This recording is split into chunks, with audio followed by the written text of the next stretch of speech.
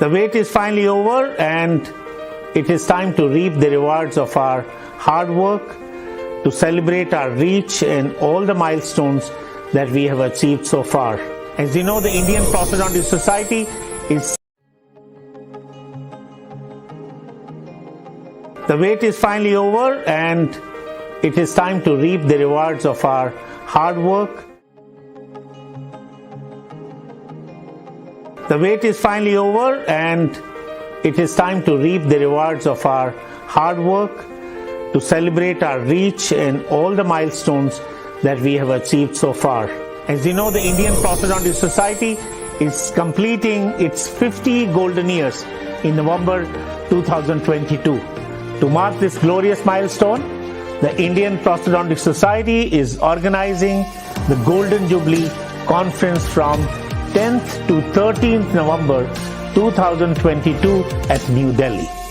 This would not just be a routine gathering, but an occasion to celebrate 50 years of a golden past. Our passion and our service is of great value, so let's get together and celebrate all that we have achieved in these golden years.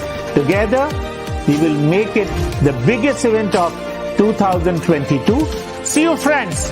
The IPS leadership is looking forward to welcoming you.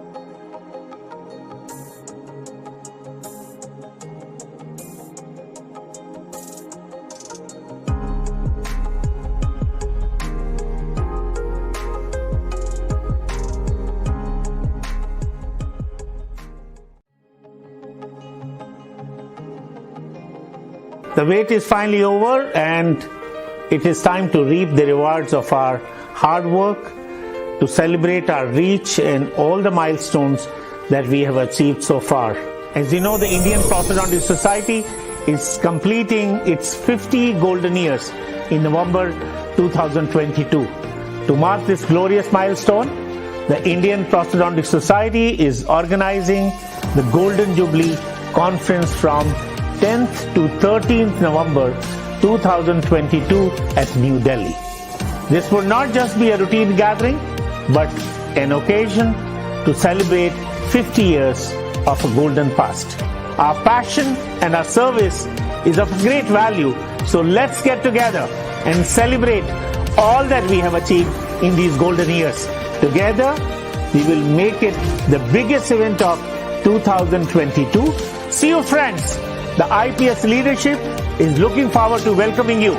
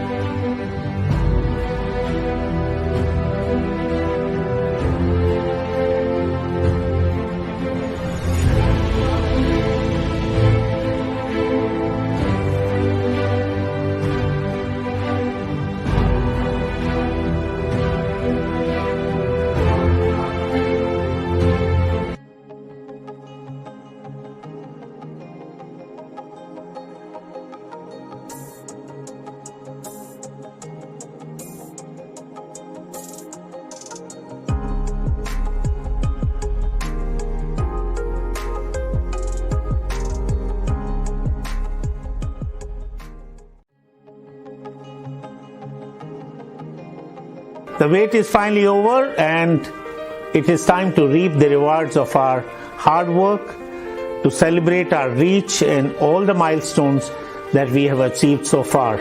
As you know, the Indian Prosthodontic Society is completing its 50 golden years in November 2022. To mark this glorious milestone, the Indian Prosthodontic Society is organizing the Golden Jubilee Conference from 10th to 13th November 2022 at New Delhi. This would not just be a routine gathering, but an occasion to celebrate 50 years of a golden past. Our passion and our service is of great value, so let's get together and celebrate all that we have achieved in these golden years. Together, we will make it the biggest event of 2022. See you, friends. The IPS leadership is looking forward to welcoming you.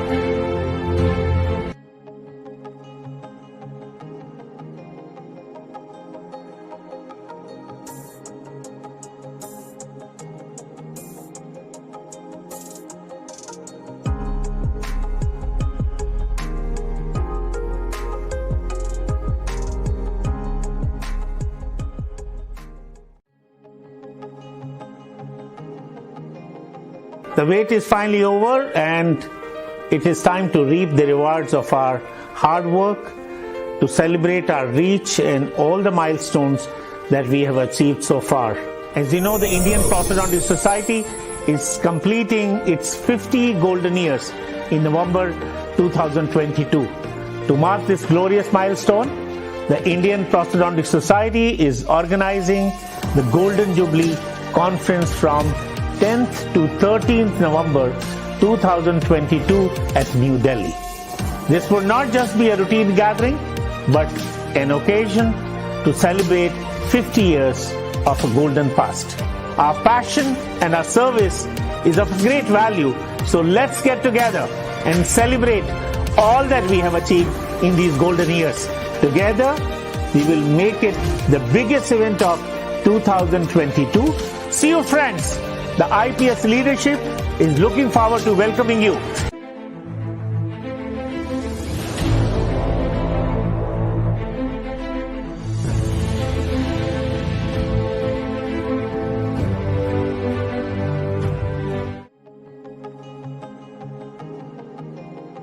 The wait is finally over, and it is time to reap the rewards of our hard work, to celebrate our reach and all the milestones that we have achieved so far.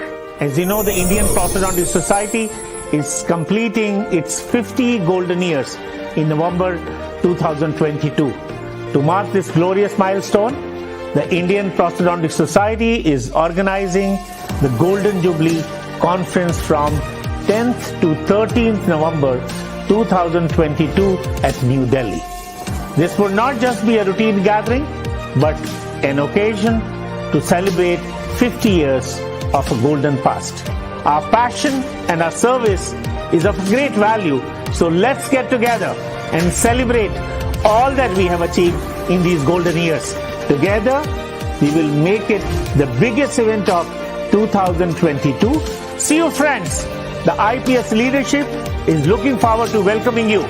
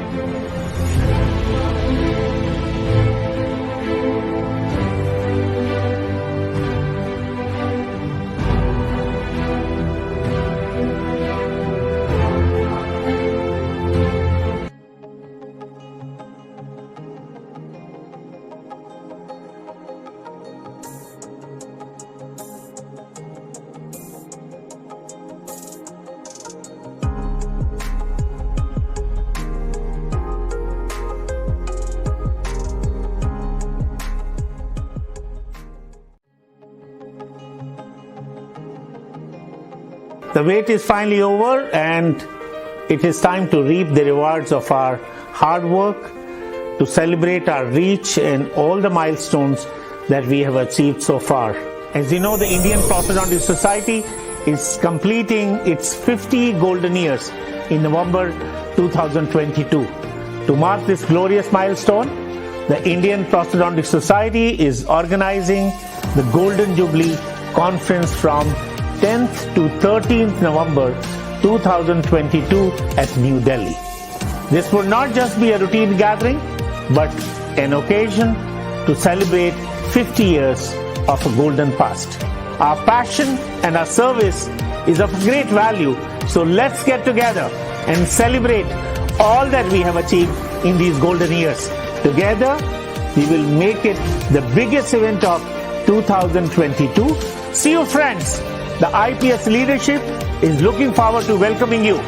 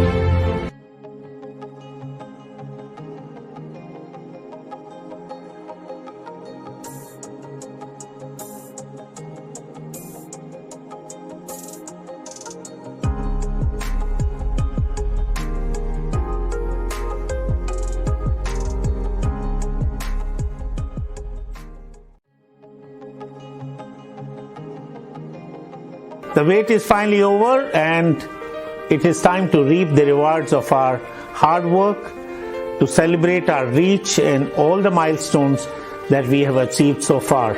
As you know, the Indian Prosthodontic Society is completing its 50 golden years in November 2022. To mark this glorious milestone, the Indian Prosthodontic Society is organizing the Golden Jubilee Conference from 10th to 13th November 2022 at New Delhi.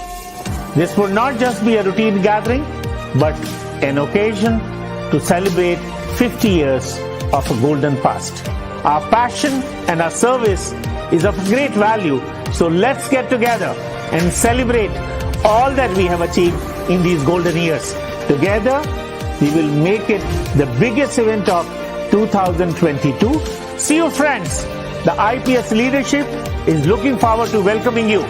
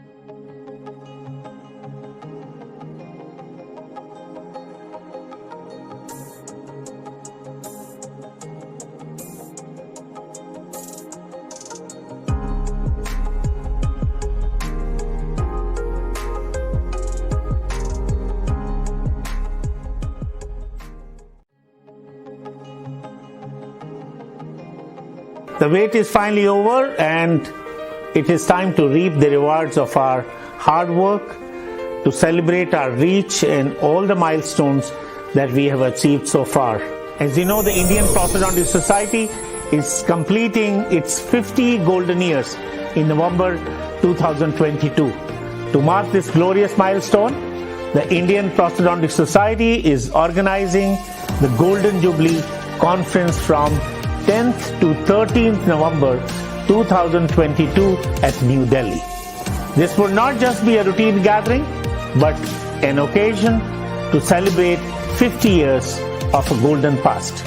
Our passion and our service is of great value, so let's get together and celebrate all that we have achieved in these golden years. Together, we will make it the biggest event of 2022. See you, friends. The IPS leadership is looking forward to welcoming you.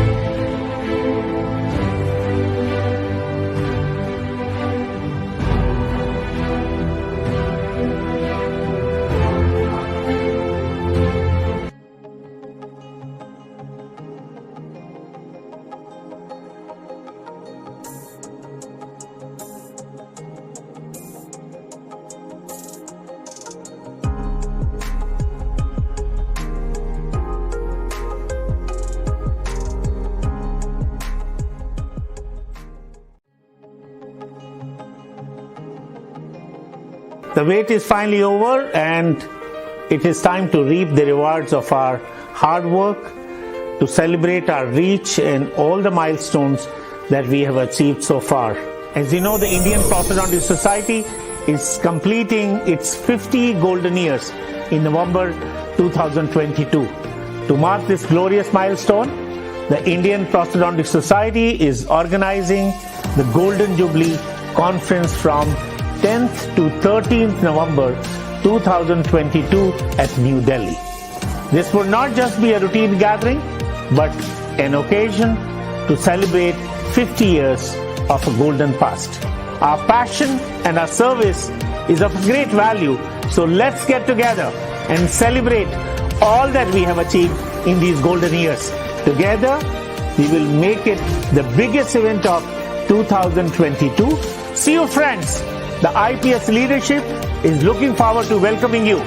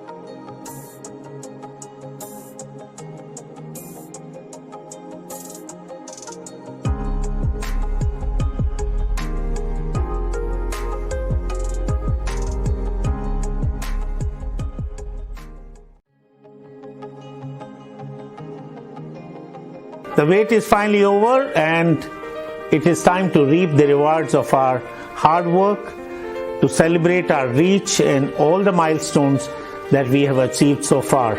As you know, the Indian Prosthodontic Society is completing its 50 golden years in November 2022. To mark this glorious milestone, the Indian Prosthodontic Society is organizing the Golden Jubilee Conference from 10th to 13th November 2022 at New Delhi. This would not just be a routine gathering, but an occasion to celebrate 50 years of a golden past. Our passion and our service is of great value, so let's get together and celebrate all that we have achieved in these golden years. Together, we will make it the biggest event of 2022. See you, friends. The IPS leadership is looking forward to welcoming you.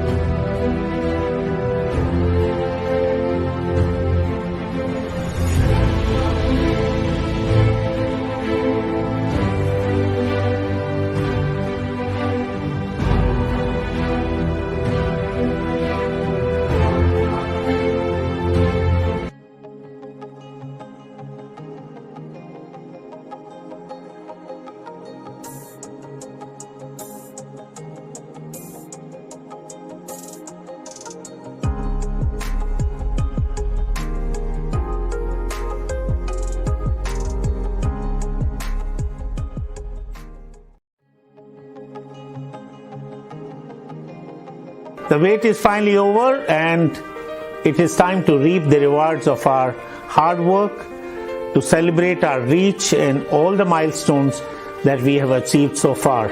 As you know, the Indian Prosthodontic Society is completing its 50 golden years in November 2022.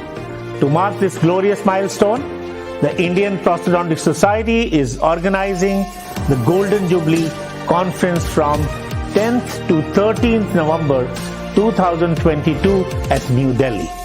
This will not just be a routine gathering, but an occasion to celebrate 50 years of a golden past.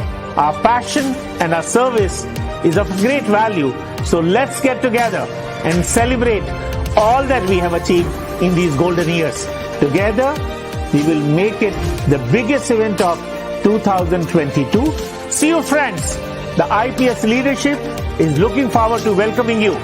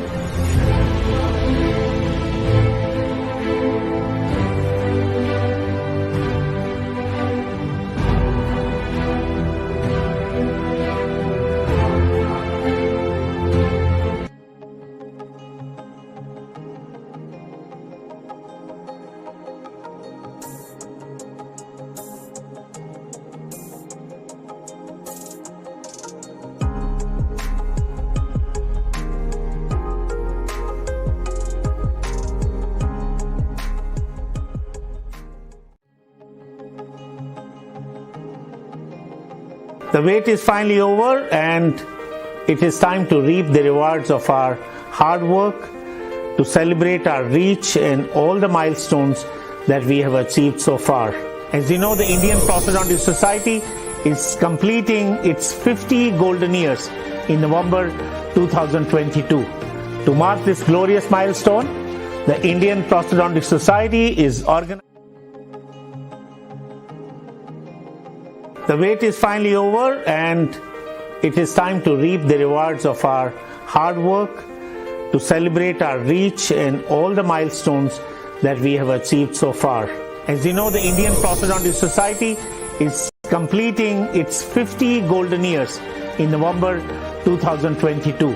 To mark this glorious milestone, the Indian Prosthodontic Society is organizing the Golden Jubilee Conference from 10th to 13th November 2022 at New Delhi. This will not just be a routine gathering, but an occasion to celebrate 50 years of a golden past. Our passion and our service is of great value, so let's get together and celebrate all that we have achieved in these golden years. Together, we will make it the biggest event of 2022. See you, friends. The IPS leadership is looking forward to welcoming you.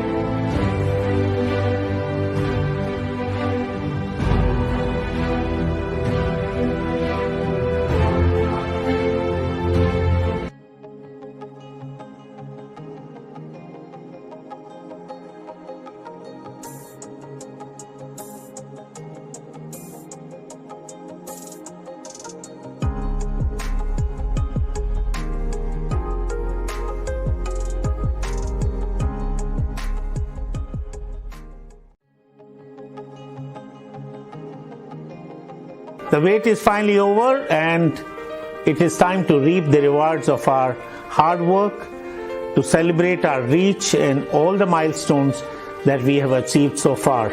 As you know, the Indian Prosthodontic Society is completing its 50 golden years in November 2022. To mark this glorious milestone, the Indian Prosthodontic Society is organizing the Golden Jubilee Conference from 10th to 13th November 2022 at New Delhi. This would not just be a routine gathering, but an occasion to celebrate 50 years of a golden past. Our passion and our service is of great value, so let's get together and celebrate all that we have achieved in these golden years. Together, we will make it the biggest event of 2022. See you, friends. The IPS leadership is looking forward to welcoming you.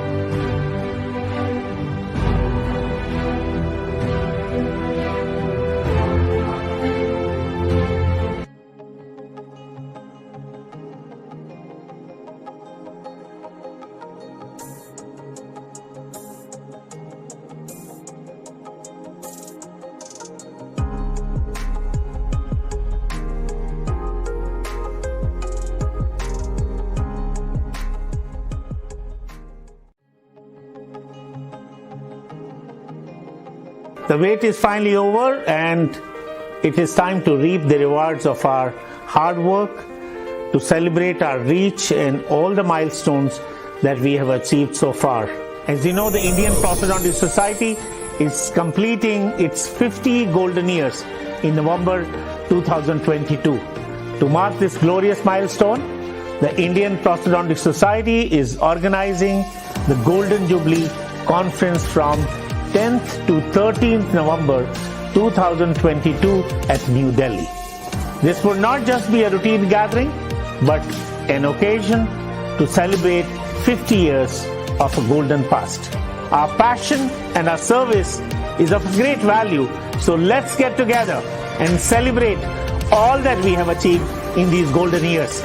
Together, we will make it the biggest event of 2022. See you, friends. The IPS leadership is looking forward to welcoming you.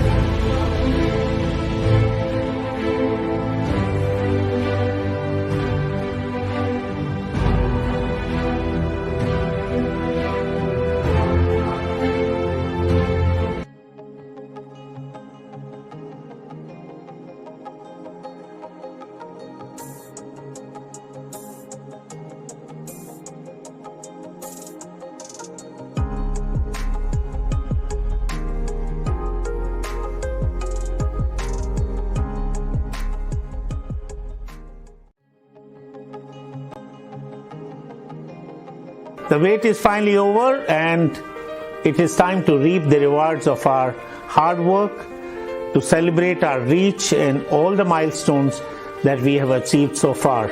As you know, the Indian Prosthodontist Society is completing its 50 golden years in November 2022.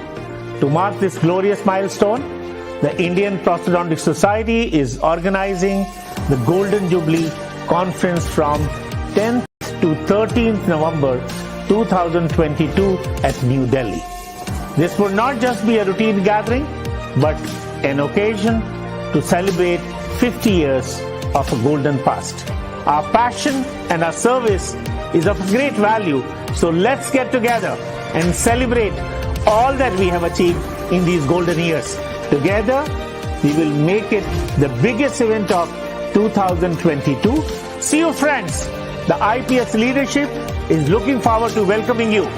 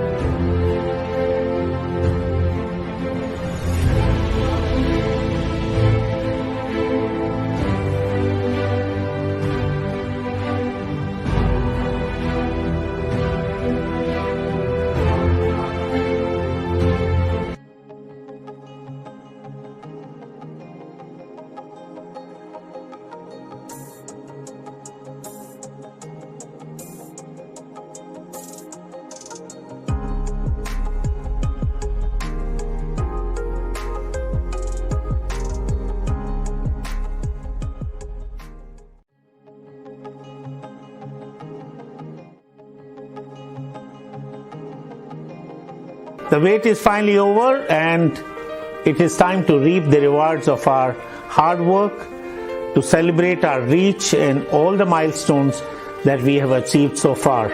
As you know, the Indian Prosthodontic Society is completing its 50 golden years in November 2020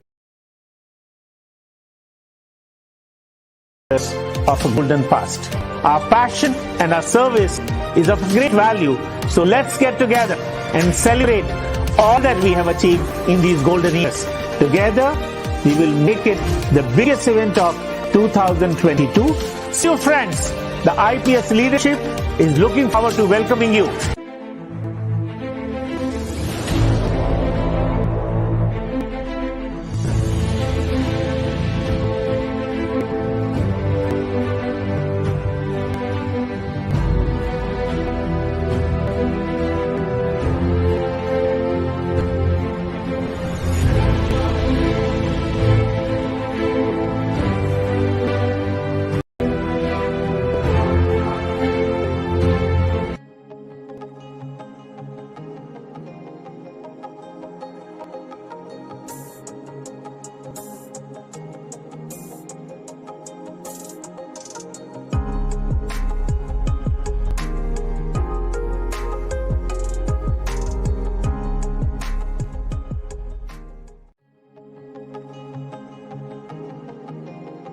The wait is finally over, and it is time to reap the rewards of our hard work, to celebrate our reach and all the milestones that we have achieved so far.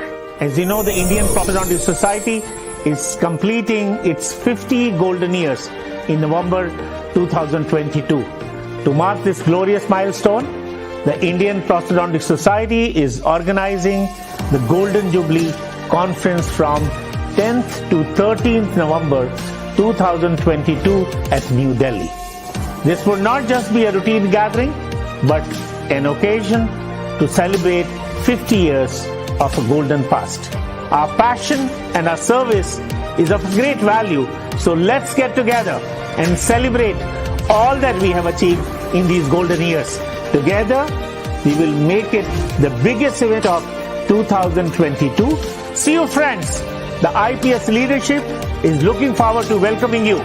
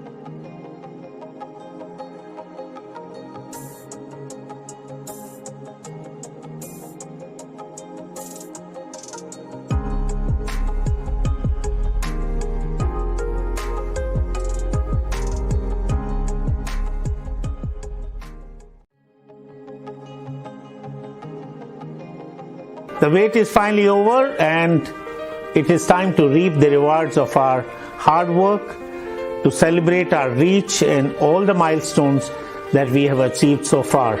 As you know, the Indian Prosthodontic Society is completing its 50 golden years in November 2022. To mark this glorious milestone, the Indian Prosthodontic Society is organizing the Golden Jubilee Conference from 10th to 13th November 2022 at New Delhi. This would not just be a routine gathering, but an occasion to celebrate 50 years of a golden past. Our passion and our service is of great value, so let's get together and celebrate all that we have achieved in these golden years. Together, we will make it the biggest event of 2022. See you friends. The IPS leadership is looking forward to welcoming you.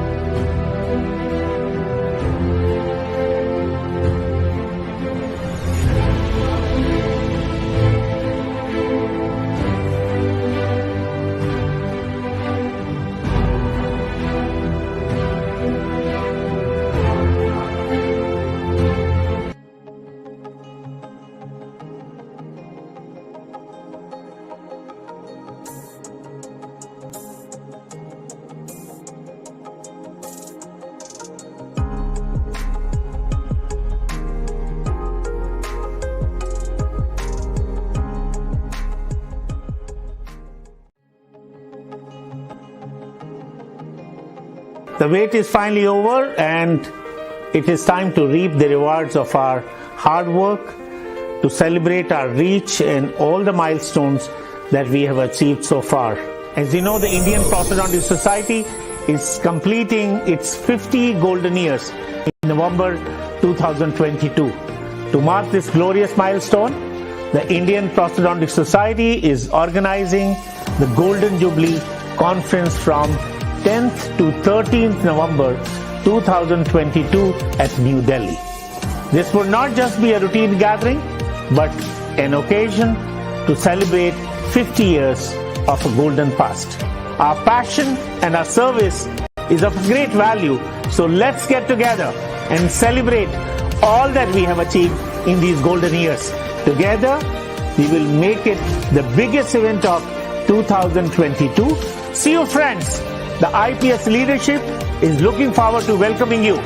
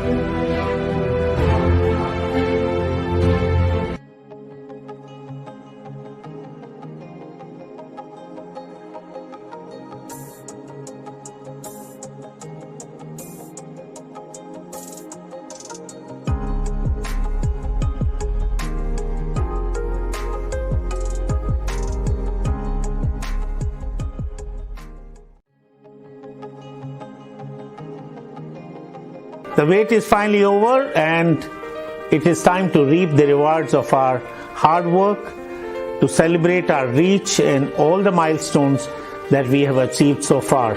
As you know, the Indian Prosthodontic Society is completing its 50 golden years in November 2022. To mark this glorious milestone, the Indian Prosthodontic Society is organizing the Golden Jubilee Conference from 10th to 13th November 2022 at New Delhi. This would not just be a routine gathering, but an occasion to celebrate 50 years of a golden past. Our passion and our service is of great value, so let's get together and celebrate all that we have achieved in these golden years. Together, we will make it the biggest event of 2022. See you, friends. The IPS leadership is looking forward to welcoming you.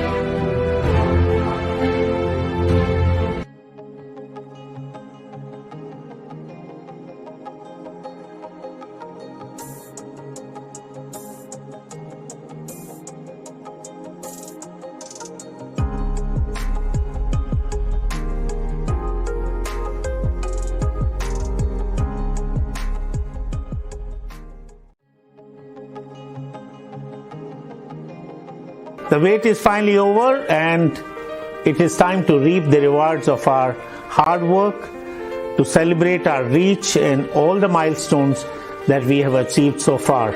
As you know, the Indian Prosthodontic Society is completing its 50 golden years in November 2022. To mark this glorious milestone, the Indian Prosthodontic Society is organizing the Golden Jubilee Conference from 10th to 13th November 2022 at New Delhi. This would not just be a routine gathering, but an occasion to celebrate 50 years of a golden past. Our passion and our service is of great value, so let's get together and celebrate all that we have achieved in these golden years. Together, we will make it the biggest event of 2022. See you, friends. The IPS leadership is looking forward to welcoming you.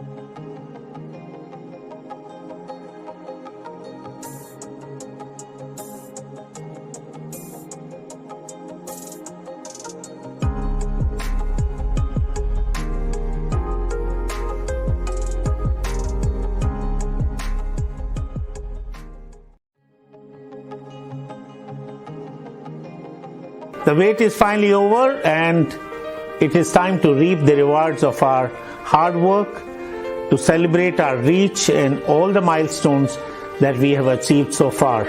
As you know, the Indian Prosthodontic Society is completing its 50 golden years in November 2022. To mark this glorious milestone, the Indian Prosthodontic Society is organizing the Golden Jubilee Conference from 10th to 13th November 2022 at New Delhi. This would not just be a routine gathering, but an occasion to celebrate 50 years of a golden past. Our passion and our service is of great value, so let's get together and celebrate all that we have achieved in these golden years. Together, we will make it the biggest event of 2022. See you, friends.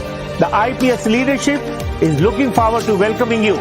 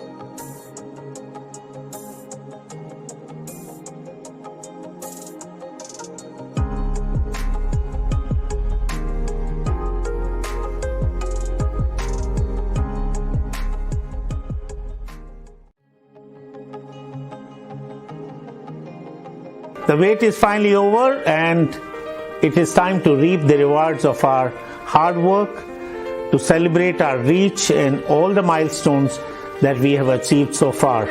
As you know, the Indian Prosthodontic Society is completing its 50 golden years in November 2022. To mark this glorious milestone, the Indian Prosthodontic Society is organizing the Golden Jubilee Conference from 10th to 13th November 2022 at New Delhi. This would not just be a routine gathering, but an occasion to celebrate 50 years of a golden past. Our passion and our service is of great value, so let's get together and celebrate all that we have achieved in these golden years. Together, we will make it the biggest event of 2022. See you, friends. The IPS leadership is looking forward to welcoming you.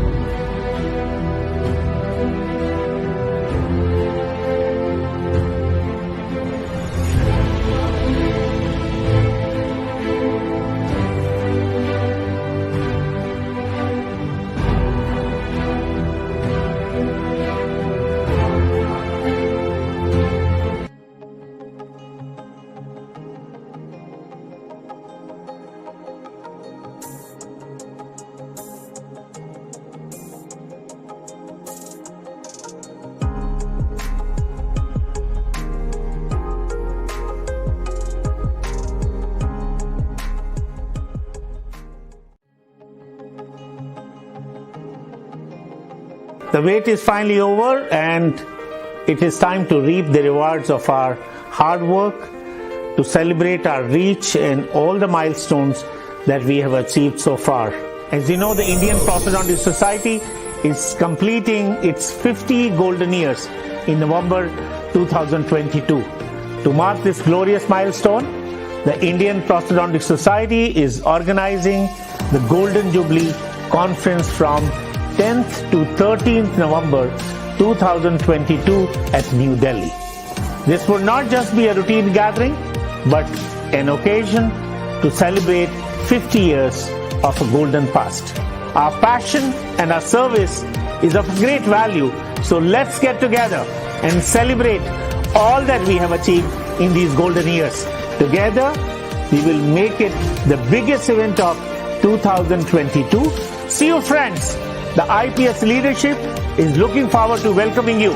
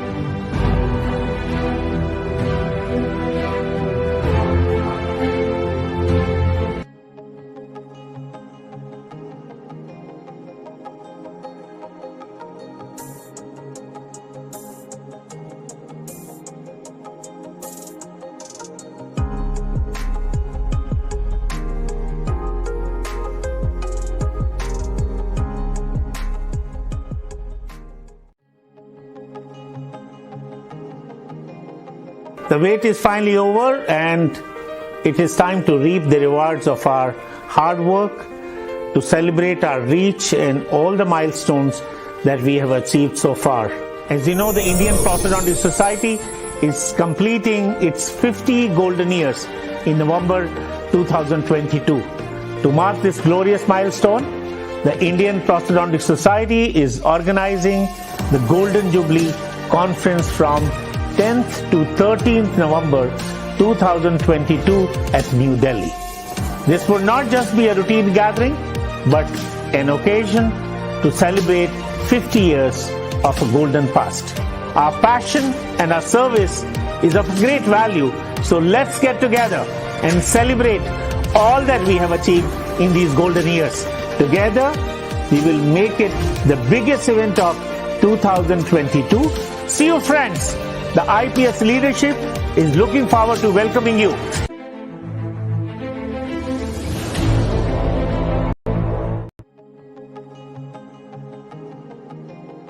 The wait is finally over and it is time to reap the rewards of our hard work, to celebrate our reach and all the milestones that we have achieved so far.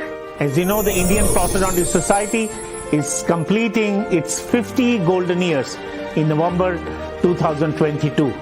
To mark this glorious milestone, the Indian Prosthodontic Society is organizing the Golden Jubilee Conference from 10th to 13th November 2022 at New Delhi. This would not just be a routine gathering, but an occasion to celebrate 50 years of a golden past. Our passion and our service is of great value, so let's get together and celebrate all that we have achieved in these golden years. Together, we will make it the biggest event of 2022. See you, friends. The IPS leadership is looking forward to welcoming you.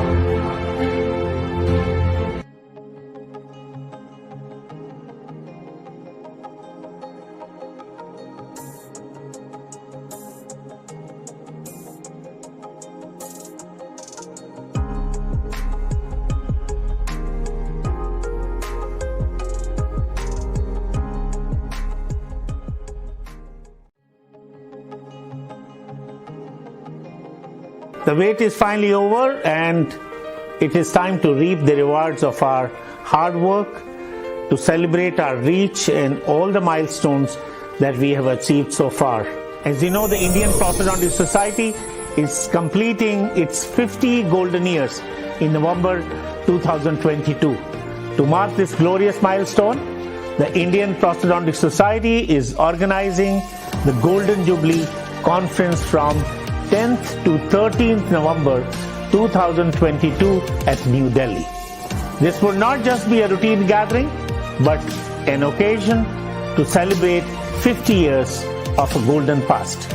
Our passion and our service is of great value, so let's get together and celebrate all that we have achieved in these golden years.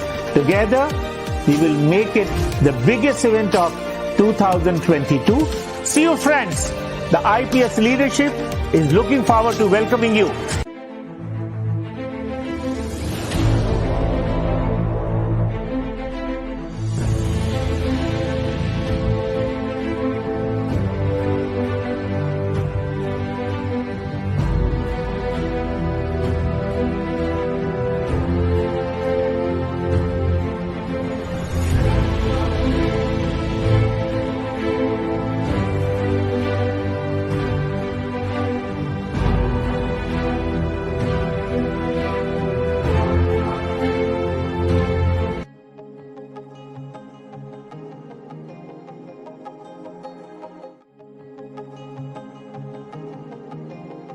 The wait is finally over and it is time to reap the rewards of our hard work, to celebrate our reach and all the milestones that we have achieved so far.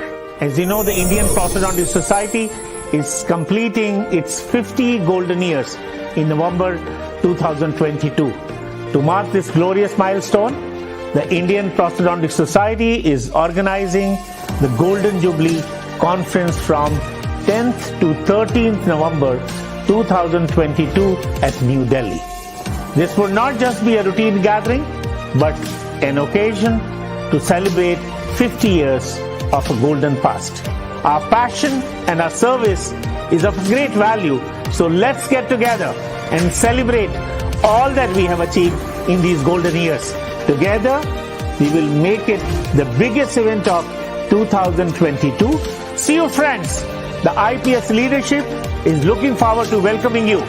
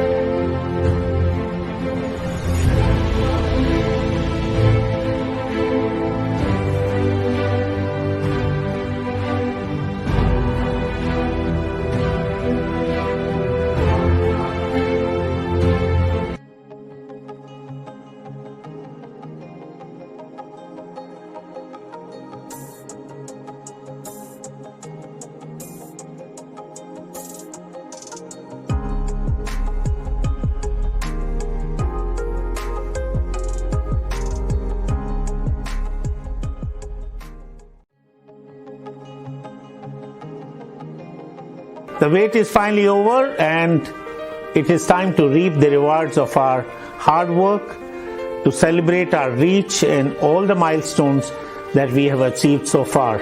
As you know, the Indian Prosthodontic Society is completing its 50 golden years in November 2022. To mark this glorious milestone, the Indian Prosthodontic Society is organizing the Golden Jubilee Conference from 10th to 13th November 2022 at New Delhi. This would not just be a routine gathering, but an occasion to celebrate 50 years of a golden past. Our passion and our service is of great value, so let's get together and celebrate all that we have achieved in these golden years. Together, we will make it the biggest event of 2022. See you, friends. The IPS leadership is looking forward to welcoming you.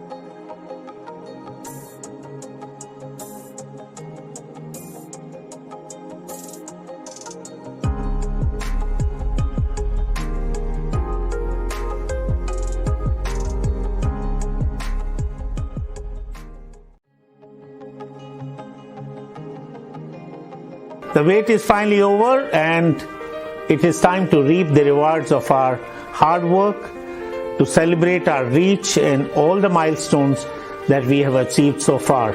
As you know, the Indian Prosthodontic Society is completing its 50 golden years in November 2022.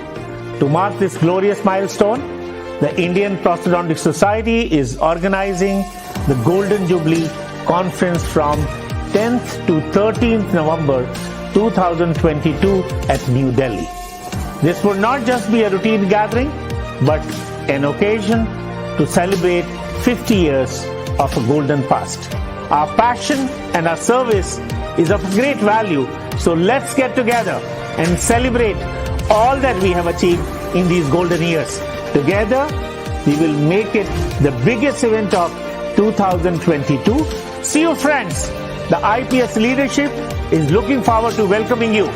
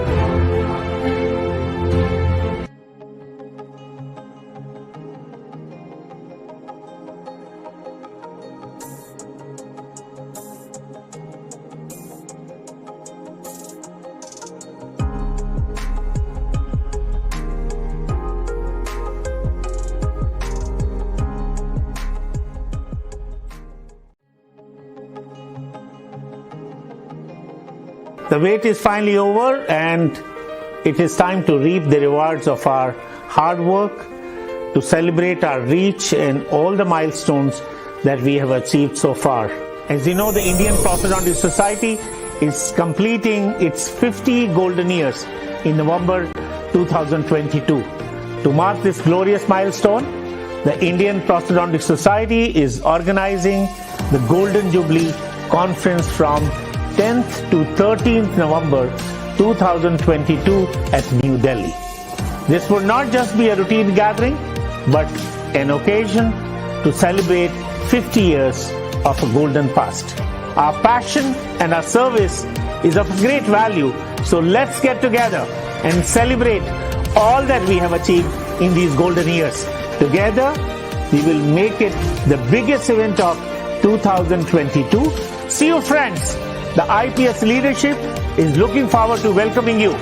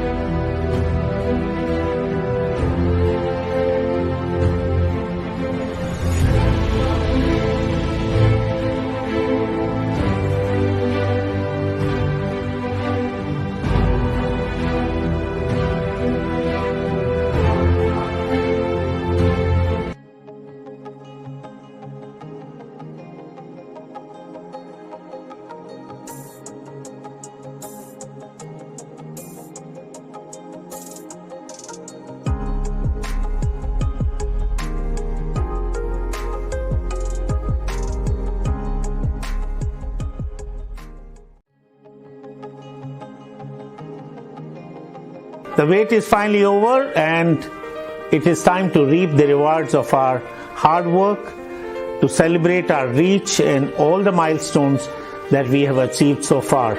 As you know, the Indian Prosthodontic Society is completing its 50 golden years in November 2022. To mark this glorious milestone, the Indian Prosthodontic Society is organizing the Golden Jubilee Conference from 10th to 13th November 2022 at New Delhi.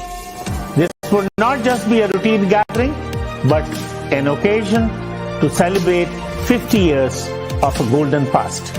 Our passion and our service is of great value, so let's get together.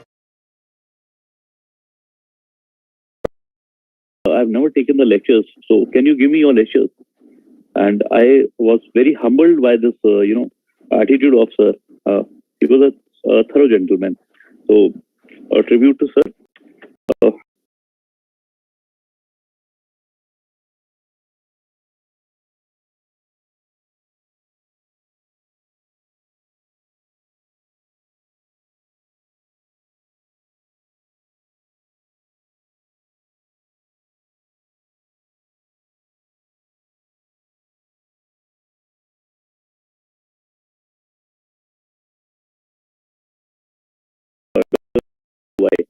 Let me introduce the chairperson. Dr. Veena Jain is presently working as the head of department at All India Institute of Medical Sciences, New Delhi, and has over 25 years of academic research and clinical experience. Professor Dr. Veena has contributed immensely to the specialty through 12 funded research projects as a principal investigator, which is a huge achievement. Guided more than 65 postgraduate research, 65 Medline Index publications, presented papers in different national and international conferences, forums in different capacities. Ma'am has been co-sponsor in more than 20 clinical workshops and member of editorial board of 6 journals. Second chairperson for today, Dr. Ravi Shankar Vai, is presently working in Department of Prosthodontics at Dr. NTR University of Health Sciences, Vijayawada. Sir has completed his BDS and MDS from SDM College of Dental Sciences, Dharwad.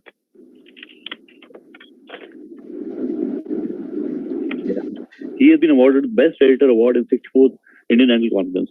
I welcome you all for this session. I request now the chairpersons to take over. Thank you. Madam has not joined. Sir, you can start, sir. If you have I can introduce Dr. Yes, Jacob. Yes, sir. Yes, sir. Sorry for this. It's my pleasure to introduce Dr. P.C. Jacob. Dr. Jacob has pursued his dental BDS from College of Dental Sciences, Manipal, in the year 1988, and MDS from Faculty of Dentistry, Annamalai University, in the year 1994. He's done residency in maxillofacial prosthodontics, UCLA School of Dentistry, in the year 1997. He is the first Indian to be awarded Andre Mayer Mars International Fellowship by American Cancer Society in 1996. He is an ex-professor and consultant in the Department of Prosthodontics and Implantology, Vaidehi Institute of Dental Sciences, Bangalore. He runs a private practice in Bangalore since 1988 and is mainly focused on maxillofacial prosthodontics, dental implants, and full mouth rehabilitations. He is an EC member, Indian Prosthodontic Society, and currently country representative to the European Prosthodontic Association.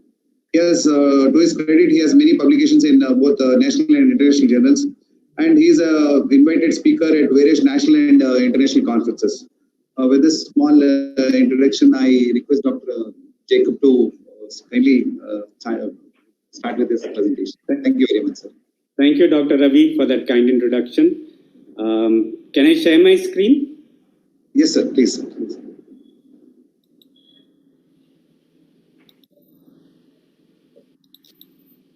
Yes, sir.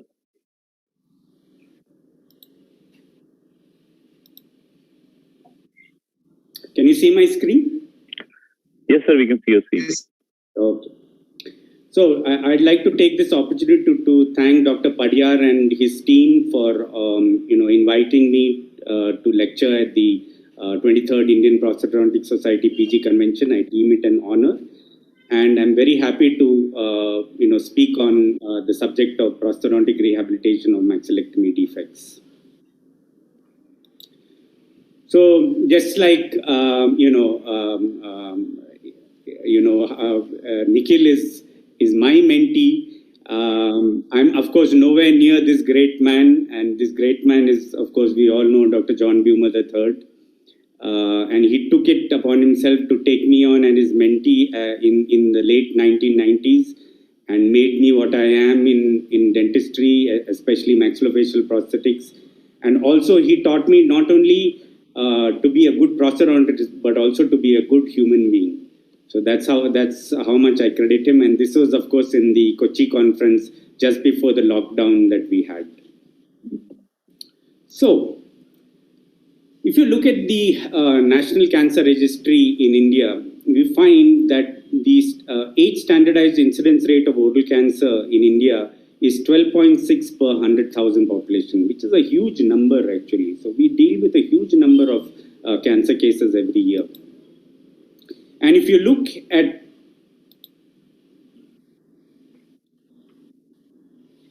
sorry about that. If we look at the causes for maxillectomy defects, there are a number of causes. The most common, of course, are tumor resections. Either they are malignant, and the most common out of that is squamous cell carcinoma, or benign tumors like amyloblastoma, or you can have traumatic defects like gunshot wounds. In my whole career, I've only seen one gunshot wound case, so it's not very common for us, thankfully. But that is fungal infections, namely mucormycosis. And especially after the second wave of COVID, we find that we are all dealing with a huge number of cases of mucormycosis, or as the press calls it as black fungus, which really it is not. And the other cause, of course, is bisphosphonates. Now, what are bisphosphonates? Bisphosphonates is, of course, it is used to treat osteoporosis, especially in women postmenopausal. And this can lead to bisphosphonate-induced osteonecrosis of the jaws. So what about mucormycosis and aspergillosis? Of course, the main treatment for mucormycosis is the surgical debridement. And this is treated along with systemic antifungal therapy, namely liposomal amphotericin B, along with other antifungal agents that are there. The main problem with this is that we do not recommend skin grafts in these cases because they most likely will not take up properly, successfully, because of the fungal infection that is present. And the problem with that is because of that, they are difficult to restore because there is scar contraction and there is poor quality of epithelium which is lining the defect. So the defects can be lined either with, if you have a skin graft, then you can line it with, good keratinized tissue, or it can be lined with very poor respiratory epithelium, and these are difficult to engage. So this is a defect which is one of Dr. Bumer's slides, and you can see here that this is immediately after the debridement and this is after 4 months. So in a situation like this, the teeth have to be utilized to take up all the load. Now, what are the problems that we face with maxillectomy defects? The main problem, of course, is mastication. We have oroantral communications, and therefore, whatever the patient eats or drinks comes out through the nose. The other main problem is speech. The patient has hypernasal speech, and the problem, again, is because of this oroantral communication is there. Oral hygiene maintenance is very difficult for the patient. Patient relies mainly on mouthwashes to help maintain the oral hygiene. Aesthetics becomes a problem. The larger the defect, the bigger the aesthetic challenge will be. You will have the cheek collapsing inside. You have psychological damage to the patient, and in a lot of patients, you have social isolation problems. Now, what are the problems that we face with these partially edentulous patients? What do we need to do to restore? What are the prosthodontic challenges that we have? We need to restore the partition between the oral and nasal cavities. That is very important. We need to restore the palatal contours. We need to replace the needed dentition. We need to replace at least up to the second premolar. It's not necessary to replace the molars because we do not want the patient to bite on that side. We need to provide retention, stability, and support for the obturator processes, and the retention, stability, and support comes mainly from the teeth and from the defects, provided they are skin-lined. Also, we need to create denture designs that do not stress abutment teeth beyond their physiologic tolerance. Like if you see this situation, this lateral, this central here is actually the primary abutment, and therefore it needs to be engaged well with a good, well engaging cingulum rest for it not to be for it not to be stressed beyond its physiologic tolerance. What about edentulous patients? Again, in edentulous patients, we need to restore partition between the nasal and oral cavities. We need to restore palatal contour. We need to replace the necessary dentition. And we need to provide retention, stability, and support for complete denture obturator processes. The main problem here is, of course, because the defect is there, it needs to be skin lined. And also the classic retention, stability, and support that we get with complete dentures is not possible in these situations. And therefore, implants are very helpful in helping us to retain the processes. Now, the best location for placing the implants is either in the premaxilla or in the maxillary tuberosity. But in the maxillary tuberosity, the quality of bone present there is not very good. What about the methods of resection that are there for maxillary defects? You can have either a palatectomy defect or you can have a radical maxillectomy defect. So palatectomy defects, like you see here, are performed transorally, and radical maxillectomy defects normally are performed with using a skin incision, for example, a Weber-Ferguson incision. So the Weber-Ferguson incision includes splitting of the lip, taking the incision around the nose and along the lower border of the eyelid. The idea of doing this is to try and mask the cut areas. And then it is reflected with the help of a power saw. The bone and is resected along with the tissue, and then it is sutured back in position. What about rehabilitation of these defects? Either you can have a prosthodontic rehabilitation with obturators, or you can have a surgical and prosthodontic rehab with either mucocutaneous or osteomyocutaneous flaps. You can see here this defect is rehabilitated with an obturator, and the right side defect is rehabilitated with bone containing free flap and with implants in position. Now, what are the advantages of obturators? Number one, they decrease the overall cost of treatment. Number two, you have shorter operative time. So the average operative time will be about 2 hours. While if you have osteomyocutaneous flap, which is going to be used, you add on at least another 8 hours along with the surgery. The number three is you have shorter post-operative hospital stay, normally about 2 days. While if you're doing an osteomyocutaneous flap, then you have to add on another 5 days to the hospital stay. Then you have complete visualization of the maxillectomy defect to monitor the local recurrence. So if you have an obturator and you can take the obturator off and check inside the defect and if any recurrence is occurring. Then, of course, the palatal contours will aid in speech and mastication. It will not allow food or liquids to enter in. And you have restoration of function in timely manner with minimum surgical intervention. So these are the advantages of an obturator. Like I said here in this situation, in this edentulous, partially edentulous situation, you can see that this area there is local recurrence that is taking place.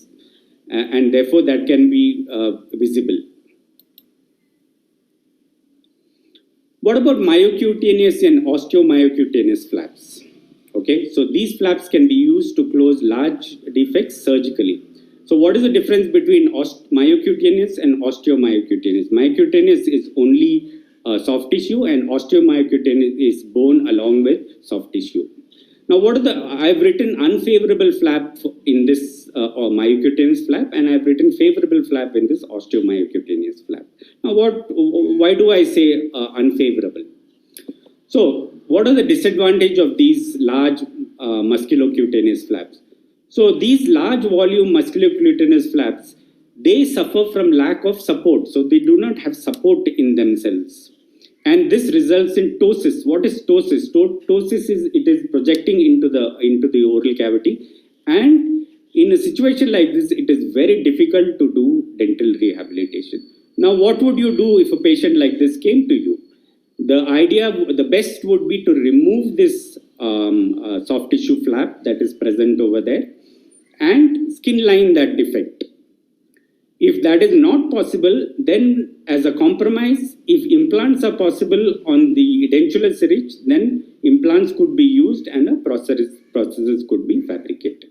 What is the other disadvantage of musculocutaneous flaps? Flap failure could happen, and it becomes difficult to rehabilitate those situations because the defect is not well contoured. It is very, very important that the defect be well contoured if the prosthesis needs to be fabricated well.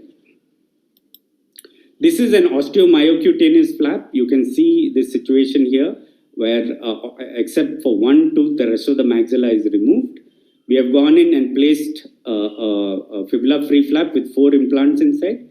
We go in after about 4 months once osseointegration takes place, and then we fabricate an implant retained prosthesis for the patient. I will be showing this a full case to you at the end of the presentation, rehabilitated. What about the quality of life of patients who have obturators and flaps? Is there a difference between them? Rogers and Eckert were not able to demonstrate a difference in functional outcomes between obturators and flaps. And what about speech and swallowing? Is there a difference in the quality of speech and swallowing between patients who have flaps and who have obturators? Again, Eckert and Reiger found that they are comparable between prosthetic intervention and flap reconstruction. This is a very important part of the presentation that I would like all of you to take into consideration, and please listen. That is the alterations at surgery to improve prosthetic prognosis. As prosthodontists, we are actually quite scared to go into the OT and work with our surgical colleagues. We normally just tell them, please do the operation and send them to me. However, that is not actually the right way to do it. We need to be there in the OT. We need to ask them to please make small corrections when they are doing their surgery so that a better prosthesis can be given to the patient. Now, these are the different alterations at surgery that can be done, and we will go through them one by one very quickly. One is the transalveolar bone cut. Now, a lot of surgeons, what they do is they go between the teeth and they do the transalveolar bone cut. And that is really not the way to do it because we lose all the bone that is present on the outer side of this tooth here. So the best way to do it is if one is the tooth next to the adjacent to the defect, then 2-1 should be extracted and the bone cut should be made through the socket of 2-1. If it is done interproximally, as you can see in this situation here, you find that you lose a lot of bone and ultimately this tooth adjacent will be lost. As you can see here, there's very, very little bone that is present. What about retention of the hard palate? We need to try and retain as much of the hard palate, of course, consistent with tumor control, whether it is an edentulous situation or, whether it is an edentulous situation or whether it is a dentulous situation. So this premaxillary segment will improve support and stability of the prosthesis in both dentulous and edentulous patients. What about placement of a skin graft? I cannot overemphasize to you the importance of placement of a skin graft. The tolerance and retention of the prosthesis is improved considerably if the cheek flap is lined with a split thickness skin graft, as you can see here. You can see a split thickness skin graft here. The skin graft will limit scarring and increase the flexibility, and once the flexibility is increased, a well-fitting obturator can be given and you can get very good aesthetics. Also, you get a scar band which is formed at the skin graft mucosal junction. Now, this is the scar band which is formed at the skin graft mucosal junction, and there is a sizable undercut that is there above this, and that helps to retain the prosthesis in position. So that is very, very important. So skin graft is, please insist on your surgeons doing it for any tumors. Of course, in mucormycosis cases, it is not advisable to do a skin graft. What about the palatal margin? You can see the cut margin of the defect, and that acts as a fulcrum line around which the prosthesis rotates.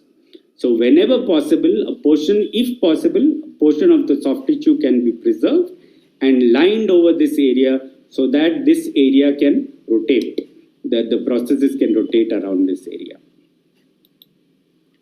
Again, preservation of the soft palate, very, very important. We all know that the middle third of the soft palate is responsible for palatal elevation during velopharyngeal closure. What is velopharyngeal closure? Velopharyngeal closure is the closure between the oral and the nasal, communication between the oral and the nasal. It normally occurs between the velum, that is the soft palate, the pharyngeal wall, and the lateral pharyngeal walls. Okay, so that is very important. Now, if only the posterior portion is remaining, especially in dentulous patients where you have number of teeth, then this shrinks towards the pharyngeal wall and we cannot make a good soft palate processes for the patient. And therefore, in dentulous patients where there are sufficient teeth, this posterior 1/3 of the soft palate can be removed. But in edentulous patients, if the soft palate, if it is a radical maxillectomy and the processes needs to be suspended onto this for it to hold, because there is no other area where implants can be placed or any other way of retaining, then this portion of the posterior 1/3 of the soft palate must be preserved. What about access to the defect? So it's very important to provide access to the superior and lateral portions of the defect. Now a defect like this is a very poor quality defect because here you have the turbinates. When the turbinates are exposed, they hypertrophy, and if they touch the processes, it starts bleeding there. Therefore, the surgeon needs to remove these turbinates and skin line this area to be able to get a good processes which is engaging these key areas. What about implants? Implants are vital in maxillofacial prosthodontics, and they have revolutionized maxillofacial prosthodontics. So implants provide retention, they enhance support, and they improve stability of the obturator. So they are very, very vital. So like I had said earlier, the ideal location is the premaxillary segment, and the maxillary tuberosity also can be used, although the bone is not very dense in this area. So this is a case of pre-COVID mucormycosis, where the complete maxilla had to be removed, and we have put quad zygoma over here, and this case will be shown later on. Here again, we have placed 2 implants here and placed ball attachment to help us retain the obturator. This is a case where an osteomyocutaneous flap was done after resection of the tumor. We have gone in and placed 3 implants here. And after 5 months, we have gone in, exposed them, placed a cast partial framework here, and given implant retained, ball attachment retained processes to the patient. In a situation like this, probably a fixed is not a good alternative because number one, this pink portion is very difficult to retain. Number 2, cleansability is very difficult for the patient. So it's always better to give a removable processes, and this patient is able to chew almost anything. So this is the final processes in position. Of course, there are many classification systems, and I'm not going to go through the classification systems today because of paucity of time. Of course, Armani's classification is known to all of us. Then you have OK's classification, which is a defect-based classification, a surgical prosthodontic-based classification, and the same thing with Brown's classification. So Armani's classification, of course, he proposed to discuss the metal framework designed for maxillectomy patients. It's divided into 6 groups based on the relationship of the defect to the abutment teeth. So you can see here that there are 6 classes here, and we are not going to go into the detail of these.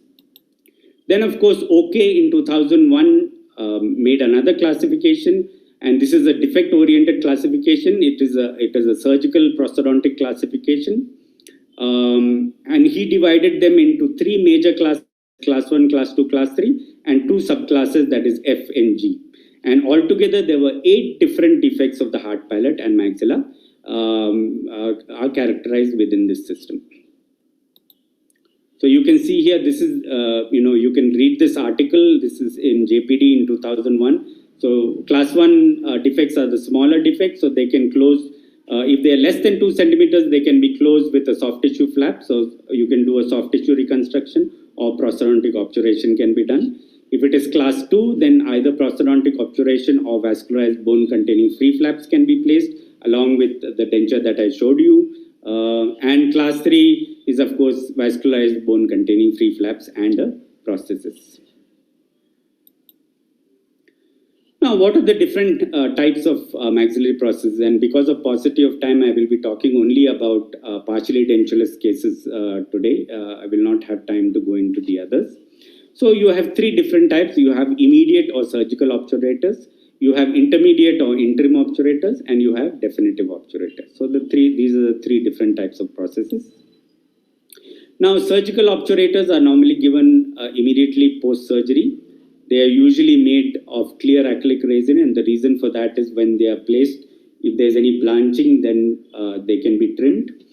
The surgical obturation can be done either with gutta percha, or we mainly do it with bismuth iodoform ribbon gauze. And their main function is limited to restoration of palatal integrity and reproduction of the palatal contour, as can be seen here. So how do you go about it? I normally take an alginate impression, which is slightly overextended posteriorly, pour up a model, get the cut margin from the surgeon where it would be, and then trim off all the teeth that are there and contour the ridge, and then make C-clasps on the teeth and make it out of cold cure acrylic. I normally make it out of cold cure acrylic, but if possible, I do make it out of heat cure acrylic also.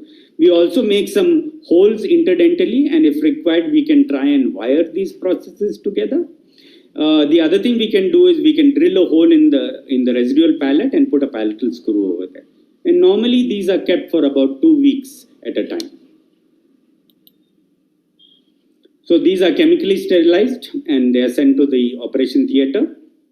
After the surgery, after the skin grafting is done, we pack the defect with antibiotic Vaseline gauze or bismuth iodoform gauze.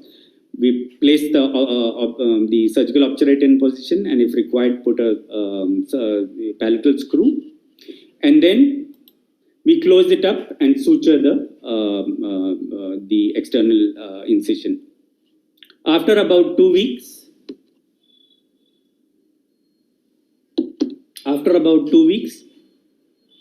this surgical obturator is converted to an interim obturator, and there are 2 ways of doing that. One way, of course, is I use this material called rebase. It's a polyethyl methacrylate. Unfortunately, it's a little bit on the expensive side, so I use it sparingly.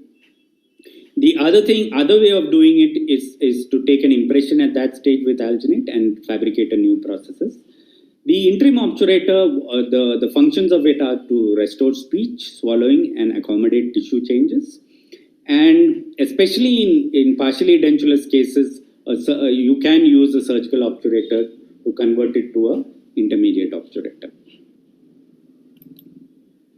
This is a case that was sent to me after the surgery, and you can see here we have gone ahead and taken an alginate impression.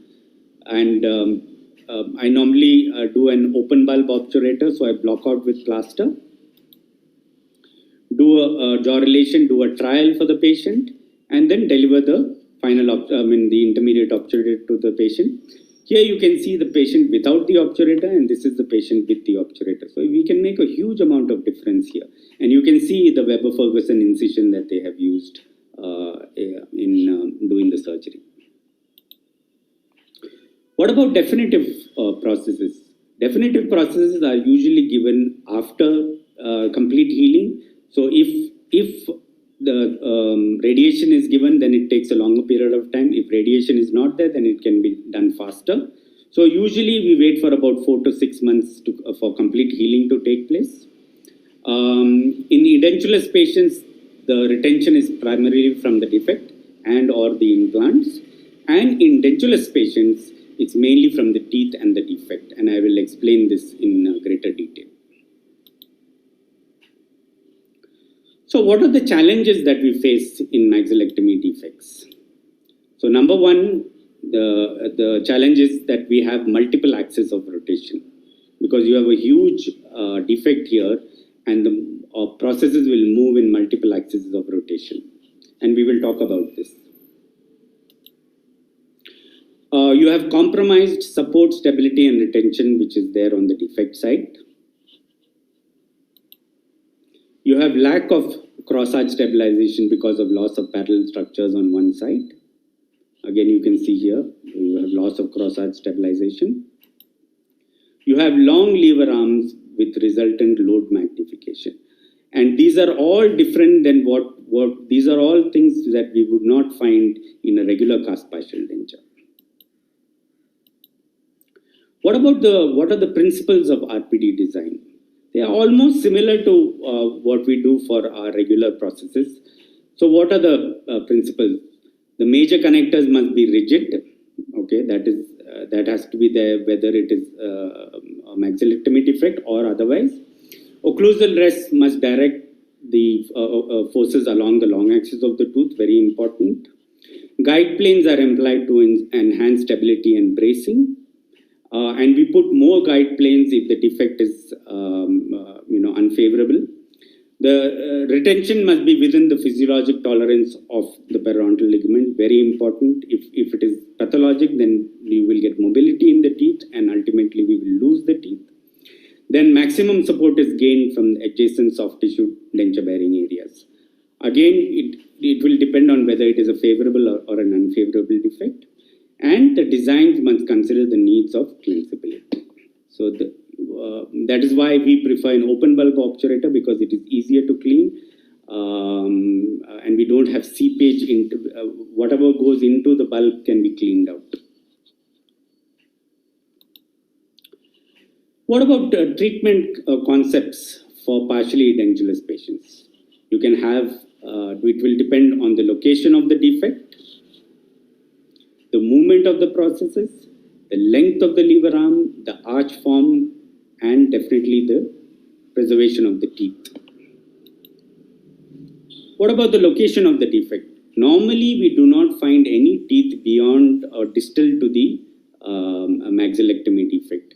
And therefore, a class 2 partial denture with an extensive lever arm is required for most patients. So that is very, very important. The movement of the processes. Potential exists for substantial movement as compared to normal unresected patients. Again, because you have a huge defect here. So the defect must be employed as effectively as possible to minimize this. Now, how do we employ the defect? We can employ it in this region here where you have a skin graft mucosal junction, as I had explained earlier. Superior to that, you have an undercut, and that can be utilized. And we can make a large lateral wall here, provided you have the area below the orbit is skin grafted, and that will support the obturator. So these, with these, we can try and reduce the movement of the processes. What about the length of the lever arm? Okay. So the length of the lever arm here, as you can see over here, is much greater than seen in conventional prosthodontics. Arch form, extremely important. You can have either square and ovoid arch forms, as you can see here, or you can have tapering arch forms, as you can see here. So the square and ovoid arch forms possess more palatal bearing surface perpendicular to the occlusal load. So you can see here that it has more palatal bearing area. In the tapering arch form, you can get much less palatal shelf area. So the indirect retention is more effective with ovoid and square arch forms than with tapering arch forms. And of course, preservation of teeth is very, very important. Okay. So the RPD design must anticipate and accommodate the movements, because if we have pathologic stresses on the abutment teeth, we will lose those abutment teeth. What is the clinical significance of this?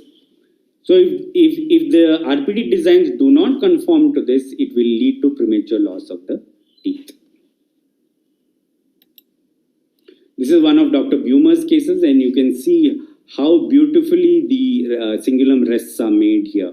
They are positive cingulum rests, and the framework will go in and engage that area properly.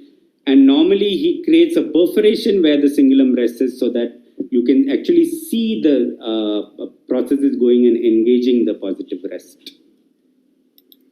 The same thing with if you have a premolar which is adjacent to the defect, the rest seats are made on the mesial aspect, and they are half round in design, so that the processes can rotate around those, and also you have very well engaging guide planes on the distal surface. Now, what about fulcrum lines? Now you have multiple fulcrum lines here because you have a huge defect over here. So you have 3 fulcrum lines that we are concerned with. You can have AB, CD, and EF, 3 fulcrum lines. So these are dynamic based on where the load will be applied. So if the load is applied in area 1, then your fulcrum line is AB. If the fulcrum line is applied in area 2, then the fulcrum line is CD, which is the most important because there is a good possibility of the patient incising food in this region here. And if it is applied in a load where load 3 is there, then you get a fulcrum line of EF. Normally, we explain to the patient not to masticate in load 3, in the area of load 3, and therefore CD is where normally the patient, where the fulcrum line would be. In this situation here, AB is one of the areas where the fulcrum line would be because the patient tends to masticate in this, in the posterior area here. What about the defect? Now, the defect is very, very important when it comes to these processes. So for retention stability and support, we need to be able to engage the defect as much as possible. And that will depend on whether it is favorable or unfavorable. I've been talking about favorable and unfavorable defects.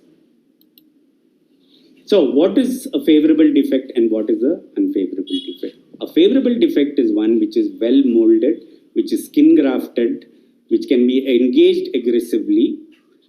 And if you can have a skin graft mucosal junction, that will also help. So an unfavorable defect is one which does not have those, which does not have a skin graft mucosal junction, and which does not have good keratinized tissue. So what will be the difference in the design between your favorable defect and unfavorable defect?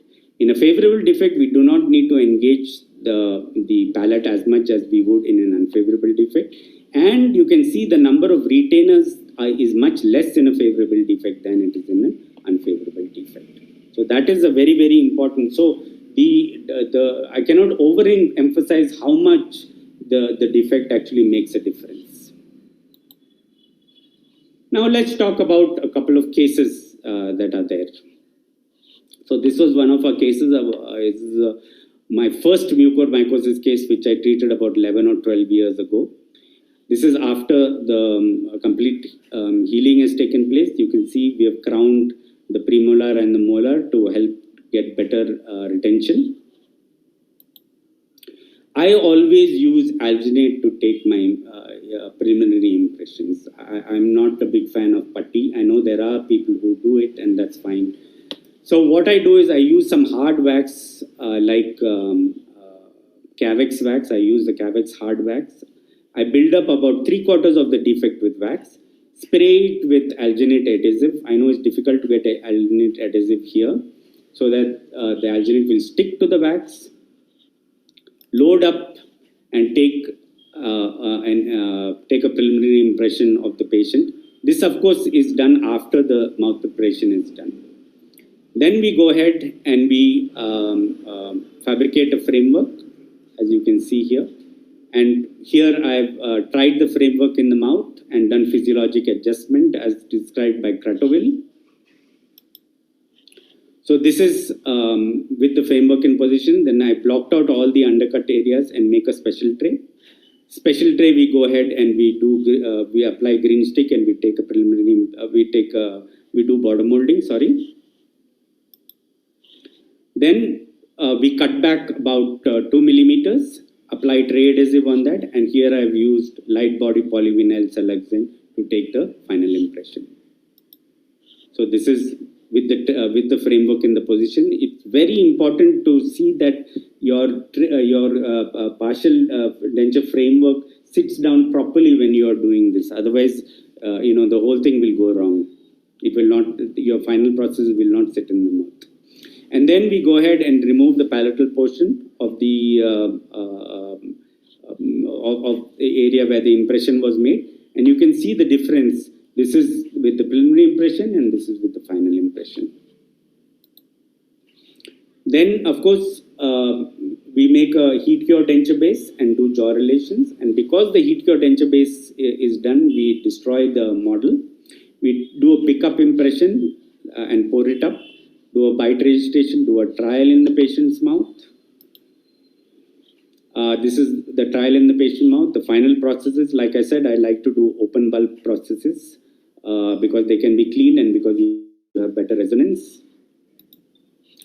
And here I used to use zinc oxide paste and Vaseline mixed together as a pressure indicating paste. You can see here wherever the pressure spots are there, we can trim.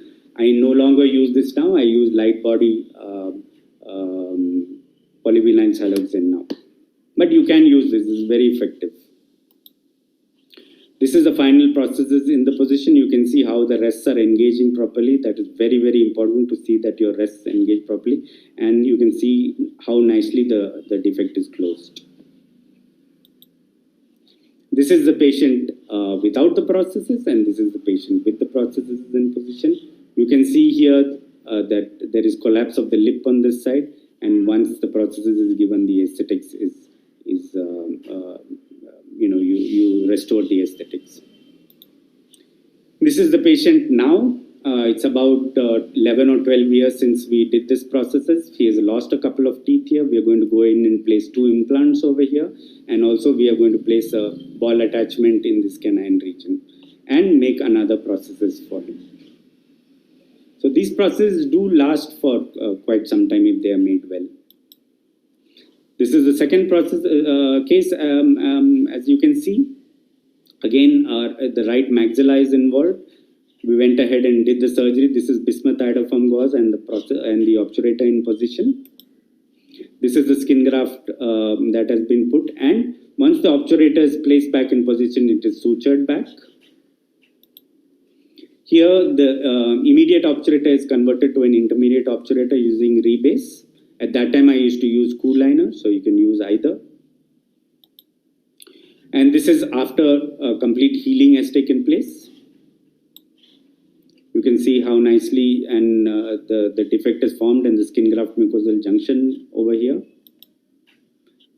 The other advantage is because the canine was maintained, it was good because the lateral is not really a good abutment. So if a lateral is present here, it's better to root canal it and preserve the root and use the central to clasp. Again, I've gone ahead, made an alginate preliminary impression here, made a special tray, done the border molding, made a final impression with medium body polyvinyl siloxane, made the cast partial framework. Again, gone ahead and done an altered cast impression, the border molding. Final impression, you can see the altered cast impression that the cast has been converted. The final wax up and the final completed process is here.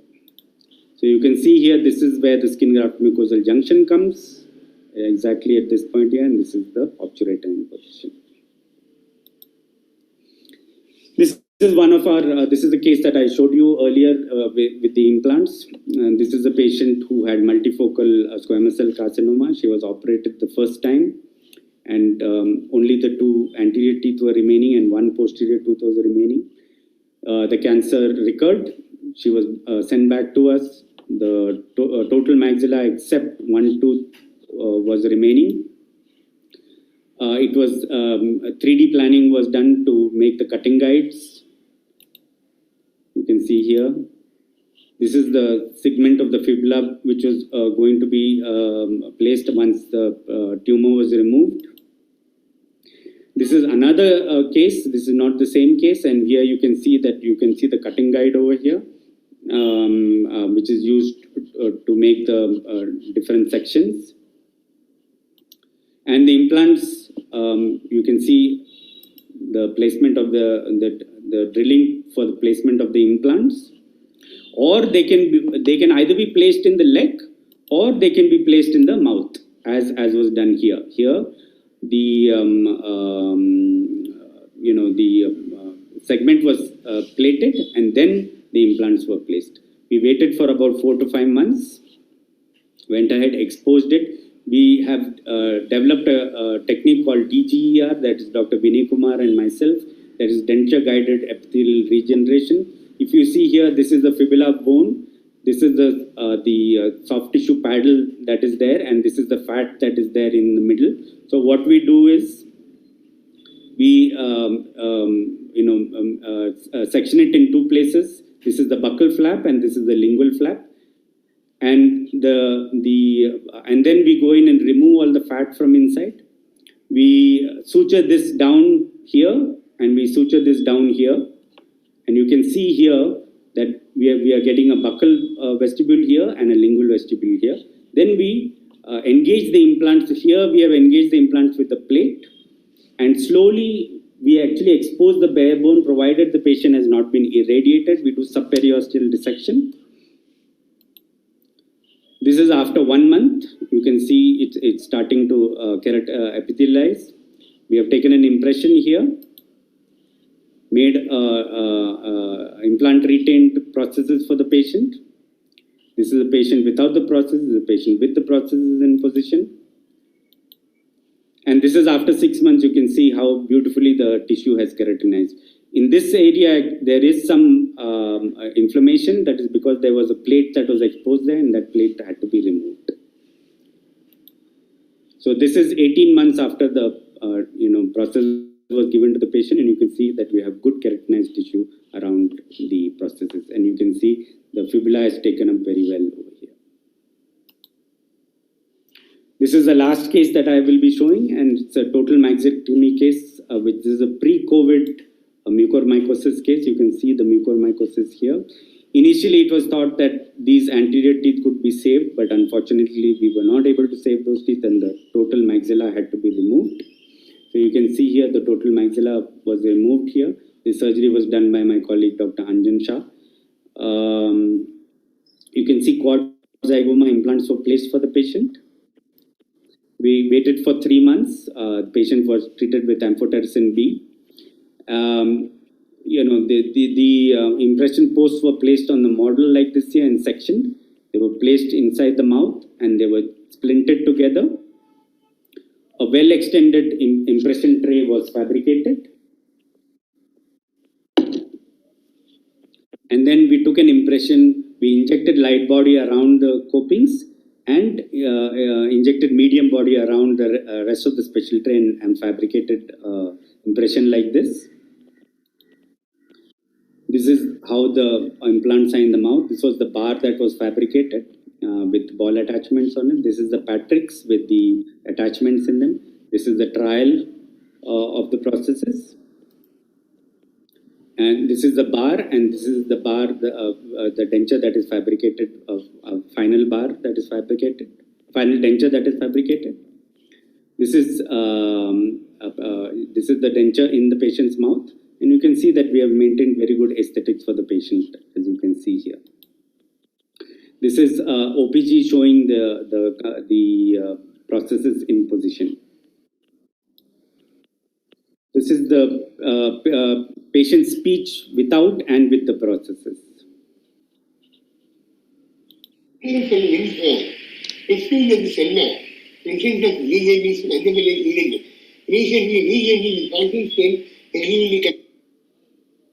This is with the prosthesis in position. Waiting for rainfall.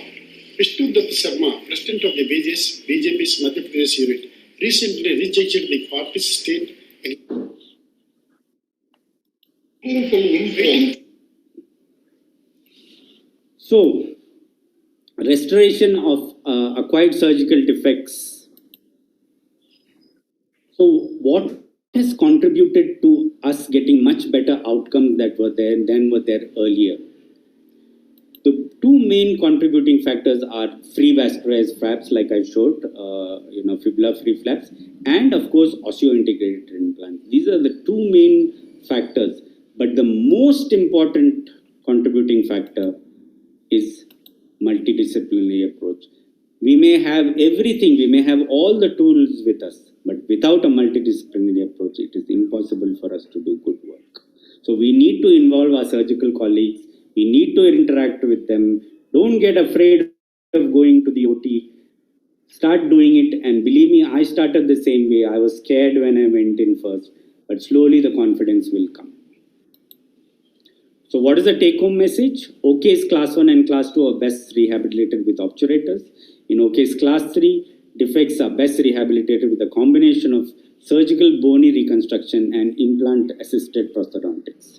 And of course, zygoma implants can assist in rehabilitation of total maxillectomy defects. This is a group that we have started specifically on Facebook. It's called Maxillofacial Prosthodontics. We have about 300 plus members now. I encourage you to please join and post your cases, and we can talk about cases. This is for all of us to, there is no commercial interest in this, so please do that. So I would like to thank all of you for your kind attention, and especially I would like to thank the organizers, Dr. Padiyar and his team, for doing an excellent job, and thank you for giving me this opportunity. Thank you. Okay. So Dr. Veena, you have joined us. Yeah, I am here. Yeah, Are you there? Sir, you had presented a very nice and informative lecture especially for the students, and explained very well, where I feel also many times in examination also the teachers ask them what modification can be done to enhance the surgical defect. Explained very well, and it's very informative for the students. What is the difference in intersurgical, intermediate, definitive? Further, for the advanced treatment modalities like implant and free vascular graft can be used for the rehabilitation. And as you have explained, we must be very careful about the medical condition of the patient as well as the history of the radiation. Again, very important if we are planning for the implants in case patient have history of carcinoma in those cases. And we must ask about the dose of the radiation as well as when their radiation is completed. Everything explained very well, sir. Very informative lecture, and it's very informative. But Thank you so much. Thank you so much. It's quite an informative lecture. Hopefully, most of the students and the participants get benefited because of rise in the mucormycosis cases. As the last case that was shown by Dr. Jacob, that is total maxillectomy, you can come across this particular type of situations. Dr. Jacob, you have provided a very good case, which is very helpful for people who might come across such a case in the present scenario. Especially total maxillectomy, it's really wonderfully done. Thank you so much. Provided a good amount of idea for people how to deal with the case. Yeah, those are tough to do actually. Those are tough to do. We are still learning so much from that. Yes. We are still learning. Thank you. thank you, sir. Very informative. Thank you. Thank you, ma'am. Thank you, sir, for a very good, insight on the maxillofacial defect. And thanks, Dr. Veena ma'am and Dr. Ravi sir for a wonderful sharing of session. And it was a very good insight to have into a maxillofacial defect cases. And this certificate, ma'am, I would like you to accept it, Dr. Veena Jain. Accepted. Oh, I'm sorry. I'm supposed to hold up my certificate, but I forgot. It's there in the... I didn't hold it up. That's typical Jacob, sir. I don't. Yeah, Okay. thank you so much, sir. Dr. Ravi Shankar, sir, your certificate, sir. Thank you very much, sir. Thank you for So one question I wanted Jacob sir to, we had a detailed discussion on mucormycosis, whether skin graft should be placed or not. We did have, 3 cases where we have placed the skin graft, and one of the grafts has really taken up well. We have other people also in the forum, they can advise, because I've been fighting hard that we should place. There are pros and cons for the skin graft, whether it will take up or not, because they need to remove and they need to see again and again. So in that process, probably a skin graft will not stay. That's what sir advised me. But I think there's a still trial which is going on, and mucormycosis is very new cases. And what sir had told me that in the International Prostatic Forum also, there are very less people who are doing this kind of cases, mucormycosis cases. So learning directly from the mentor like Dr. Jacob, it was really a big insight, sir. Sir, what is your advice for the youngsters who are just young prosthodontists as a maxillofacial prosthodontist, sir? You mean whether to graft or not? No, just a young budding prosthodontist for a maxillofacial prosthodontist. Oh, okay. For maxillofacial prosthetics. Yes, sir. Maxillofacial prosthetics can be intimidating. I think the most intimidating part is working with surgeons. Sometimes we are very scared of going and approaching them. So number one, belief in yourself. Of course, knowledge is very important. Without knowledge, you cannot go. So you have to read up and go. That is their number one. Number two, go to the OT always. It's very important. If we don't go to the OT, we will not understand the surgeon's viewpoint.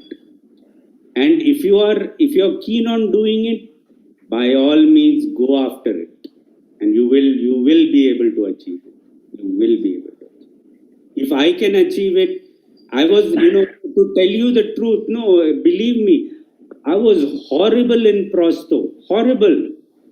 I couldn't do a setting, and I couldn't do a wax up, nothing. I couldn't do any of those things properly. You will laugh now. You ask my classmates, they will tell you that, when they think that I'm a prosthodontist, they're like, you are a prosthodontist? So if I can do it, believe me, anybody can. That's it. It's as simple as that. You're always inspirational, sir. Thank you so much for the session. Thank you, Dr. Veena ma'am and Dr. Ravi sir. We'll start with the second session, and we have already delayed. We start the second session, which is on basic principles of rehabilitation of post-ablative mandible region by Dr. Manju Vijay Mohan. I welcome you, ma'am. The chairing of session will be done by Dr. Shifali Singla and Dr. Mariam Ali. Dr. Shifali Singla is currently working as a professor and head Department of Prosthodontics at Dr. Harvansh Singh Judge Institute of Dental Sciences, Punjab University, Chandigarh. She completed her graduation from SGRD Institute of Dental Sciences and received a master's from DAV Dental College, Yamunanagar. Madam has been actively involved in academics and research work for Punjab University since last 15 years. She is principal investigator for many research projects funded by UGC and DST. Currently, she is the member faculty of medical sciences and member of Board of Studies and Board of Control, Punjab University, Chandigarh.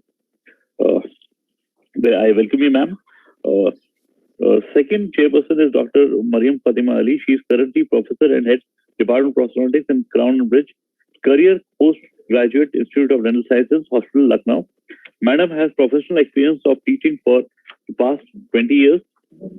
She is mentor in conducting pre-conference courses at PG conferences and conventions of the IPS, and also an active participant in conducting and organizing CD program at institutional level. She has been a chairperson at various national PG conventions, PG conferences, and CD programs. I welcome you, ma'am. The session is over to Thank you. Thank you, Dr. Nikhil. And I would like to welcome Dr. Manju Vijay Mohan. Thank you, ma'am. Dr. Manju is working as professor in Department of Prosthodontics, Amrita School of Dentistry, and is consultant maxillofacial prosthodontist in Head and Neck Department, Amrita Institute of Medical Sciences since 2004. She did her BDS and MDS from Government Dental College, Trivandrum, and PhD in Tissue Engineering for Maxillofacial Rehabilitation from Center for Nanosciences and Molecular Medicine, Amrita University. Dr. Manju has been associated with Maxillofacial Prosthetic Division of University of California, Los Angeles as a visiting professor. She has received Creative Circle Award from ISMR for recent innovations in maxillofacial prosthetics in 2008. She is the recipient of Department of Science and Technology grant from Government of India for research in bone tissue engineering. And recently, she has received BIRAC grant from National Biopharma Mission (DBT) Government of India for her clinical translation of tissue engineered material. She is an invited speaker for several national and international conferences and conducted several hands-on training programs in prosthetic rehabilitation of maxillofacial defects. And she has several publications to her credit in various international and national journals. Over to you, ma'am. We welcome you to the platform and request you to please start with your presentation. Thank you, ma'am. Thank you for your kind introduction. Before I start, I would like to thank the organizing team, Dr. Narendra Padya, Dr. Gaurav Par, then Dr. Pragati, and the entire organizing team for conducting this or coordinating the programs in a meticulous way. Thank you for inviting me. Let me share my screen, okay?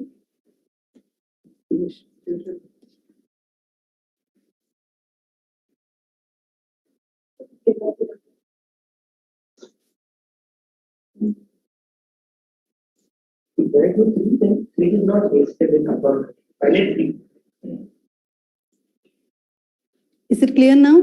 Visible now? Yes. Okay, shall I start? Yes, ma'am. Please start. Yes, please start. Okay. So about my topic, the basic principles of management of post-ablative mandibular lesions. Right now we heard Jacob sir explain in detail about the various maxillary lesions and how the management. But the difference between the maxillary and the mandibular lesions is here in many cases without reconstruction, it may not be possible to replace the teeth or the prosthetic rehabilitation will be very difficult. So in this presentation, I'll be focusing on how as a prosthodontist, we can dedicatedly help the patients or how we can complement the surgeons to bring back the patients to normal or a near normal life. So mainly I have included the etiology and prevalence of various mandibular deletions, then the classification of mandibular defects, some physical training aids for correcting the deviation, then various prosthetic options in reconstructed mandible and few cases of some composite defects, how we can prostheses that enhance the quality of life of patient. See, sometimes even with a small acrylic prosthesis or a silicone prosthesis, that helps to regain the functional deficit and improve the quality of life. Anyway, I'll show you a few cases based on that. So as you know, the etiology, already Jacob sir has explained this. It may be due to any benign or malignant tumors, some congenital anomalies will be there, then trauma, infection, osteoradionecrosis that we can relate with the bisphosphonate therapy. All these are the etiology of mandibular lesions. Then, oral cancer is the 8th most common cancer worldwide. In India, the age standardized incidence rate of oral cancer is 12.6 per 1 lakh population. That it constitutes 12% of all cancers in men and 8% of all cancers among women in India. And in oral cavity, the tongue is the most common location. Then coming to the classification, in this article by Brian, he has clearly explained how the radiologic and pathologic characteristics of benign and malignant lesion specifically affecting the mandible. So the basic classification is this classified as cystic, solid, and metabolic tumors are there. In cystic, you know, the various odontogenic keratocyst. Then the common one is the radicular cyst or the periapical cyst. Then we have the dentigerous cyst. These are the most common mandibular lesions. Then the solid mandibular lesions, it may be either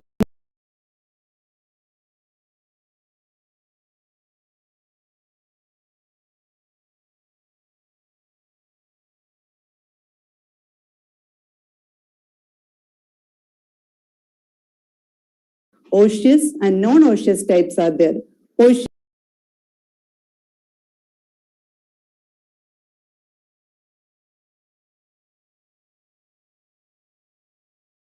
fibroma is there. Then the non-osseous lesions, the hemangiomas, neurofibroma, some arteriovenous malformations may be there. Then the malignant counterpart of all these will be there. So these are the most common benign and malignant lesions affecting the mandible. Then coming to the epidemiology of oral cancer, most head and neck cancers, more than 90% are squamous cell carcinoma originating from the epithelium.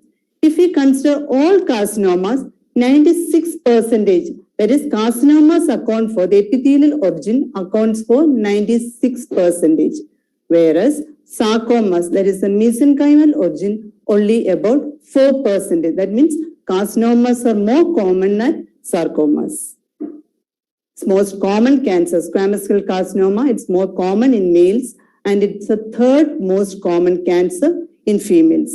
Coming to the various types of benign lesions, already I have shown you, odontomas are more common, the benign solid tumor, odontogenic tumor, and the cyst, the radicular or the periapical cyst is the most common type.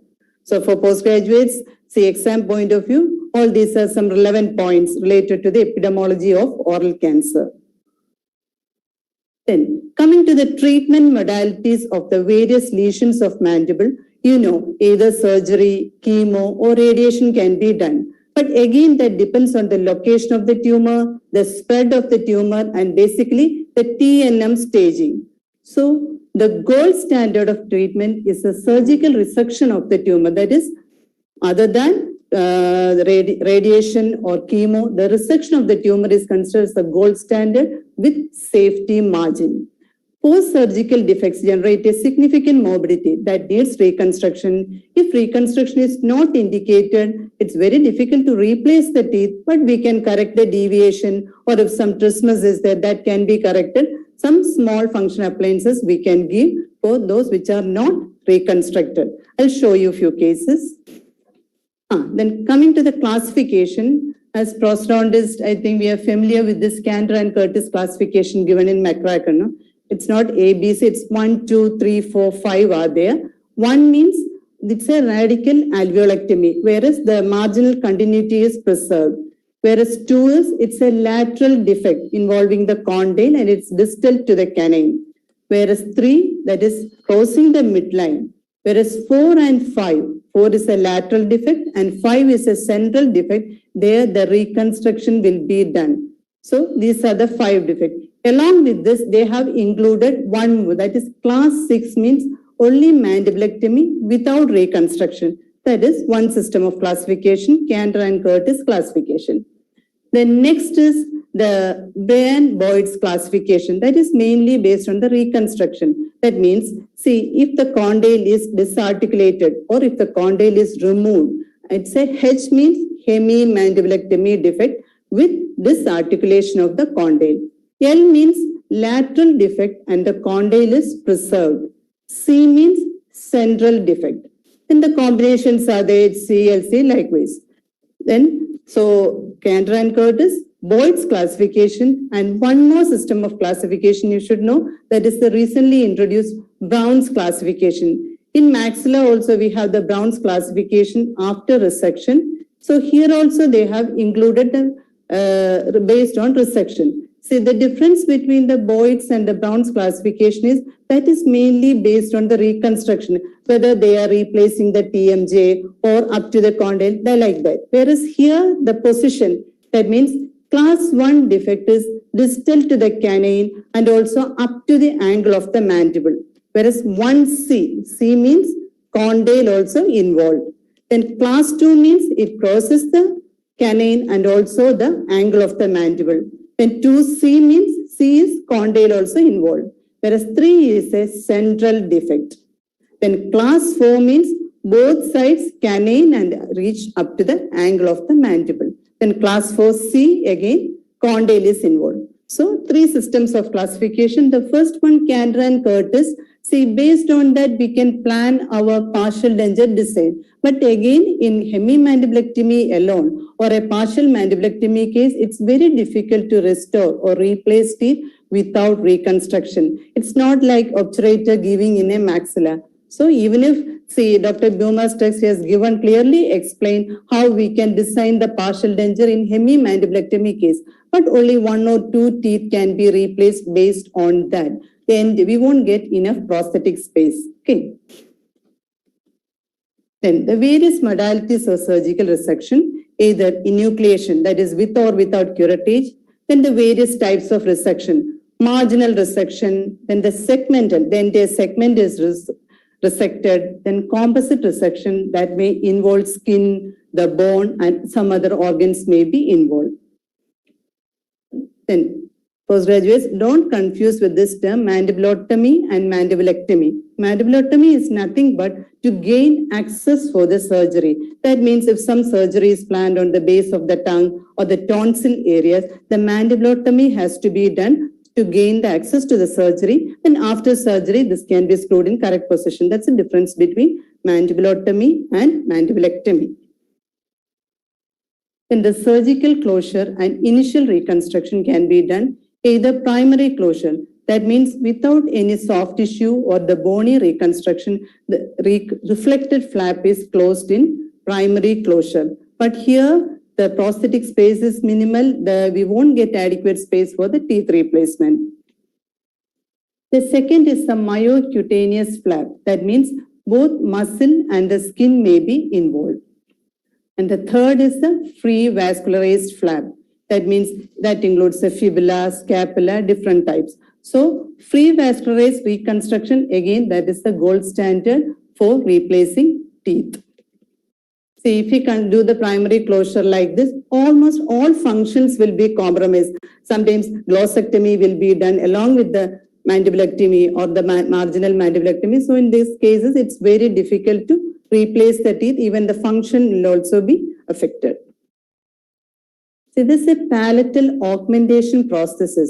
See, I have included this prosthesis along with this because usually along with the margin, as I said before, along with the mandibulectomy, marginal or sectional, sometimes glossectomy may be done. So in those cases, the speech and the swallowing will be affected because the tongue will not be properly contacting the palatal surface. In those cases, lowering the palate allows the tongue to interact with the palatal contours and the maxillary dentition more precisely. So that helps to improve the speech and the swallowing, especially certain consonants like, see, I'll show you one case. See, here the glossectomy done and we have to do a palatal augmentation prosthesis. For that, what you have to do is first you have to take the impression. That means with a putty material, we can mold it in correct position. After that, we have to ask the patient to do all the movements. Along with that, ask the patient to speak some consonants like, say, the glossopalatal sounds. If the tongue is touching the hard palate or the rugae region, the consonants like S, T, N, L, like that. Whereas if the tongue is touching the soft palate, like G, NG. So ask the patient to speak all these consonants and we will get some indentations. So up to a certain extent, we can correct the speech and the swallowing with this because the remnants of the tongue will touch the palatal augmentation prosthesis. So that helps the patient to swallow in a better way. Even with complete denture also, if you are getting good retention with the denture, then we can augment the polished surface and we'll be able to achieve some sort of speech clarity with this one. So I'll show you one glossectomy case. This glossectomy left lateral border of the tongue done for moderately differentiated squamous cell carcinoma. See, for this patient, only glossectomy done, not marginal or segmental mandibulectomy. But again, the main problem is usually to get the stability of lower denture, the anterior portion of the tongue should passively touch the lingual surface of the anterior teeth. Even the lateral border of the tongue, that should touch the posterior teeth. So then only you will get the denture stability. First, we have tried without implants because a single tooth was remaining, but we were not getting any retention with that. or the stability of the denture was not adequate. Then we have placed 3 implants with locator abutments we have given. So we got good occlusion with this one. So what I'm telling is, in glossectomy case, at least 1 or 2 implants are needed to get proper retention and stability of the denture. That's about the glossectomy. Next, about the mandibulectomy defects. Without reconstruction, almost all the functions are compromised. The speech, control of saliva, mastication and swallowing, then sensory and motor deficits, and overall, as I said before, it's difficult to replace the teeth because we won't be able to get sufficient space for teeth replacement. And see the pattern of mandibular movement in patients with unrestored mandibular discontinued defect. See, in normal cases, you can see the intercuspal position, the right lateral, left lateral, and the anterior. Whereas in a left mandibulectomy situation, see, the entire jaw will be deviated towards the affected side. So the intercuspation and the deviation you can clearly see in this picture. So in such cases, see, correcting the deviation, that is very important. And the second aspect we have to consider is the frontal plane rotation. In the resected side, we can see the teeth are not in proper occlusion. That is another headache. So that also, if possible, can be corrected, or all these problems can be corrected with reconstruction only. See, for correcting the deviation, some physical training aids are there. I'll show you a few examples. One is the guiding flange with the upper buccal and a lower lingual flange. So slowly we have to guide the patient. But with this prosthesis, because the Adams class is extended in the middle. So if the deviation is severe, so that may affect the speech and also even the swallowing will be affected. But once the occlusion is stabilized, we can give this type of prosthesis. And the other type is palatally based prosthesis are there, either complete coverage of the palate or see only few teeth are there. The only thing is sufficient number of teeth should be present. Otherwise, we won't get any retention for the prosthesis. It may get dislodged. So that has to be trained properly. It may take several months, then only you will get a usable occlusion. So I'll show initially the patient's position. Then we have to guide slowly. Once the occlusion is stabilized, we can keep it like that. So I'll show for this patient, initially we have given a palatal ramp. The deviation was too severe. See, he's trying hard to get into proper occlusion. See, that is another important factor, patient's willingness and the muscle control also. Sometimes even if the patient's mindset is good, so they won't get the proper muscle control.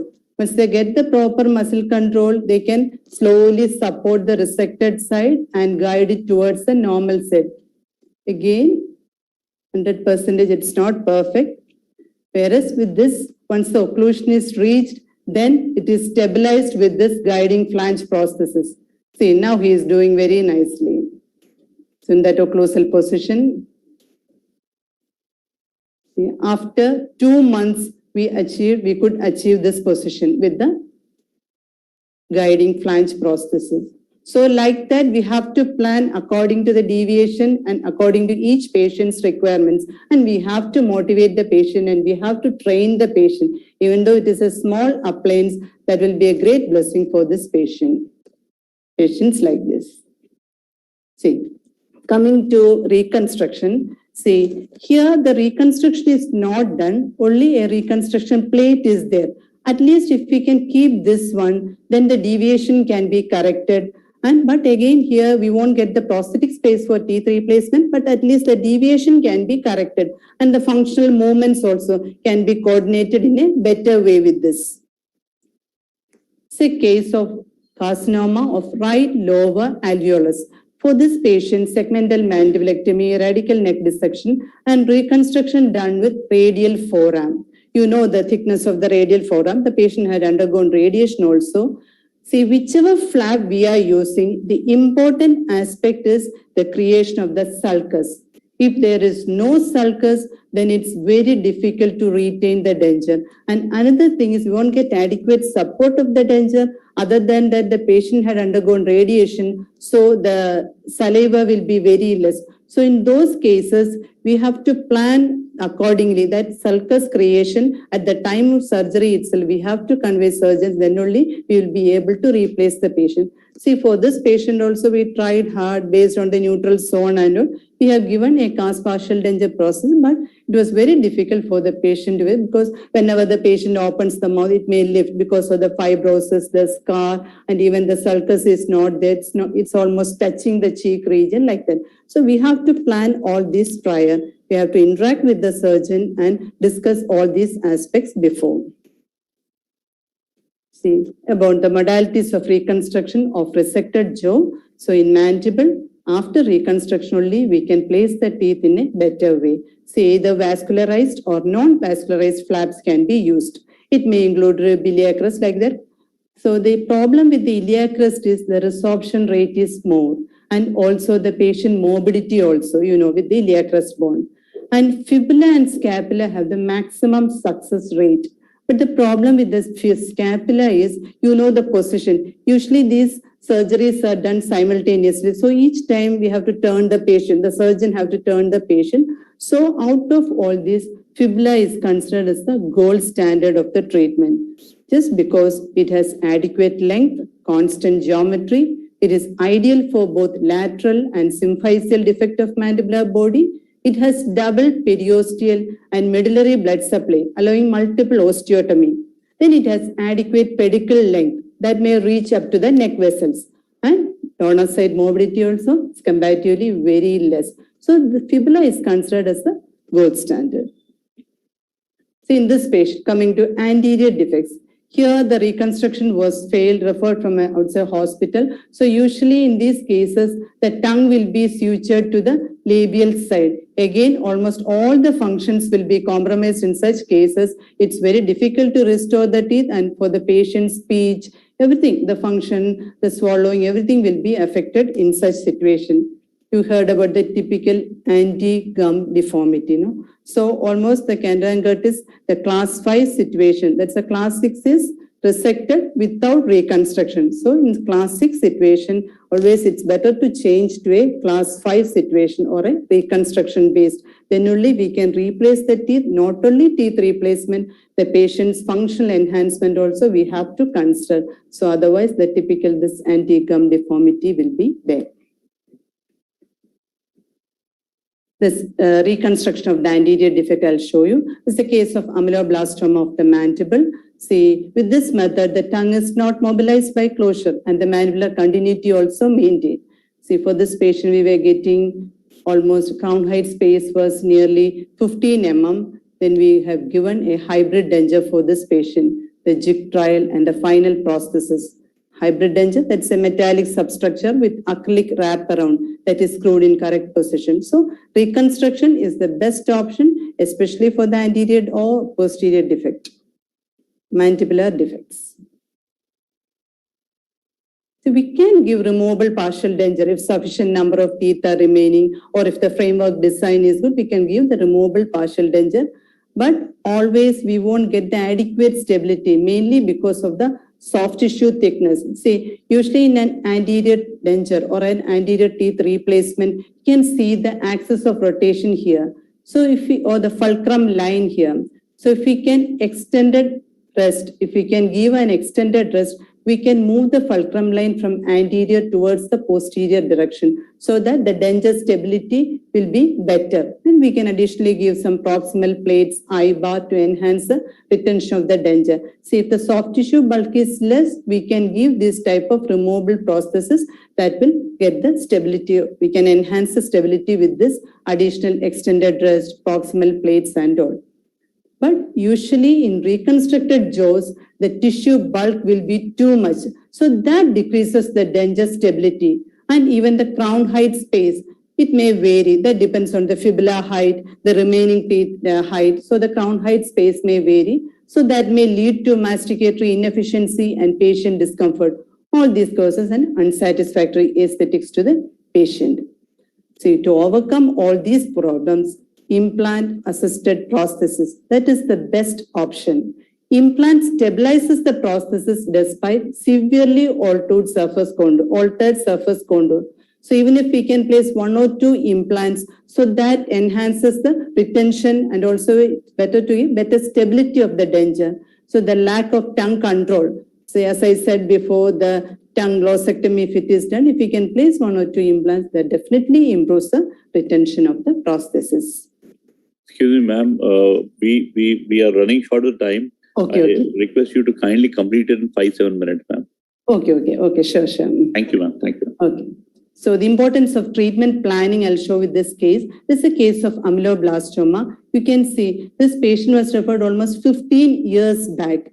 I should say the treatment of this reconstructed case or the prosthesis for this reconstructed cases it's like an evolution, or we have evolved out of experience, or with the material advancement, the milling technology. So all this helps to evolve a lot. Initially, it was like this. We have given a hybrid denture for the patient, but see, after 2 months, this was broken. This is just because the crown height space was too much.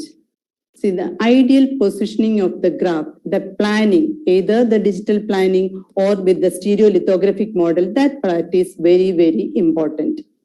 See, here we can see, even if you are not able to maintain a correct overjet and overbite, it should approximate with the upper teeth in the anterior and also in the posterior region. That helps to stabilize the occlusion. See, whereas if the control is not there, we can see the gap in between the posterior teeth. With this case, I'll show you the planning. See the resected side and the fibula. The normal side is flipped and the contralateral side, so that we'll get the normal contour and the prototype can be fabricated based on that. So you can see the external reconstruction plate and the prototype of the fibula also. The multiple osteotomies can be done based on the extension of the tumor. Then on table, the fibula also has to be, osteotomy of the fibula has to be done based on that prototype. This is the final. Even the implant placement also, depending on the crown height space, we can give either RP4, RP5 or FP3 prosthesis based on the crown height space. This is the final prosthesis. We have given an implant bar over denture for this patient. Another important aspect is the soft tissue management. For this patient, initially we have given a hybrid denture, but see, after 1 year, due to the poor maintenance, the soft tissue proliferation around the implants. So these are the soft tissue related issues, the lack of normal vestibule.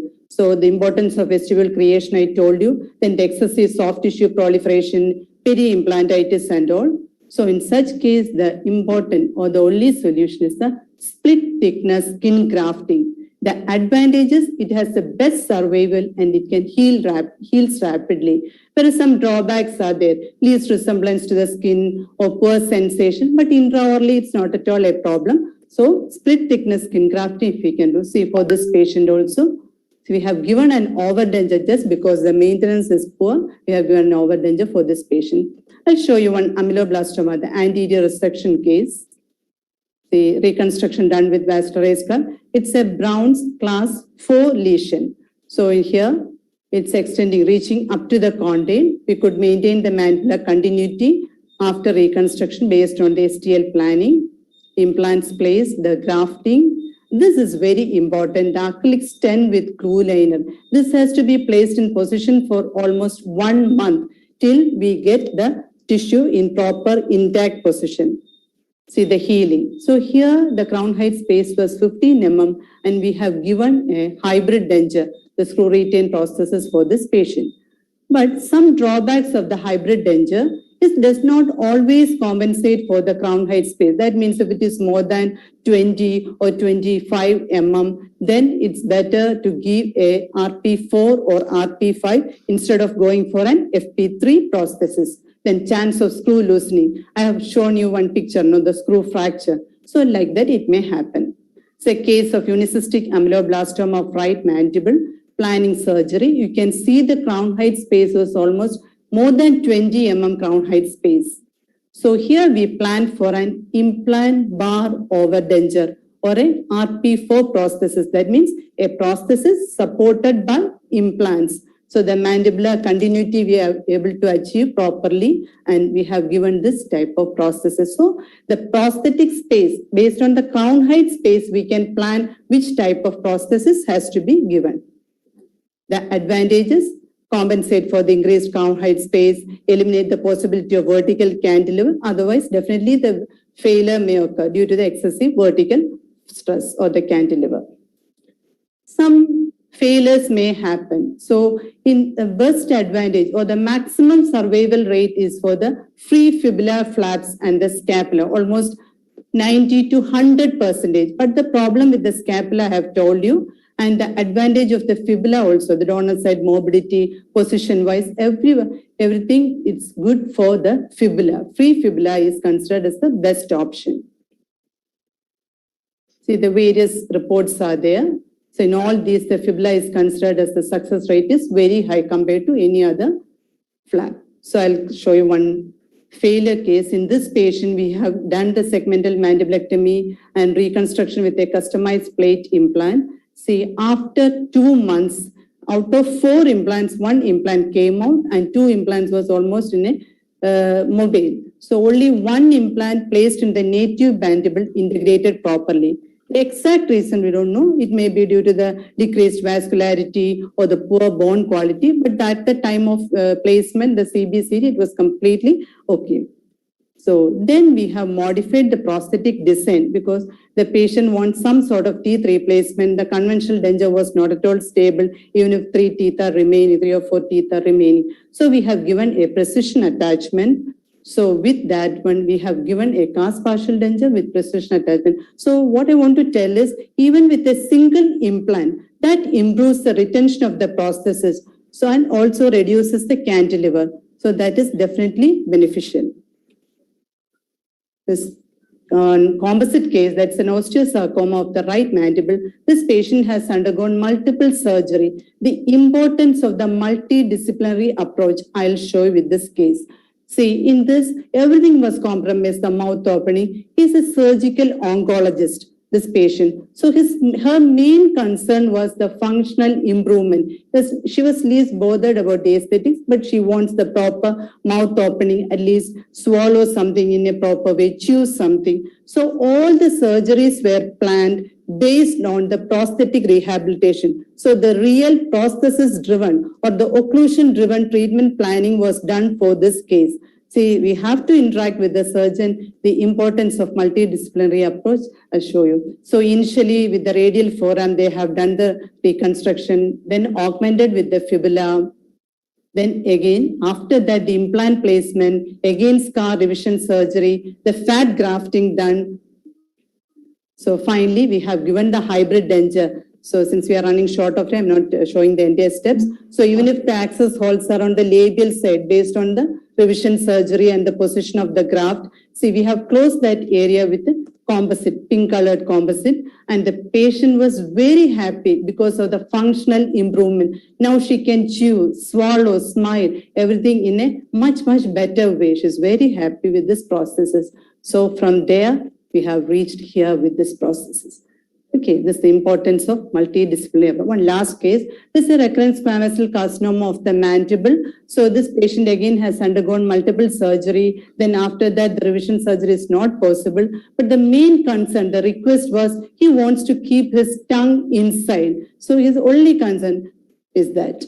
So for this patient, what we have done is we have given a silicone prosthesis with an acrylic extension on the inner side. So that helps to rest that tongue. So it is attached with an elastic band, so the patient can open and close the mouth. The spoon is able to feed. Then see that silicone and acrylic has to be joined together with a primer. Then only we will get the adequate retention of the prosthesis.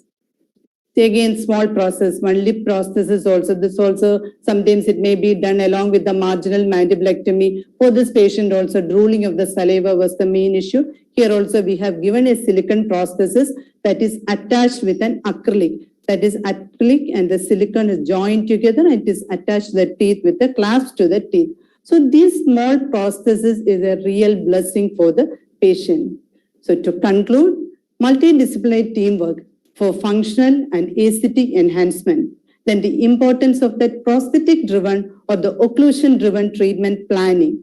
Then the design and type of processes should be biocompatible to the tissue and meet the biomechanical considerations. Then I told, Then I told you in maxillectomy, even without reconstruction, we can keep an obturator if sufficient number of teeth are placed or if the implants can be placed. Whereas in mandibulectomy, it's very difficult if the prosthetic space is less.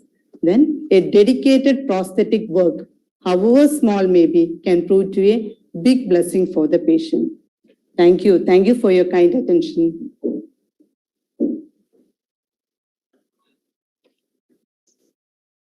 So, thank you, Dr. Manju, for a wonderful presentation. So, I would like to just add a few points that reconstruction of an ablated mandible poses enormous challenges relating to survival, function, and aesthetics. And due to the unique structure of the bone and the paired muscle attachments, as well as airway control, a meticulous reconstruction is the need of time. So, Dr. Manju has beautifully and extensively covered this topic, emphasizing the role of the prosthodontist in the multidisciplinary approach for rehabilitation of an ablated mandible. Thank you, madam. Thank you, ma'am. Thank you, ma'am, for a very wonderful insight into the mandibulectomy defect. It was a full package. After Dr. P.C. Jacob, you were there. Thank you, sir. Like to offer certificate, Dr. Shifali. Ma'am, can you please expect? And thank you, sir. Accepted. Thanks a lot. And Dr. Mariam. Thank you, sir. Thank you very much. With this, we come to the end for the session. And thanks a lot, ma'am. Thanks a lot. Thank you. Thank you. Thank you.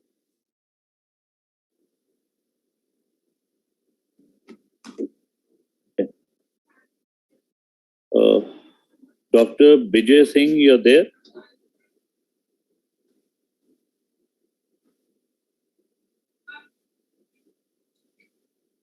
Dr. Bijay, you're there for the next session?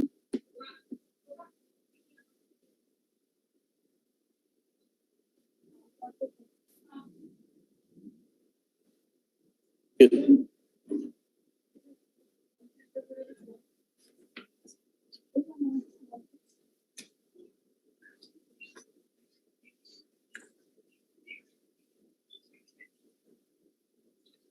Okay, the next session will be by Dr. Suresh Sajjan, sir, and it will be on central relation update. Dr. Vijay Singh will be the moderator for that. Till the time, I think he is having some technical problem, so I'll be the moderator. And the sessions will be chaired by Dr. Chalapati Rao and Dr. Manoharan PS. I don't have CV for Dr. Manoharan, but I would like to say about Dr. Chalapati Rao has done his BDS from SDM College Dental Sciences, Harvard, and MDS from Dental College, Bangalore. Presently, he is working as professor and PG guide at Mamta Dental College, Khammam, Telangana. He is serving as a vice president in Indian Prosthodontic Society, has been EC member of IPS 3 terms, founder member of editor of Indian Prosthodontic Society, Telangana, also served as founder secretary and president at IDA Khammam branch. He has conducted many pre-conference courses and on one session in various IPS conferences. He has conducted many keynote lectures and faculty paper presentations at IPS conference. I welcome you, sir. I welcome you, Dr. Manoharan. Kindly take over the session. Yeah, thank you. Thank you, Nikhil. Sir. Yeah. Manoharan? Yes, sir. Yeah. The speaker has come, sir. Yeah, your intro is over, no? Dr. Suresh is there since they till yeah. Yes, sir. This is trial, sir, or lecture? No. It's a original lecture. Yeah. Yeah. Okay. Sajjan, sir, very fun to. Good afternoon, one and all. Firstly, I thank organizing committee for giving me the opportunity, and it's my pleasure to introduce Suresh Sajjan, sir. He's a well-known prosthodontist all over, probably in India. He has done his master's in the prosthodontics in the year 1988-89 from Bapuji Dental College, Davangere. He has done MBA also in healthcare services sciences in the year 2018 and has been associate fellow AAD. He's a recognized PhD guide at Dr. NTR University of Health Sciences, guided more than 50 postgraduate dissertations. He has more than 75 publications to his credit. He's also been a reviewer of the various journals. He has won Dr. G.C. Das Award Best Prosthodontist Speaker of the at IPS 1996, and also third prize in the poster presentation at AID conference held at Las Vegas, USA, and his areas of interest are the gnatology, removable, and fixed prosthodontics. At the same time, I would like to bring to all of your notice that Sir has been instrumental in modifying the definition of the balanced occlusion, and the suggestions which were made by Sajjan Sir has been taken into a glossary of prosthodontics account. So probably the present glossary of prosthodontics terms definition on the balanced occlusion, the total credit goes to Sajjan Sir, and very nice to have Sajjan Sir as a speaker. And I hope all the postgraduate students will be enlightened, especially on the crucial topic of the prosthodontics, that is centiculation and an update. Sir, you can go ahead with your presentation, sir. It's nice pleasure to have you, sir. Yes, sir. Thank you so much. Yes. I'll share my screen now. Yeah. Are you able to see my screen now? Yes, sir. Can you see the slideshow? Yes, sir. I think this is the last slide, sir, probably. I think. Yeah, the first, yeah. I'll go to the first one.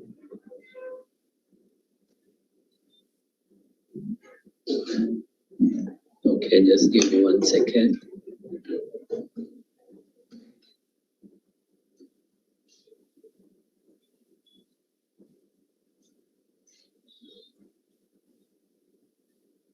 Not getting this meeting controls.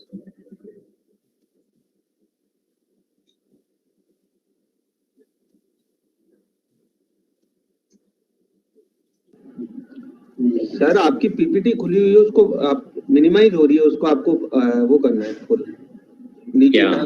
Is it okay now? No, but presenter view comes. वापिस open करिए, मैं बता देता हूँ आपको कैसे करना है। Yeah, 1 minute. I'll just close this.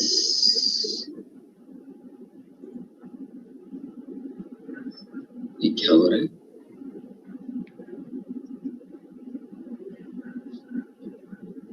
Not able to come out of this.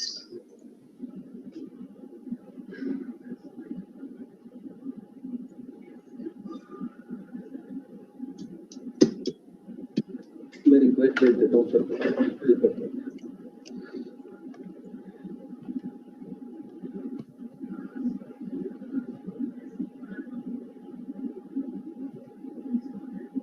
Okay.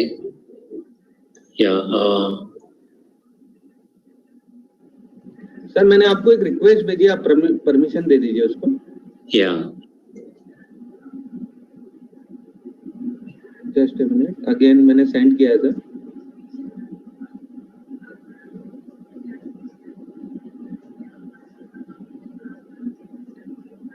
Yes, अब आप आपकी पीपीटी ऑन करिए sir.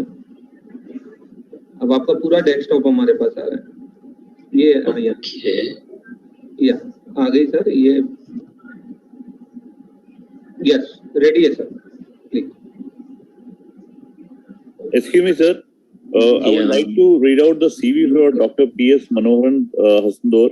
I didn't have the CV. I now have just 2 minutes. I'll take, sir. Dr. Manoharan Hasandor has completed his BDS as well as MDS from Mahatma Gandhi Postgraduate Institute of Pondicherry He is currently pursuing his PhD. Sir has also undergone systemic training in medical education in IGIDS conducted by SBV AHEAD for 8 months in 2013 in health profession education. He is head of department of prosthodontics, Crown and Bridge in Indira Gandhi Institute of Dental Sciences since 2013. I welcome you, Dr. P.S. Manoharan.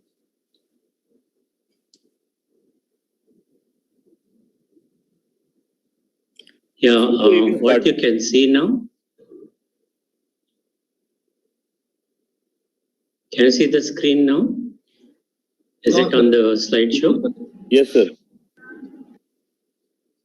Is it on the slideshow? Yes, centralization update, Dr. Suresh Surjan, MC. We can see that. Yeah, great. Just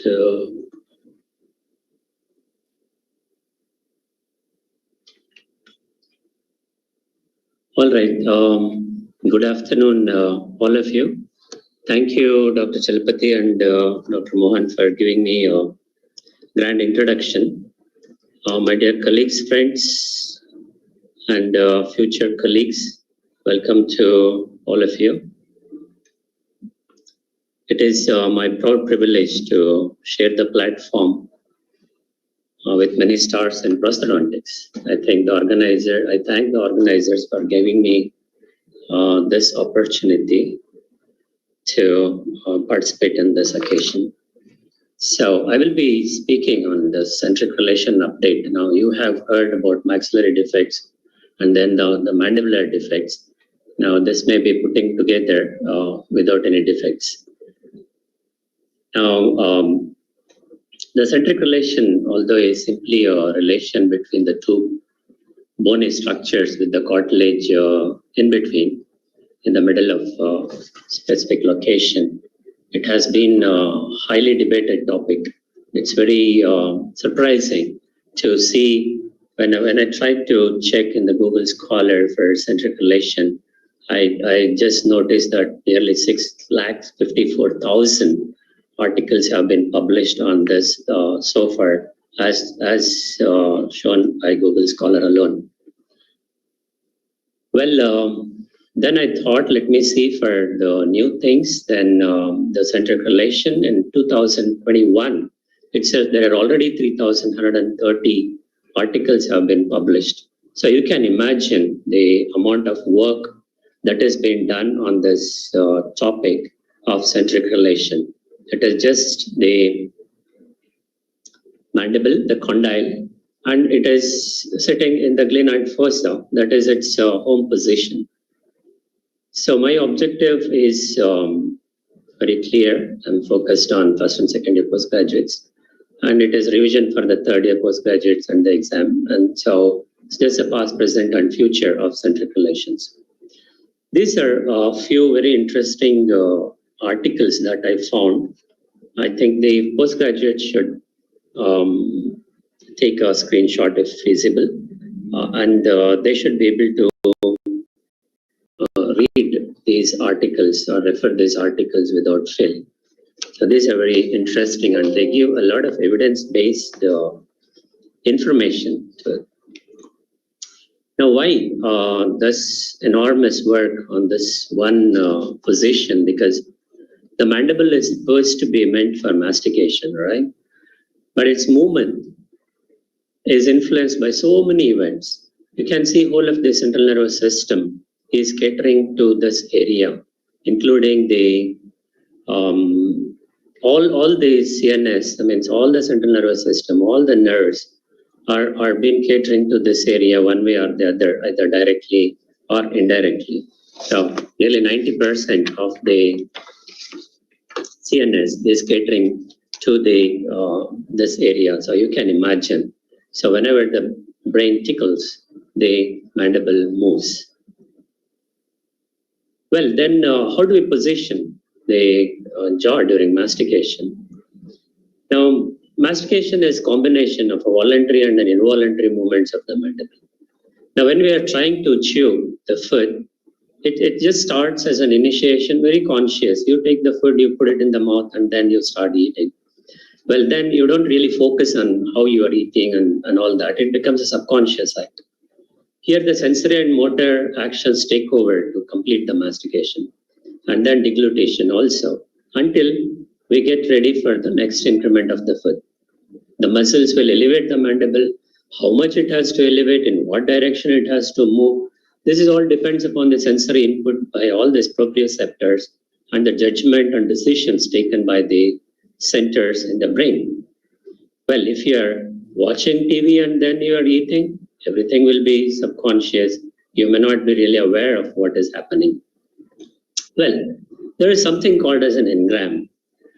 It is the programming. And how does it happen? Because of the movement and what kind of food we are having, and all that sensory input is given by all the sensory areas, and then it will be processed, and then the information given back to the muscles which are moving the mandible. Well, then there is a pattern that is generated by the inputs that are given by the teeth, and this pattern is generated by the at the brainstem, that we call it as a pattern generator.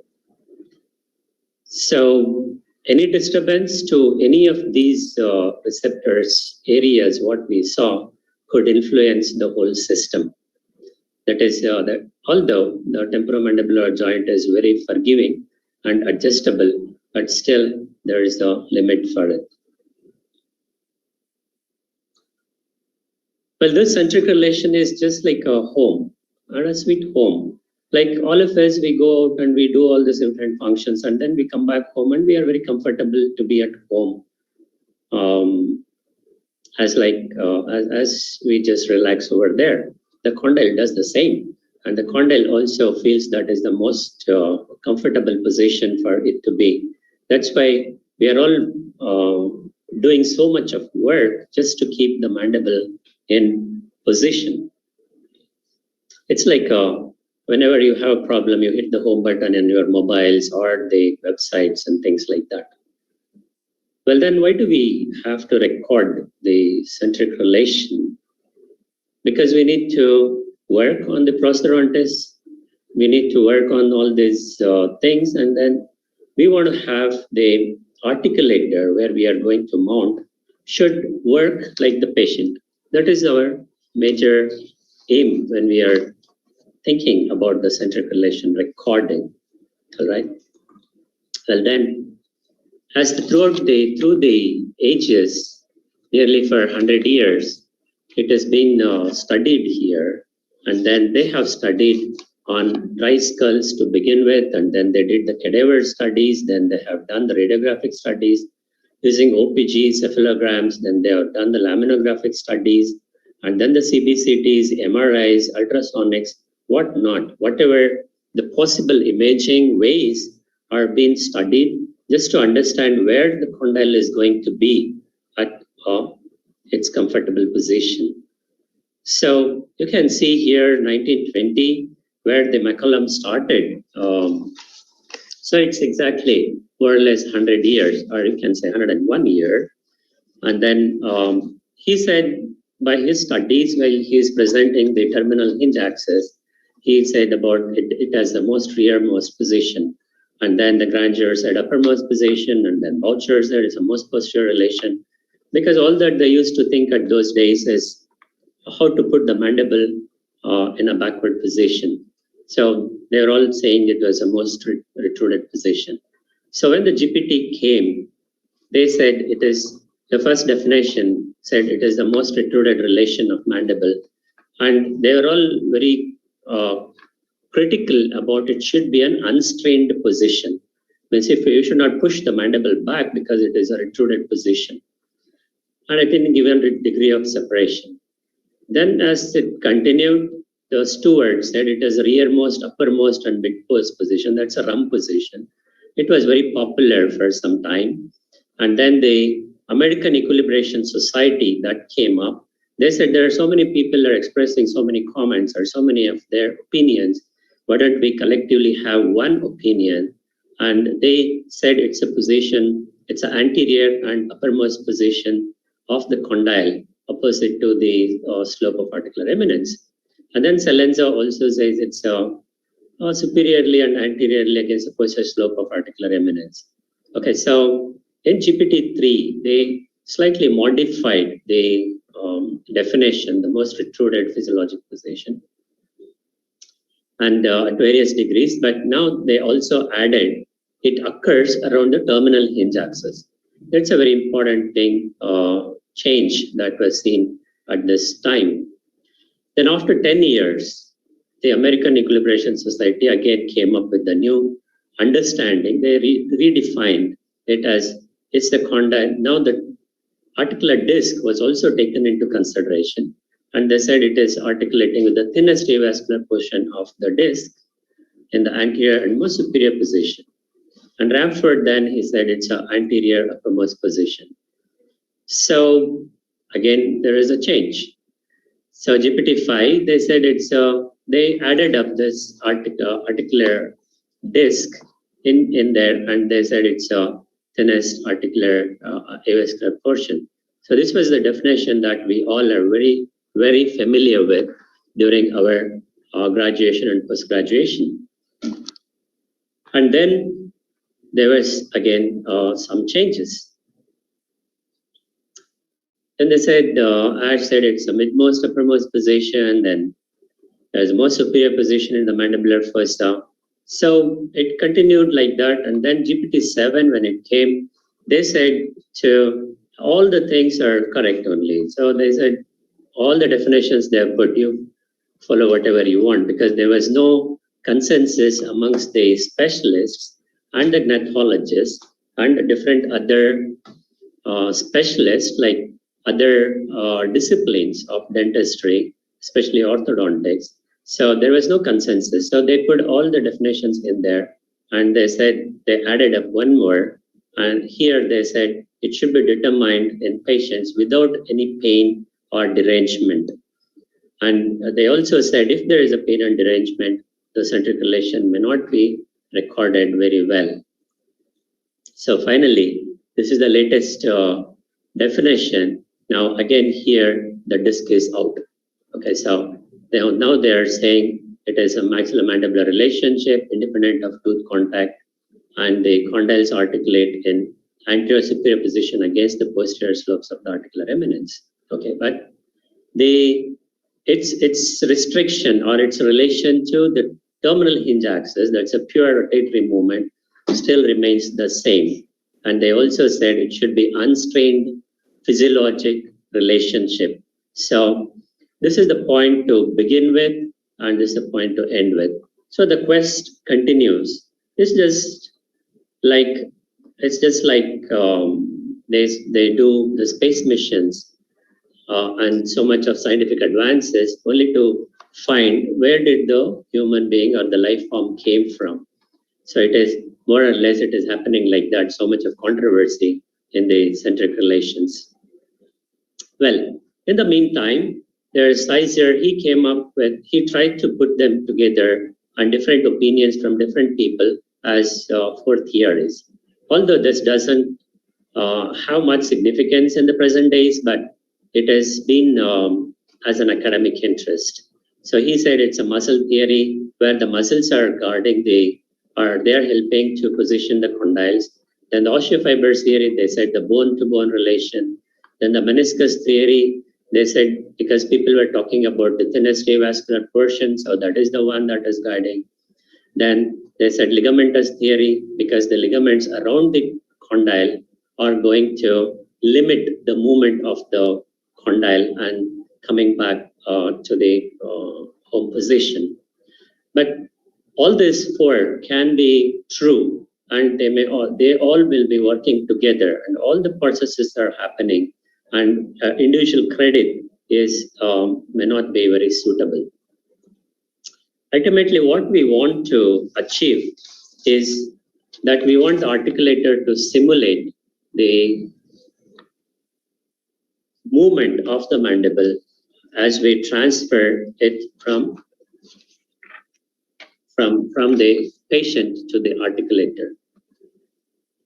Okay, so what is the significance of centric relation? We all are very well aware of this, that it is a bone-to-bone relation, and it need to be reproduced, and so it is a repeatable position, and it is not affected by presence or absence of teeth, because there was confusion between the centric occlusion and the centric relation. So that was the problem that they were facing. And then they finally said, no, it is not related to the presence or absence of the teeth, because it's a condylar position. So we have to relate it only with the condyle. And it's a reference position because the movements start from here and it's related to terminal hinge axis and things like that. Well, let us see some other points related to the centric relation. Now, this study from Shafag, he demonstrated that the centric relation, when we are recording, we have to be aware of the diurnal variations. Because of the circadian cycle, we will have in the morning it may be slightly different, in the evening it may be slightly different, because the fluid content in the joint, as we take rest in the night, the fluids may accumulate in the joint, and then it may be a little inferior position, and then later in the evening, as the condyle keeps moving, the fluid churns out, and there may be very limited fluid in there, and so we can have the more superior position in the evening. So what is the best time to record the centric relation? He said maybe sometime in the evening or noon are the better rather than early mornings. Well, now which muscles are involved in centric relation recording? Because it's an unstrained position, right? So most of the elevator muscles, we always think about the temporalis muscles and especially the posterior fibers of the temporalis, which are really nearly horizontal.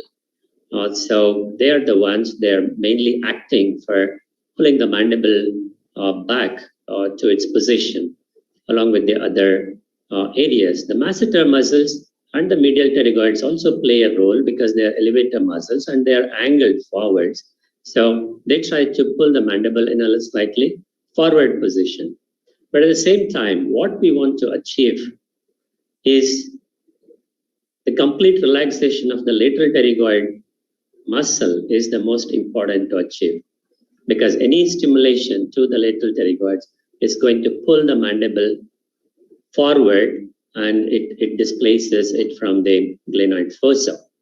So we need to be very careful in assessing the centric relation.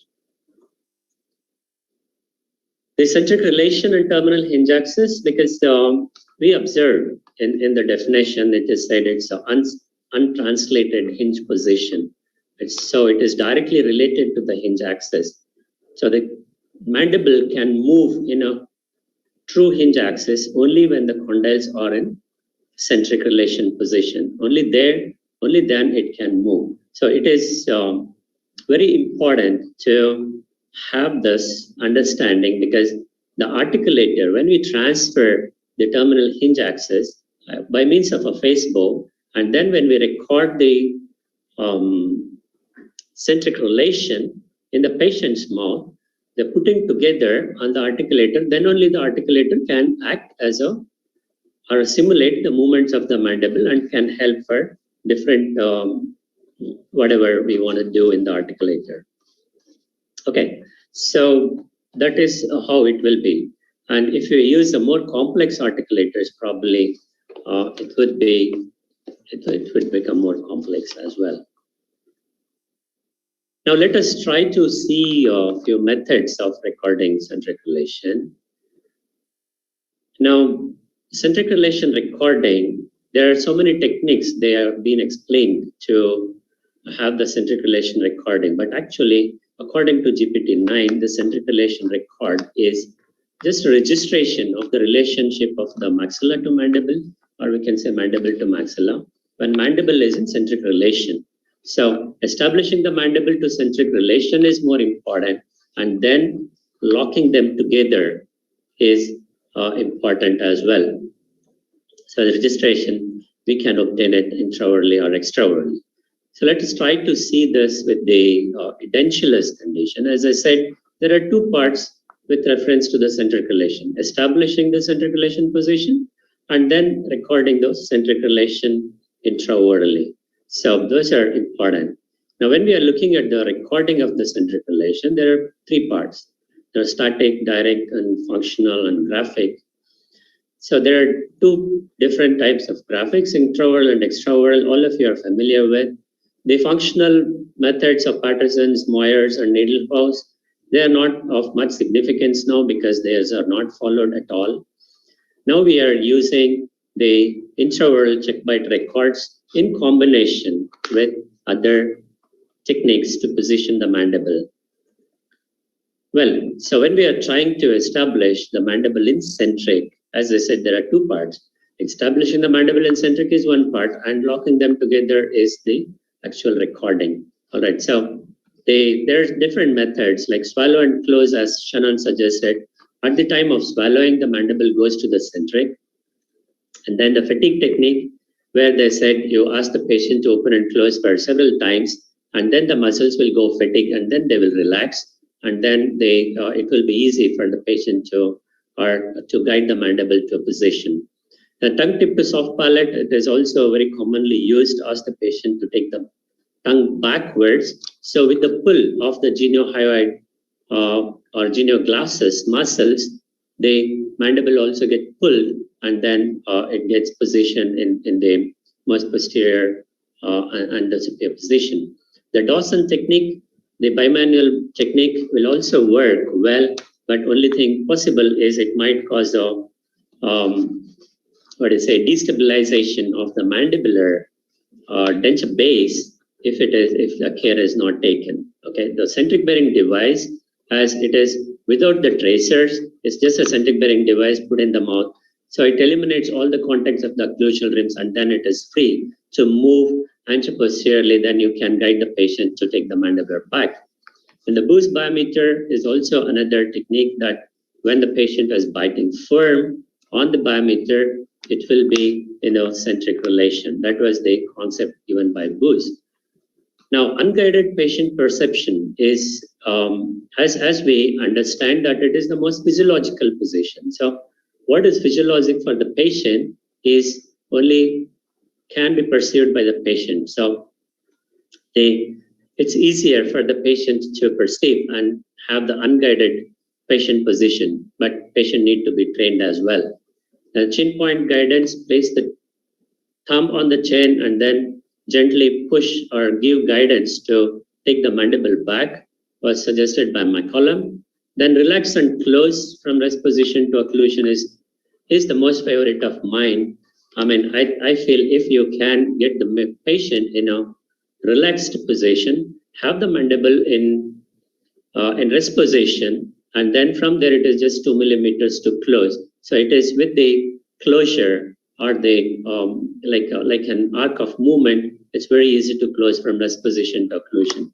And having the mandible in rest position can be the simplest as just leave the patient alone and it goes to the rest position. After every function, it goes to the rest position. Well, then to put it in the dentular situations, there are a couple of differences. In patient, it is grouped into two: operator-assisted positioning and then the patient-determined positioning. When it's operator-assisted positioning, there is a Roth power bite. This is the most recent one, wherein you will have a deprogrammer-like device in the mouth. Then I'll use the power of the elevator muscles to position the mandible in centric relation. That is how the Roth power bite works.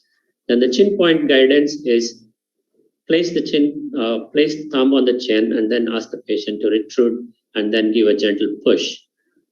And the bimanual manipulation by Dawson's is practiced very much, although it has certain difficulties. We will see it later. And that also works. It is a very popular technique made by Dawson. The patient-determined techniques is retruding the mandible. You ask the patient to retrude. When it is not possible, ask the patient to protrude the maxilla, and sometimes the patient will retrude the mandible. Fatigue technique, we have already understood, the tongue tip and soft palate. Myomonitor is another technique that was described by Jankelson, and he said he put the tens to the masseter and the temporalis, and then have the muscles in relaxation, and then have they ask the patient to close. That is very popular when it came up, but they found that there are a lot of studies said that when you put the tense and get the muscles relaxed, it may not be truly centric, and they have found that it is slightly anterior to the actual centric. Now, Gotthard tracing, all the postgraduates will be quite familiar with it. So it can be done in dentulous as well as edentulous conditions.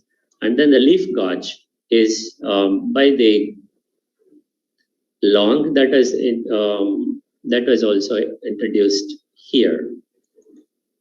Now, how does this leaf gauge works is there are about 55 sheets. Each sheet is about 100 microns. And you place the sheet in between the anterior teeth and till the posteriors disocclude, and then because it removes all the proprioceptive sensitivity or the proprioceptive information given by the teeth, and then the protective reflex generated or the avoidance reflex that is generated by the muscles because of the inputs by the teeth or the proprioception are eliminated. So the patient can easily take the mandible back and position it in centric. That was the concept here.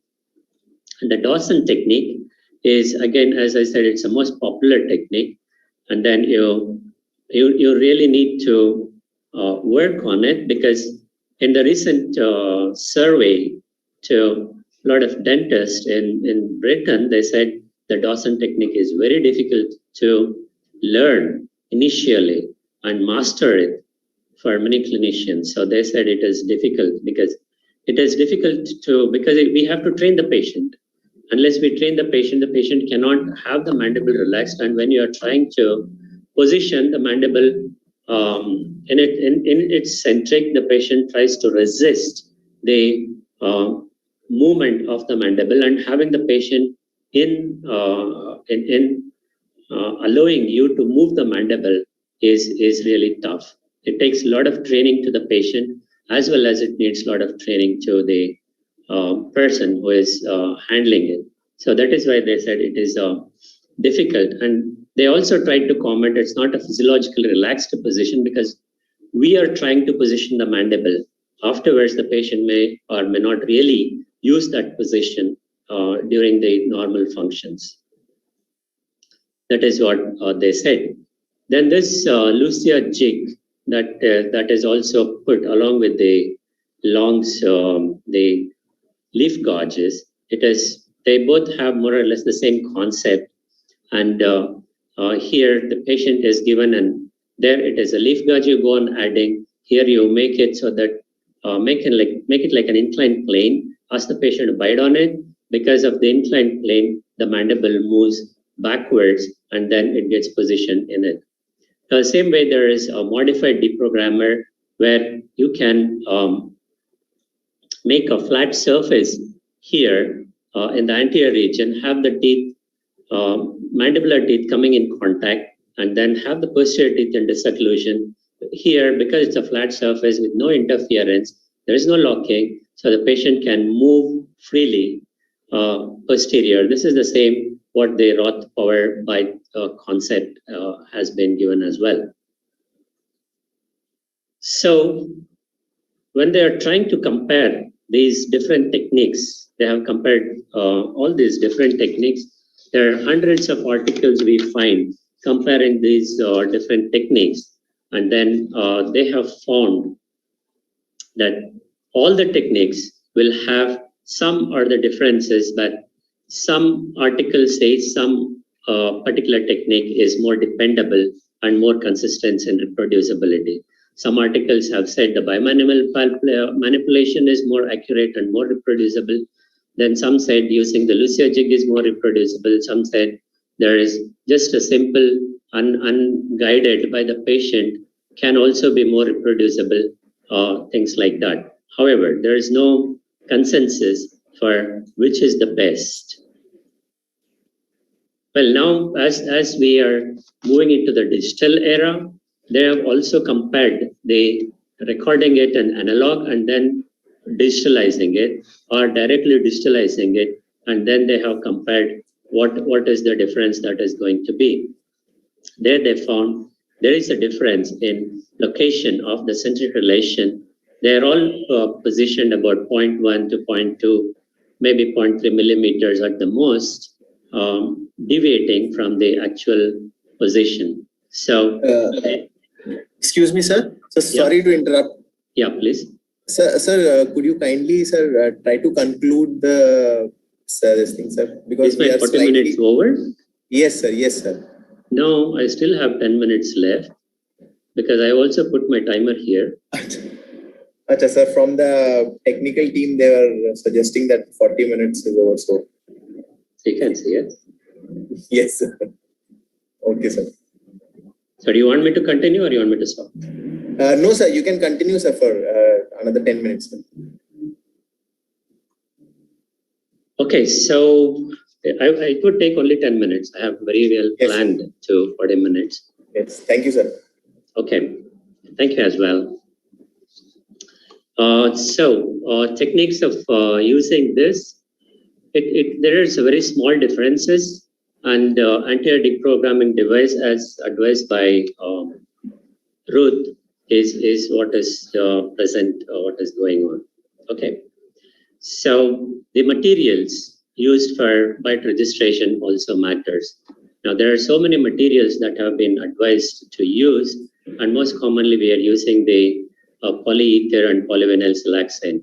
But we have to keep these things in mind: the thickness, consistency, flow, setting time, material. All these aspects have to be kept in mind, because otherwise, with all that effort, if we are positioning the mandible, and then if there is a problem in recording it, the whole thing goes in vain.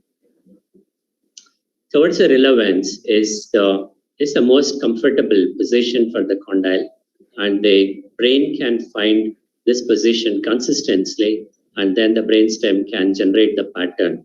So should we have to treat all patients in centric?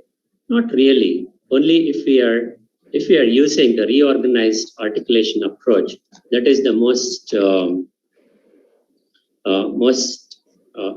the area where we need to record the true centric and then make it. If we are using the conformative approach, then probably MIP should be fine. So the rest position of the mandible is also related to the centric relation. They said mandible, when it is in a physiologic rest position, the condyle would be close to centric or in centric as well. So although there is no much work is done in this area to locate where the condyle is in the rest position of the mandible, because all of us are worried directly to the centric relation, but less worried about the rest position of the mandible because it is physiological. Okay, so they comparatively, both are postural positions and both have the unstrained physiologic position. So there should be some definite relations. So because conventional recording has a lot of issues, like recording material, obtaining the condyles and position and all those, now we are moving into digital. So digital has more advantages than the conventional recording. So now we are trying to move towards the digital. Okay, so we can use the Facebook transfer in digital, and we can record the byte registration, and then we can scan it and then adapt both maxilla and mandible on the screen. So this is just a depiction of how it can be done.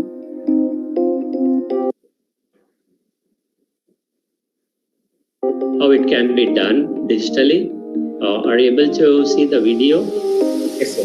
Yeah, okay. So this is just a 2-minute video. Now they're trying to put the references by the Facebook. So the software takes up the Artex articulator that has been used here. So all the reference claims are being used though. And it is also that they are programming it, and then they can have it to move the mandible accordingly as it is noticed. You record the position of all of them. Once it is done, now it can record now the movement of the mandible. It can also record the angulations of the condyle and anteposterior positioning. All that it can do now. So you can see the movement of the mandible. And as it goes further, it can be done, all that can be fed to the software, and now the teeth can move, the jaws can move on the articulator. You can use different articulators also. There are options to use different articulators, and then you can change the articulator and do the work according to your expertise. Okay, so finally, what all researchers express is whatever the method we are using, it is the practitioner's experience and familiarity with the particular technique is critical, and the clinical precision when recording the centric relation. So it is very important for us to train ourselves with any particular technique. If we master a particular technique, all the techniques will work. As we saw, all the techniques do have some error, but then we have to overcome this. Now, I just have some points that we need to think about. Is it really a bone-to-bone relation? Because the disc is there in between. And this term coined as bone-to-bone relation is when they did the cadaveric studies, or before that, the skull bones are studied. So they said it's a bone-to-bone relation. We are still carrying the same with us to say centric relation, and we say tooth-to-tooth relation, teeth are coming in contact. Bone-to-bone relation, bones are not coming in contact, right? So maybe we have to think on it. And another point is they're saying bimanual technique, the having the chin guidance and all that as technique to record. Now, are they really technique to record, or they are technique to position the mandible in centric? So there need to be a differentiation because when it comes to the teeth in position, they say all these are techniques to record, and when it is an edentulous, they say that is the position that is to record, that is to position the mandible in centric. So maybe it's a time that we have to change certain things to rightly nomenclature these things. Still, there is a lot of scope to study centric relation, because as the most recent survey, systematic review, they said there are only 2 studies which have involved about 100 or more than 100 patients. Otherwise, they're all small studies, and they're putting across. So that is very important. Now, these are some questions being asked during the exams: the point centric or area centric, freedom in centric, power bite or centric, light centric, things like that. Okay, so there is a lot about the centric relation. Every aspect can take a good time, but within the 40 minutes of time given to me, I was able to give you an overview and just the outline. So before ending, I thank Dr. Prashanti. She is a professor at Manipal, Malacca Manipal Medical College and Dental College in Malaysia. And then all my postgraduates and the faculty of Vishnu Dental College for their constant support in preparing this presentation. And then the organizing committee for giving me an opportunity to give you this presentation. So thank you all for the patient listening, and then wish you all the best. Thank you. Thank you, sir. I still have 2 minutes. Thank you so much, sir. This is Dr. Manohar, the other chairperson. It was actually a very lucid presentation, and it is very difficult to cover this vast topic in 40 minutes. I think the postgraduates would have got benefited by this. The floor is open for yes, sir. The floor is open for discussion. Anybody would like to ask any question or put their questions in the chat box, they could do so.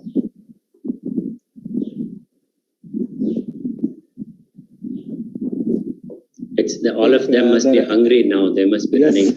for the lunch. Yes, sir. Yes, sir. On behalf of the 23rd IPS Jaipur PG convention, please accept this token of appreciation, sir. This is from us. Please accept. Yeah, I could not have my certificate because I haven't received yet. Okay, sir. That's fine. Okay, sir. I think we might get it in a day or two. Yeah. That's fine. No yes, issue. sir. Thank you so much, sir. Nice to know you also, sir, in person. Thank you, sir. Thank you. Thank you so much. Yes. So it was wonderful, sir. Wonderful. Thank you, Dr. Sati. Yes, sir. Yes, sir. Yes, sir. I just tried to confine it. Yes, sir. Yes, sir. Yes, sir. Yes, sir.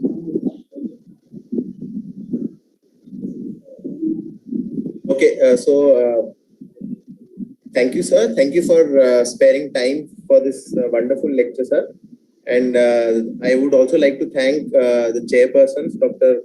Chalpati Rao, sir, and Manoharan, sir, for sparing time for this session, sir. And on behalf of the organizing committee, sir, we would like to give you a token of appreciation. That is your certificate, sir.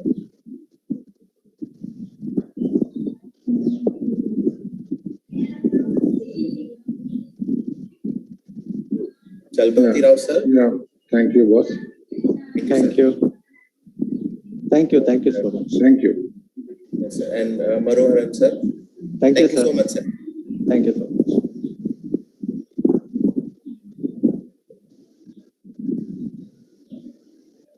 Okay, so we will conclude this session then, sir. Okay. Okay. Thank you so much. Thank you all, sir. Yeah. Thank you.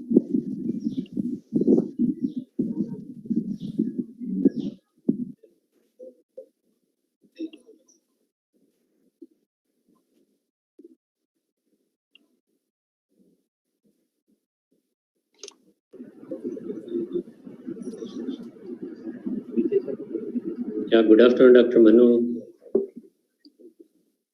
You are muted. Yeah. Dr. GP Singh. It was real pleasure listening to you, sir. Excellent, sir. Did you? Oh, thank you so much. Throughout, yes. Good afternoon, Dr. Gaurapal. If I'm audible, I thought I'm not online. I see. I think the next lecture is of Dr. Ramesh Nadigar, sir.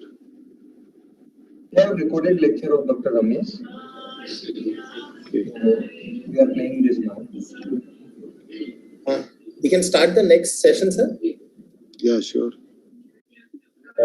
Ramesh, sir, management of poor resolved mandibular edentulous foundation. Sir is not joined everything. Sir, we have recorded lecture of Ramesh, sir. Achha. So,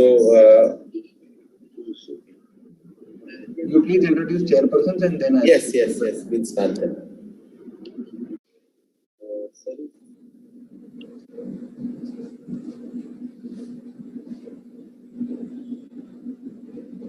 Okay.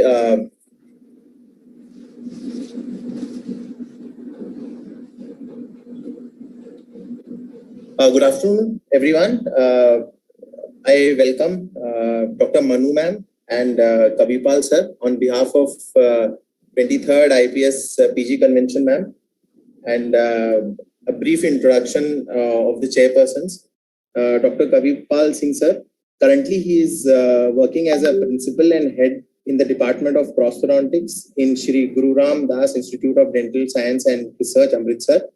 Sir has done his graduation and post-graduation from Government Dental College, Amritsar. He has international certification on principles of bioethics and human rights of the UNESCO Universal Declaration on Bioethics and Human Rights. He has been awarded as International Best Dental Educator Award presented by World Dental and Oral Health Organization 2019 in London, UK.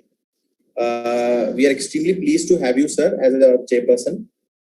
Then Dr. Manu Rathi ma'am is presently working as Senior Professor and Head of the Department in Postgraduate Institute of Dental Sciences, Rohtak. Currently, she is President-elect IPS Haryana State Branch. She is a member of National Academy of Medical Sciences, Fellow of International College of Dentists, and Berry Fortune Academy. She is diplomat in World Congress for Oral Implantology. She is the associate editor, member, reviewer for national and international dental and medical journals. She is a co-chairperson, Dental Technical Committee, NABH, Quality Council of India. She is certified assessor for National Accreditation Board for Hospital and Healthcare Provider. She has more than 180 publications in various esteemed peer-reviewed national and international journals. We extremely pleased, ma'am, to have you and sir both as chairpersons for this session. And kindly, ma'am, take over the proceedings. Thank you so very much, Dr. Bijay Singh. So before we start with the scientific session, I would like to confirm the connectivity. Am I clearly audible and visible across, please? Kindly confirm. Yes. Yes, ma'am, you are. Yes. Right.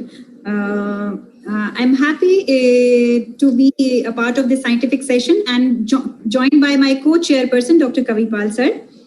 And the speaker for the current session is Dr. Ramesh K. Nadgar. And Dr. Nadgar is Professor, Department of Prosthodontics, and he is also the Dean Support Services at SDM College of Dental Sciences and Hospital, Dharwad. He completed his BDS and MDS from Bapuji Dental College and Hospital, Mysore University in 1991. And he's having a vast experience of over 20 years. He has several publications in national and international journals, widely published.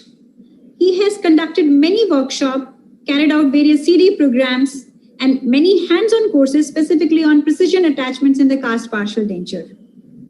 He's been invited as guest speaker at various national scientific events. And with his vast experience, clinical and academic, which is spanning over 20 years, we are happy to have him as a speaker for this scientific session. And he's going to speak about the topic, prosthetic management of poor resorbed mandibular edentulous foundation. Dr. Nadgar sir, podium is all yours, please. Over to you, sir. Hi, good afternoon, everyone. First, before start my keynote lecture, first I would like to, at the outset, I would like to thank all the organizing committee members of 23rd IPS Convention, Jaipur, and especially I thank Dr. Narendra Padiyar for giving me an opportunity for the keynote address.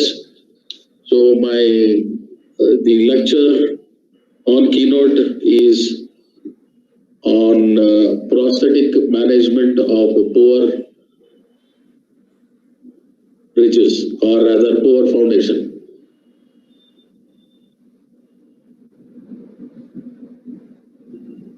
So this presentation comes from me, myself, Dr. Ramesh Nadgar, Professor, Department of Prosthodontics, and attached to SDM College of Dental Science and Hospital, Dharwad. So to start with this keynote lecture on prosthodontic management of poor edentulous disease, as you all know, the optimal outcome of complete denture treatment by a prosthodontist depends on the successful integration of the processes with the various oral functions of the patient and also by the psychological acceptance of the dentures by the patient. So now we may often see certain patients coming to our clinics with a bag full of dentures, usually made for patients with a poor foundation. So these dentures often fail to satisfy the patients. Hence, it is our moral responsibility, or it's a responsibility of a prosthodontist to understand and find an optimal solution to this intraoral problem, as well as manage patients psychologically.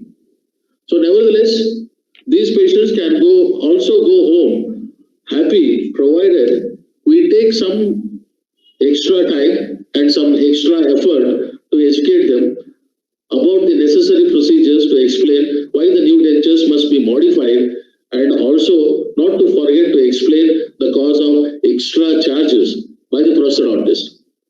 So, to earn more, we'll have to learn more. Now you must be wondering why I am showing this monument. It's everybody knows, or everybody know that it's a Leaning Tower of Pisa, Italy. This historic building leaned towards one side and had a continuous and gradual increase in tilt, which reached nearly a 5.5 degrees in 1990, which was a result of unstable and poor foundation. So it was built in 14th century. The soft and poor foundation could not withstand the tall building and its weight, which was the resultant of poor planning and execution prior to the construction by the architects. The same way, or it is the same which was corrected later and was stabilized to maintain the historic monument. So in a prosthetic sense, bone is considered to be the base which provides the support for the dentures. So in the physiological sense, it is an area where forces created while biting and chewing food are transmitted. So at last, poor foundation is of, or rather proper foundation is of a paramount importance, be it for the historic building or for the support of mandibular denture. So quite often we say that we have, or the patient has got a poor foundation, poor mandibular foundation or maxillary foundation. What exactly it means and how to identify that it's a poor foundation. So coming to the topic, what does a poor mandibular foundation mean? If a patient enters the clinic, how we can say that this ridge is not adequate to support a conventional prosthesis? So the poor mandibular foundation is a foundation where there is a severe mandibular bone resorption noted internally by a decrease in density of bone and externally by an alteration in its form. So there is a severe mandibular atrophy, the ultimate aftermath of the alveolar resorption, creating a rigorous test for a patient's tolerance and a prosthodontist skill. So here the prosthodontist plays a very important role, and where he or she has to exhibit his or her skill in this managing the poor foundation. The problems including, among others, are the prosthetic retention and the comfort. So this in turn may affect the functional abilities. These functional deficits are amplified in the mandibular foundation because of less surface area. So to understand what a poor mandibular ridge is, it is important to understand that an ideal ridge means. So now an ideal ridge, the Godshell defines the ideal denture supporting ridge as it should possess the adequate bone support for dentures, bone covered by adequate soft tissue, no undercuts or overhanging protuberances, no sharp ridges. Like that, he has mentioned about the 10 requirements to call it as a good support or a good foundation to support the dentures. So now we can see in this picture, a poor mandibular foundation will be flat with the alveolar bone resorbed. Sometimes the genial tubercles come above the level of alveolar ridge. The overlying mucosa may be thin, and on palpation, if we apply slight pressure in the region of the mental foramen, the patient might feel pain because of the change in the position of the foramen, because of which the nerve comes onto the surface of the crestal bone beneath the mucosa. So when you speak about bone resorption or the alveolar ridge resorption, exactly which part of the bone is being resorbed here? The basic anatomy of the bone is very familiar to all of us. This hard tissue is made of two parts basically, namely the basal bone and the dentoalveolar bone, which houses the teeth. The dentoalveolar bone remodeling depends on the forces acting upon the masticatory function of teeth and forces acting upon the teeth, while the basal bone is influenced by the forces acting upon by the muscles of mastication. Hence, after the extraction, the dentoalveolar bone tends to resorb as there is an insufficient amount of force that is acting upon it from the teeth. While there are even undergoes loss of basal part of the bone after many years, since the muscles of mastication is not sufficiently used for the purpose of chewing now, what are the problems encountered with the poor mandibular foundation? What exactly we have to stress more on these such type of cases? So now we know that we have come across a patient with a considerable amount of loss of residual alveolar ridge. What are the problems we can expect as a prosthodontist to encounter as we start to proceed with the fabrication of the processes? So the first is a poor ridge. Of course, the poor ridge is of a poor soft tissue attachment, flabby tissues which can move around and displace our dentures. So when you start making the impression, because of the pressure of the impression material, as we apply or exert pressure, the soft tissue displacement will be there, and along with the displacement, as we all know, there will be displacement of the dentures also. So now the first one is genial tubercles. The genial tubercle may be superior to the crest of the mandible, resulting in a decreased or absent lingual vestibular space, and also the action of muscles attached to them also contribute to the lift the dentures. Then comes the mental foramen, which comes to the superior surface of the ridge, causing the nerves and the vessels coming out of it to be impinged by the denture. This has also seen to cause a paresthesia or numbness in the lower lip. Then coming to the muscle attachments here, because the muscle attachments come close to the crest of the ridge after the residual ridge resorption during function, actions of these muscles tend to displace the dentures significantly. Their contraction lifts the muscles and mucosa. And here the major blood supply to the mandible changes from inferior alveolar vessels to the periosteum. So it should be made sure that after surgical procedures, the bone is not denuded of its periosteum. So these are all the problems we encounter once there is a severe resorption of the bone. We have to take care of all these things. So now various classifications have been put forward through the years to explain the residual ridge. Braidmark classified it based on the bone quality and quantity. Wickel and Schwab classified it based on the loss of vertical height into 3 classes. Koch and Bata had separate classification to describe the residual alveolar bone of maxilla and mandible. Neal classified it by comparing the space between the floor of the mouth and the myloid ridge. Mercier classification, Jelster's classification, like that we have so many classification, ACP classification by radiographic interpretation of the distance between the mental foramen and the ridge. Sorry, calculating the resorption index, etc. So now here, the Atwood categories or the Atwood classification holds good, and he classified this mandibular residual anterior ridge like this. The other one, pre-extraction, order 2, post-extraction, high well-rounded, knife edge, low well-rounded, depressed. These are all the things we know already.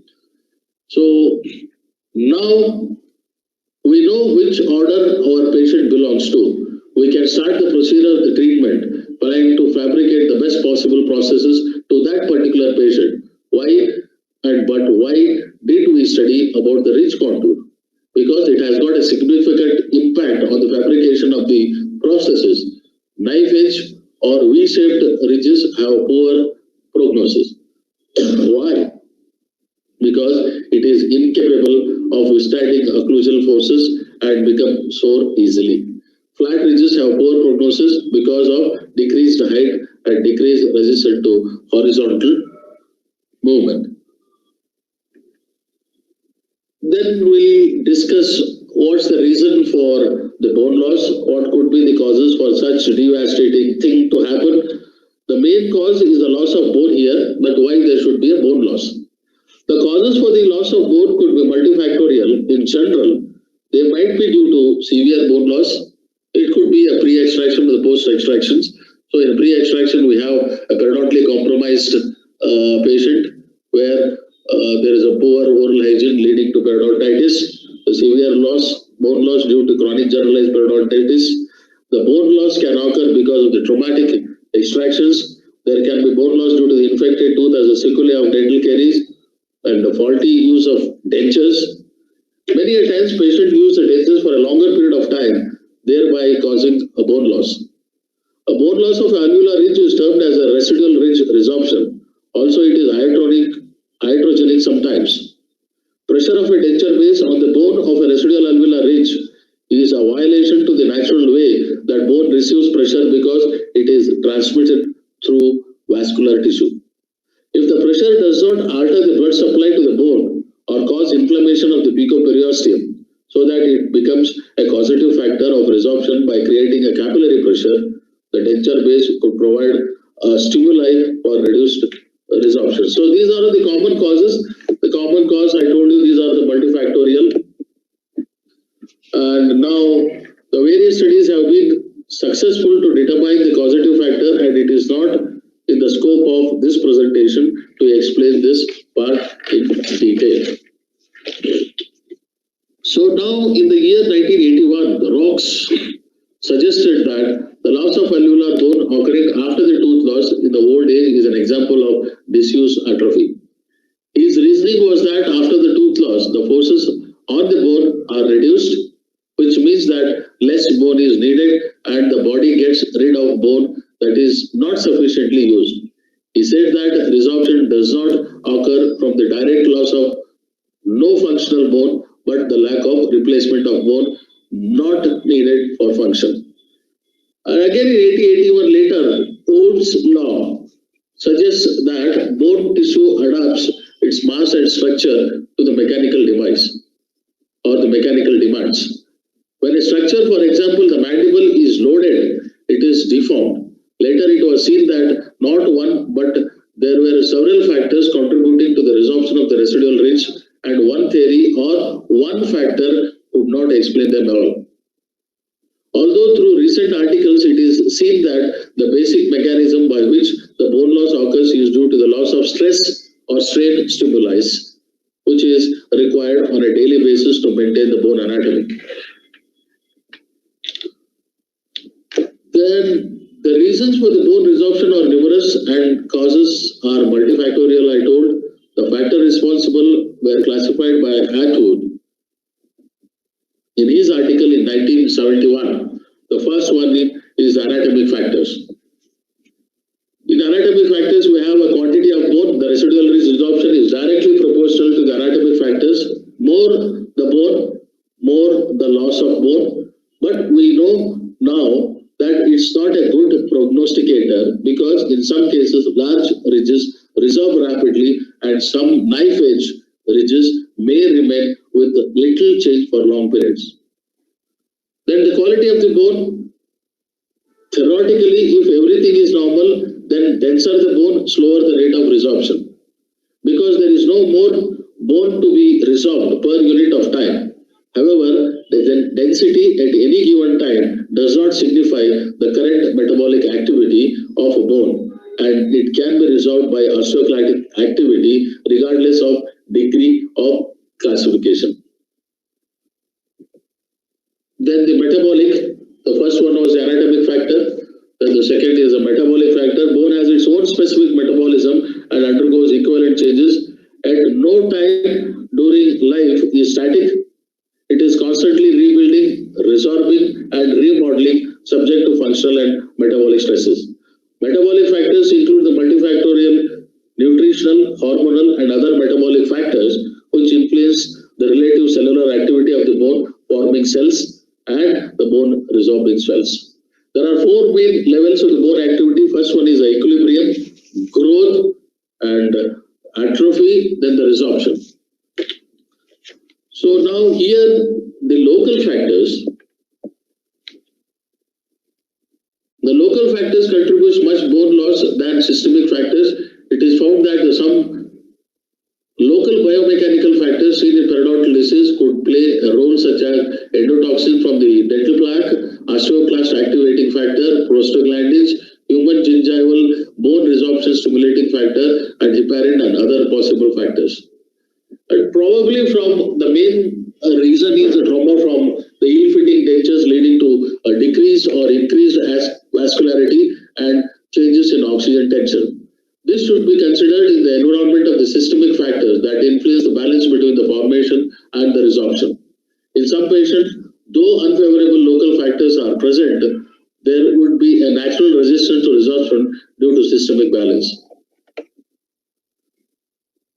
functional factors here. The functional factors include the frequency, intensity, duration, and the direction of forces applied to bone, which are transferred onto cellular activity, resulting in either bone formation or bone resorption.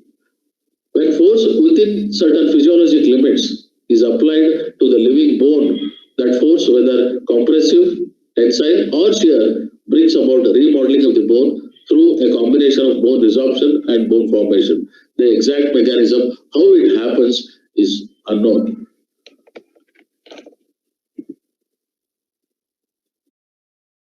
So now coming to the prosthetic factors here, there are certain factors which indicate that excessive bone resorption can be caused by physiologically intolerable forces produced by functioning of the complete dentures.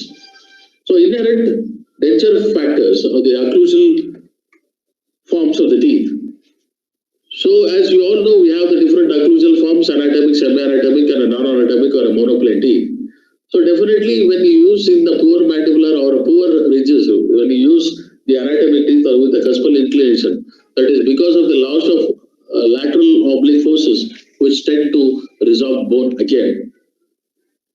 And the deformation of the denture bases also. So when the patient uses the such type of dentures for a prolonged period of time with the deformation of the denture bases, which are ill-fitting rather, so because of the instability, the pressure or the forces will be directed onto one local area and it forms or it gives rise to resorption of the bone.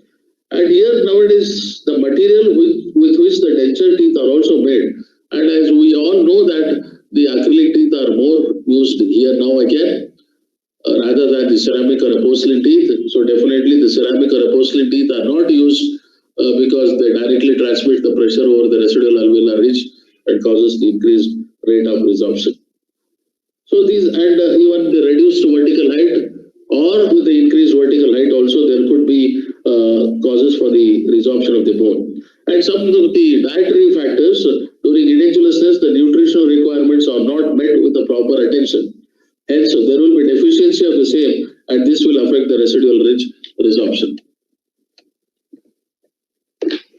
So, although it was seen that the physiologic stress or the strain was essential to maintain the anatomy of the residual bone, it is also true that the osteoclastic bone resorption in the residual ridge depends on the intensity of the mechanical stress applied to the denture.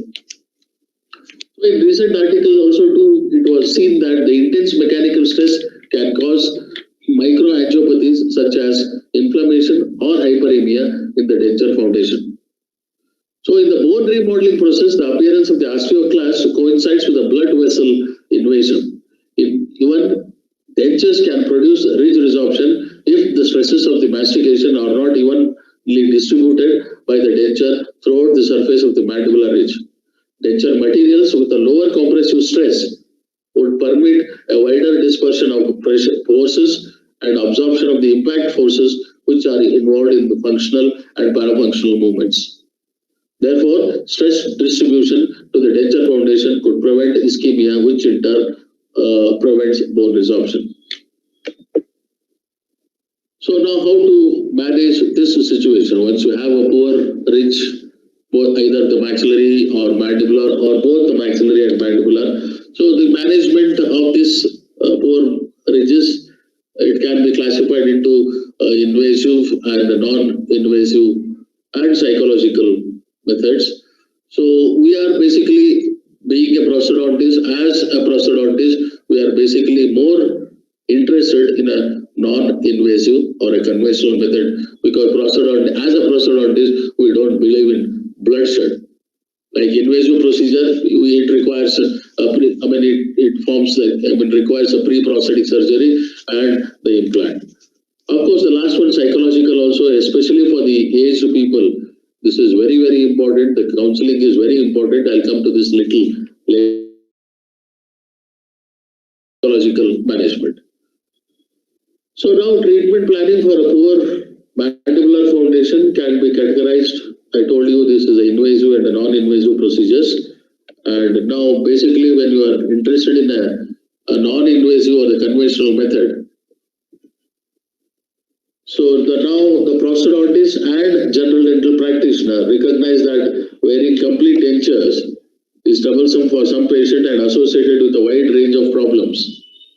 The complaints related to complete denture retention, which helps in psychological comfort, and about the stability, which helps in physiologic comfort, and the last one is the support, which helps in longevity. Such problems become even worse with the mandibular dentures due to a number of anatomical and physiological factors. The oral discomfort, defective speech, difficulty during chewing, and irritation of the supporting tissues are examples of the problems that are associated with the inadequate denture retention. It was also found that patients' use and satisfaction with the complete dentures is highly dependent on the quality of denture retention. So, before starting the prosthetic treatment, we can think of modifying the poor mandibular foundation and try to make them a better option for a prosthetic treatment. There are certain pre-prosthetic surgeries, but I'll not be explaining much, and I'll not be in a position to explain these prosthetic surgeries because basically I'm not a surgeon. But there are certain pre-prosthetic surgeries also which helps to aid in retention, stability, support by improving the foundation. The pre-prosthetic surgeries include basically the basic surgeries, the bone recontouring, simple alveoloplasty associated with the removal of multiple teeth, the lateral palatal exostosis, tori removal, soft tissue procedures like maxillary tuberosity reduction, mandibular retromolar pad reduction, lateral palatal soft tissue excess, and labial frenectomy, lingual frenectomy, and certain stages, the immediate dentures, 1 stage, 2 stage, or the over denture surgery. And there are nowadays we have ridge preservation procedure, and we have advanced surgeries like a mandibular and maxillary augmentation, ridge extension procedures, and correction of abnormal ridge relation, segmental alveolar surgery. These are the different surgeries. Ridge preservation, miscellaneous, we have the ridge preservation procedure, root extension, and the root cone implants. So these are the pre-prosthetic surgeries, but basically we are not much interested in this pre-prosthetic surgery, and I'll not be explaining much about these pre-prosthetic surgeries. So among these pre-prosthetic surgeries, Jennings in 1989 in his article has described a procedure necessary for the treatment of mandibular compromised ridge, such as preventive prosthodontics. In preventive prosthodontics, we have overdenture extension procedures like vestibuloplasty, the Kanzanzin lip switch, and Abuser methods. The autologous overlay grafts, transoral autogenous bone grafts, osteotomy grafts, so alloplastic grafts, hydroxyapatite et al., and the next, of course, is the implant. So these are all the pre-prosthetic surgeries. I'll not be explaining much about these things. The oral crest lengthening, where we are going to increase the crest and sulcus deepening here. And you can see all these different surgeries. And this is the distraction osteogenesis. So now basically the prosthodontist must also keep in mind the risk involved in such surgeries and weigh the pros and cons, and then diagnose and think about the treatment options and choose the best available option which is deemed necessary for the patient without causing excessive harm.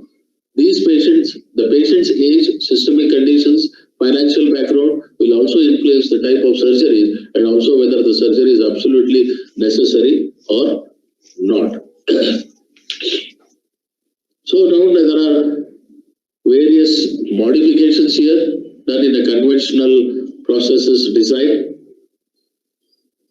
The various methods employed to enhance the retention and stability and support. The main aim is to advocate the impression procedure that gain maximum area of coverage by obtaining a fairly long retromolar flange for a better border seal and retention. To educate and retain the patient to maintain the tongue position on the top of the lower anterior. This is very important step. Usually we tend to forget this. First, we have to train the patient how to, we have to train the patient for maintaining the tongue position, which also this musculature helps in stabilizing especially the mandibular denture. And the next, of course, is a broader coverage of the foundation to better support the structures. So there are different modifications in the treatment plan. Usually the proper final impression technique employed can significantly improve the denture stability and retention and improve the denture function. The various final impression techniques have been described, such as the mucostatic, mucocompressive, selective, functional, and the last one is the neutral zone technique. And there are various materials also used: the impression plaster, resinous wax, zinc oxide, visional impression paste, alginate, polysulfide, additional silicon, and so on and so forth. So in complete denture final impression, we have two techniques: open mouth and a closed mouth technique. Usually we started with the open mouth with the two stage. The first is the primary impression, then later on we go for the final impression. Again, two step. Usually here in the final impression, we instruct the patient to do the molding by himself or herself under the guidance of the dentist. That is the border molding and final impression, operator manipulated, or it is functional molded. Then the technique again in the final impression, we have a mucostatic impression technique, selective pressure, functional, and the neutral zone impression technique. So now here there are so many techniques involved in the impression procedure for a compromised ridges. So now here recording the entire functional bearing area ensures the maximum stability for the denture during use. However, the difficulties arise when the quality of the denture bearing area are not suitable for this purpose. Therefore, the special impression techniques have been proposed, such as you can see here the dynamic impression technique, the keys technique, admits technique by McCord and Tyson, all greens technique, flange technique, functional impressions, the neutral zone techniques, sublingual crescent extension, and the modified fluid wax technique. So these are all the modifications in the treatment plan or modification in the treatment procedures for a compromised foundation. So we'll discuss one by one. And here, the dynamic impression method. So in the dynamic impression method, there are two techniques: the first technique, second technique, and the third technique. So now here, the old dentures can be, the second technique, the old dentures can be used for impression when opposing natural or artificial teeth are present. Often the vertical dimension at occlusion is decreased, hence steps are placed at a re-established height. The mandibular rests are built up until including the interocclusal distance here. So now the denture is processed conventionally, then a correcting dynamic impression is made in the denture base to reshape and complete the final design, and the denture is relined. So this is about the dynamic impression, the second technique and the third technique. Now, what is exactly the admits technique? Proposed by McCord and Tyson, the impression compound and the green stick compound are taken in the ratio of 3:7 parts by weight, is placed in a bowl of water at 60 degrees Celsius and kneaded to a homogeneous mass that provides a working time of about 90 seconds. This homogeneous mass is loaded onto the tray after wax spacer is removed, and the patient is made to do various tongue movements to record the borders. So this is the admits technique proposed by McCord and Tyson. And the all-green technique is in this technique. The mandibular secondary impression is made using a green stick tracing compound. The green stick compound is kneaded to a homogeneous mass and was loaded on a special tray, and border movements were done. The final impression is made using a zinc oxide visional paste. So here the green stick has got a closer affinity towards the tissues, so that the adaptation is better. So now in denture construction, the closer the adaptation of the denture to the basal structures, the more accurate the periphery to establish and maintain a strong meniscus, and the greater the area covered by the denture, the greater will be the retention. The oral and facial musculature apply the supplementary retentive forces, provided that the teeth are positioned in a neutral zone, the polished surface of the denture are properly shaped, and especially we have to give more importance for the buccinator muscle, because the buccinator muscle fibers, they run parallel to each other.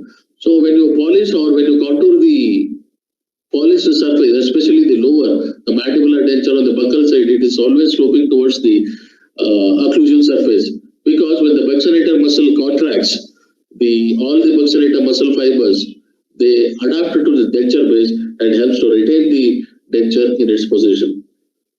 So the contouring of the polished surface is very, very important as far as the stability of the denture is concerned. Then next comes the modulus also. Here, as you all know, that modulus is exactly the mandibular and the first premolar area on the buccal side here.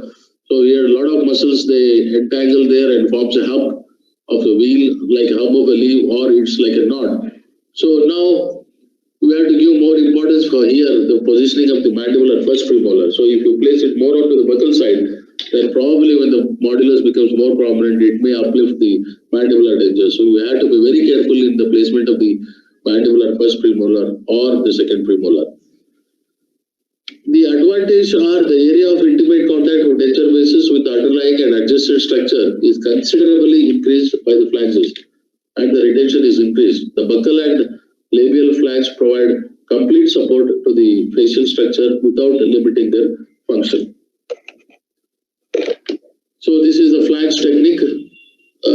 Based on this principle of use of musculature, Lott and Levin proposed the flange technique in 1966. The reasoning behind it was to use the flanges molded by the patient on the facial, buccal, lingual and palatal surface of the denture to the individual requirements of each patient. This was theoretically and practically accurate, and it is also showed results which were superior to the results of the discretionary methods of determining the tooth and the tongue position and the arbitrary carving of the facial, tongue and palatal surfaces. The procedure is prepare the patient by sealing a small metal keel into each occlusal surface on both the occlusal ribs. A keel developed for this technique is a small elongated metal ellipse, 1 inch long and 3/16 of an inch wide, with a similar ellipse in the center lengthwise on the undersurface of the first at right angles to it.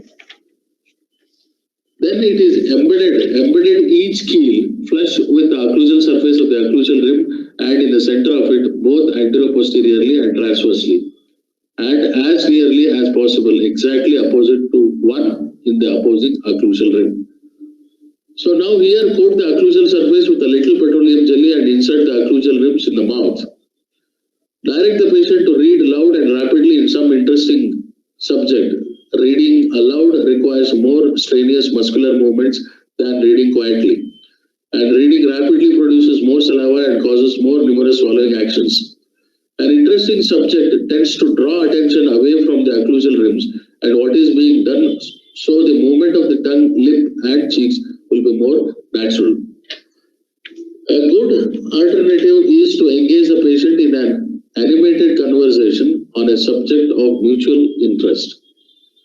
Direct the patient to forcefully grin and pursue the lips as a final requirement. These actions will remain natural function of most of, if not all the muscles involved. And now we'll talk about the importance of the tongue, the role of the tongue in maintaining the position of maintaining the denture in its position. The position of the tongue in the mouth plays an important role in keeping the dentures in place. The tongue also acts as a retentive factor for the maxillary complete denture patient with an unfavorable mandibular ridge. Shannon described 3 important factors in dealing with a position. The ideal tongue is forward and resting on top of the lower anterior ridge when the patient casually opens the mouth. Such a position will effectively form a lingual border seal. A retruded tongue makes it almost impossible to establish this seal. The activity of the lips and cheeks on the labial and buccal surfaces of the mandibular denture, functioning concomitantly with a delicate lingual tongue, contracts plays an important role here. in retention. The production of this sound, E, as in the word knee, helped to retain the patient to use the tongue and buccinata muscle to retain and stabilize a new mandibular denture. Coordinated muscle activity is developed, or it was developed with the use of phonetics to teach the patient how to improve the retention of a new mandibular denture. Then, of course, we all know about this neutral zone concept. So with this neutral zone approach to complete denture, the procedure is reversed. The individual trays are constructed first. These trays are very carefully adjusted in the mouth to be sure that they are not overextended and remain stable during opening, swallowing, and speaking. Next, modeling wax compound is used to fabricate occlusal rims. These rims, which are molded by the muscle function, locate the functional or the patient's neutral zone. After a tentative vertical dimension and a centric relation have been established, the final impressions are made with a closed mouth procedure. Only when the final impressions are completed are the occlusal vertical dimension and centric relation finally determined. The moldable material used to locate the neutral zone also determines the shape of the arch and angles and contours of the body of the denture. These three entities are determined by the size and function of the tongue and the action and tonus of the lips and cheek. So you usually say that when you arrange the teeth, it has to be always in a neutral zone. So this neutral zone concept plays a very important role as far as the stability of the denture is concerned. So when you arrange the posterior, especially the posterior teeth, we tend to say that, or usually we say that the teeth should be always arranged in a neutral zone. So what is this neutral zone? Neutral zone is a zone of equilibrium where the tongue muscles from the lingual side and the lip and cheek muscles from the buccal side, they are at a minimal tonic contraction. So to have a good stability, always the teeth should be arranged in a neutral zone. And you know what happens? Sir, sorry to interrupt, sir. Hello? Yes, sir. Sir? Hello? Sir, are you yes, sir. here? Yes, please, sir. Yeah, sir, could you please kindly summarize the lecture, sir, because we have reached the time limit, sir. Okay. To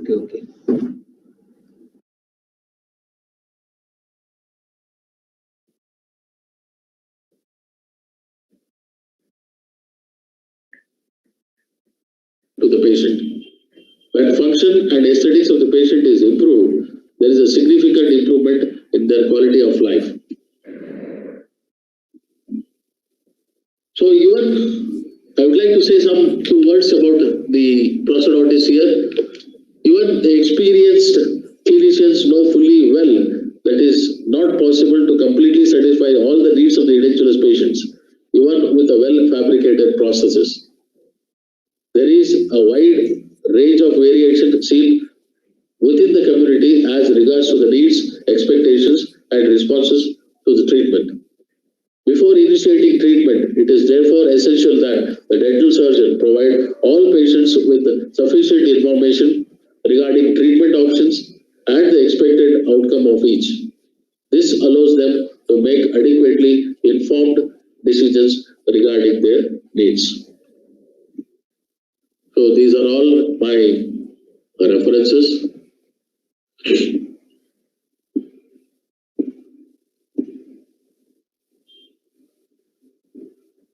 So thank you for patient listening and thanks for lending your ears for a while. So thanks a lot. And if you have any queries or any doubts, please contact me, Department of Prosthodontics, SDM College of Dental Science and Hospital, Dharwad, and my contact number and my mail ID also, dr.nadgir@yahoo.co.in. You can mail me if you have any doubts or any queries regarding the prosthetic management of poor edentulous ridges. Thank you. Thanks a lot. Thank you so much, sir. Thank you for the nice presentation. And you have very comprehensively covered up every aspect of the resorbed ridge. And I'm sure all the student delegates, they must have been benefited immensely because You attended to the minor details and presented in a language which a student can understand very easily. I'm sure it must be a very good learning experience for all the students and all the delegates who have joined us today. So I, along with my co-chairperson, Dr. Kavipal Singh sir, thank you for your nice presentation, sir. And I would, on behalf of the organizing committee, we can felicitate the speaker for this scientific session, please.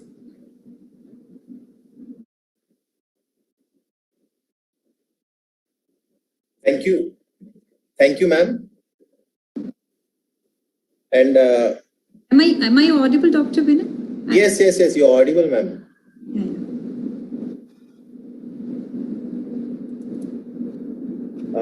And on behalf of, thank you, ma'am. Thank you, sir, for sparing your time for this session. And on behalf of 23rd IPS Convention, Jaipur, I would like to give you this certificate of appreciation, ma'am, from the organizing committee. Dr. Vijay, I very happily accept and very honored to accept this certificate from you and from the organizing committee. Thank you so very much. Yes, and Dr. Kavipal sir, thank you so much for sparing time for this session, sir. We are pleased to have you.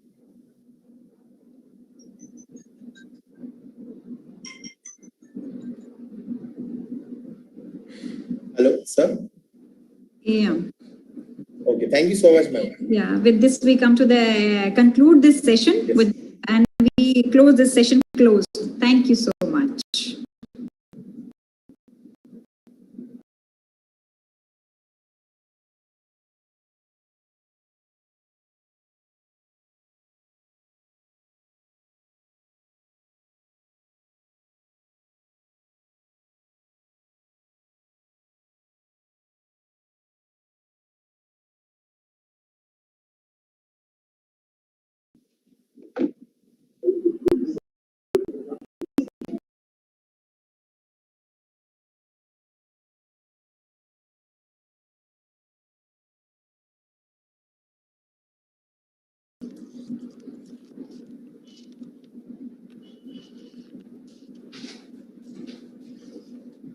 हाँ बेटा जी ये भी रख दो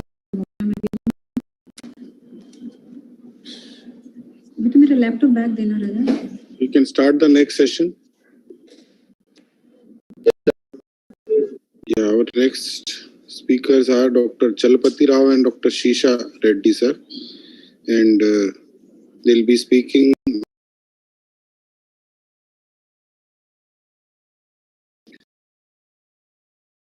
Dr. Seema Sathe and Dr. Roshan Kumar. Am I audible to all? Yes. Yes. So let me introduce our chairperson, Dr. Seema Sathe, completed BDS from GDC. Madam is currently working as professor in the Department of Prosthodontics, Crown and Bridge at Sharad Pawar Dental College Hospital, Maharashtra. She is currently pursuing PhD and fellowship in dentistry. Numerous national and international publications to her credit. She has also authored chapters in NABH manual and published monographs. And our chairperson, Dr. Roshan Kumar, is currently working as the Reader Department of Prosthodontics, DAP MRV Dental College, Bengaluru.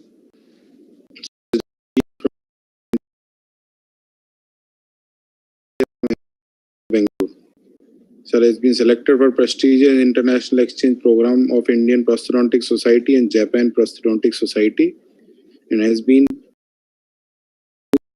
at University, Japan between 24 September to 9 in various international and national journals to his credit. Over to you, chairpersons. Thank you, sir. I'm very happy to be a part of this team today, and I would like to introduce the speaker, Dr. D. Chalapati Rao. Sir has done his BDS from STM College of Dental Sciences, Dharwad in the year 1993 and MDS from Dental College, Bangalore in the year 2006. Presently, he is working as professor and PG guide at Mamta Dental College, Khammam, Telangana. He is serving as Vice President of Indian Prosthodontic Society, has been an EC member of IPS for 3 terms. Sir is the founder member and editor of Indian Prosthodontic Society, Telangana. He has also served as a founder secretary and president at IDA Khammam branch. He has conducted many pre-conference courses and one-on-one session in various IPS conferences. He conducted many keynote lectures and faculty paper presentation in IPS conferences. We welcome you, sir. Thank you, ma'am. Thank you, ma'am. Hello, thank you, Dr. Gaurav, for introducing me. And it's my pleasure to introduce the other speaker for today, Dr. P. Shesha Reddy, sir. He is presently working as a professor and PG guide, Department of Prosthodontics, Government College and Hospital, Kadpa, Andhra Pradesh. He has completed his BDS from Sharavati Dental College and MDS from Sri Balaji Dental College. He has been a founder member and secretary for Indian Prosthodontic Society, AP State Branch. He is serving as an IPS Executive Council member from 2013 till date. He is a reviewer for JIPS and IJDR journals. And both Dr. Chalpati Rao sir and Dr. Shesha Reddy have been a pair of very good speakers. We have attended several papers and their presentations in these conventions and conferences. They are extremely good. Over to you, sir. Waiting to listen to you. The topic for today is protective perspectives of occlusal rehabilitation. Over to both of you. Thank you. Thank you, Dr. Roshan, for your nice introduction.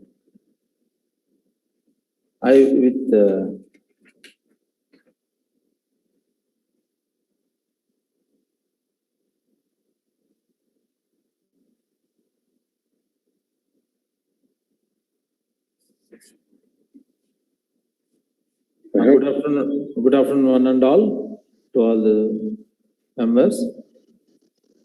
I thank the chairpersons for the nice introduction, Dr. Roshan Kumar, one of my friends. I, along with my friend Dr. Chalpati Rao, are going to present the most important yet volatile topic right from our undergraduate days. We try to make it simple as possible and hope it will be helpful for the postgraduate students. Okay, that is, the dentist needs a balanced view on occlusion, patient needs a balanced occlusion. Generally, all the dentists must have a clear understanding how teeth contact should occur both in static and dynamic positions in order to facilitate especially the masticatory function in a comfortable manner. Okay. In simple, rather dentists cannot repair or move or even remove teeth without being involved in occlusion. Hence, no escape for us. Yes, all of us here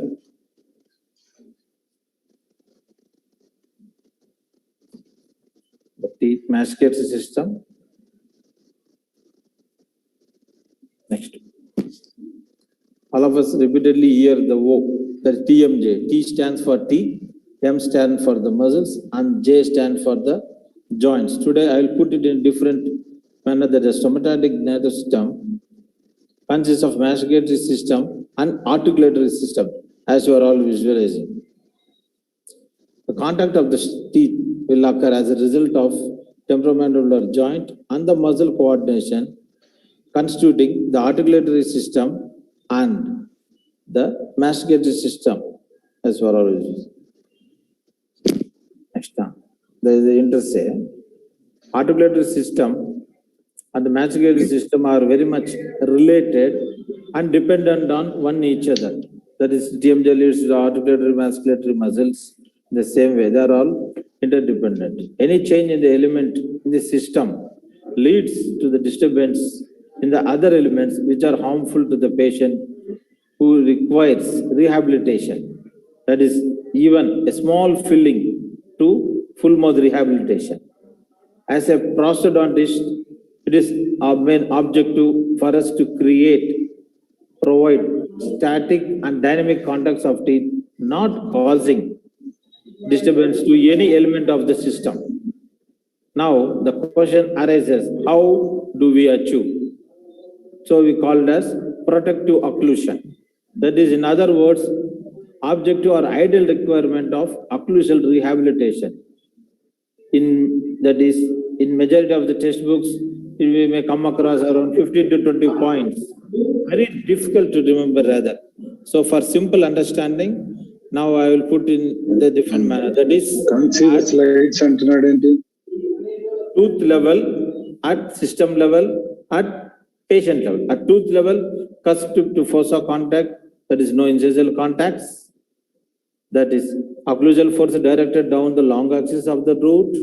And at system level, that is centric occlusion, centric relation, freedom in centric relation, no posterior interferences. At patient level, within the adaptive capacities of the rest of the articular system, that is muscles and the temporomandibular joint. So for now, I stop here and I give the presentation. My co-presenter, Dr. Chalapati Rao sir, will continue with the rest of the presentation. Dr. Chalapati Rao sir, please. Yeah, thank you, Shesha.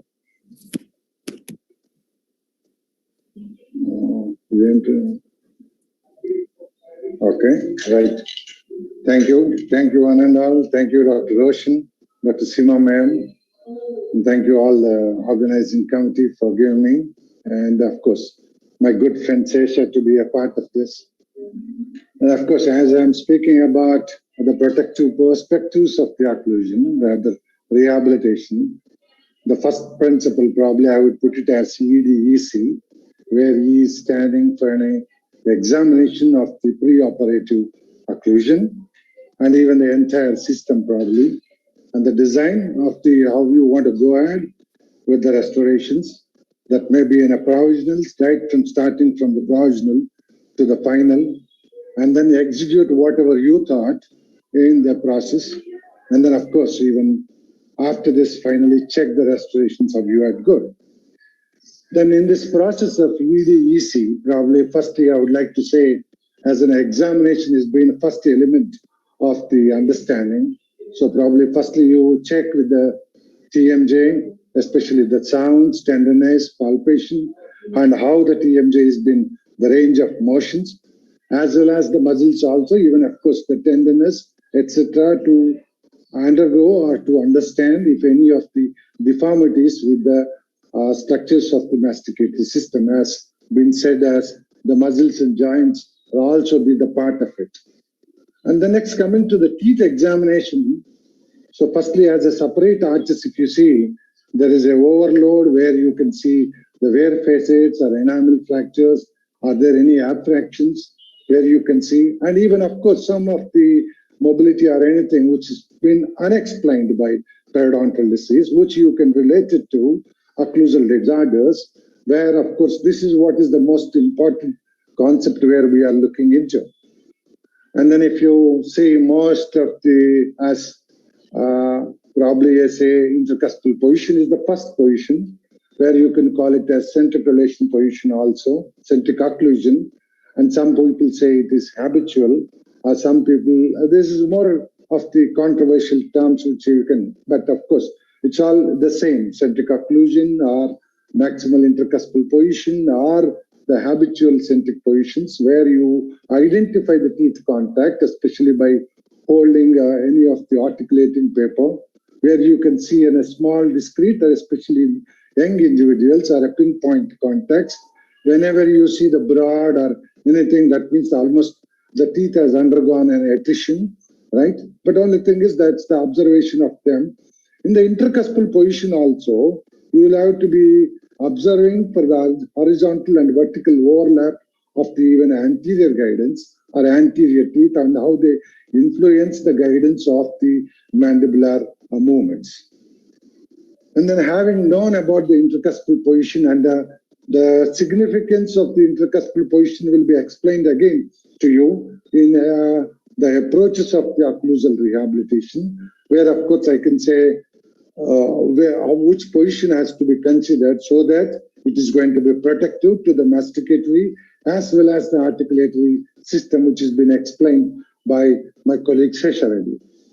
The next is the retruded contact position, where you call it as a centric relation position, where it is very difficult to identify or where it is difficult to locate, especially in the dentulous individuals, wherein of course in the edentulous individuals you can consider it as a bone-to-bone relation, but whereas in the dentulous individuals it is of course the tooth guided, and the teeth guidance because of the proprioceptor, then they tend to back go to the intercuscal position, but still you can of course guide the mandible by using any of the techniques what you are seeing.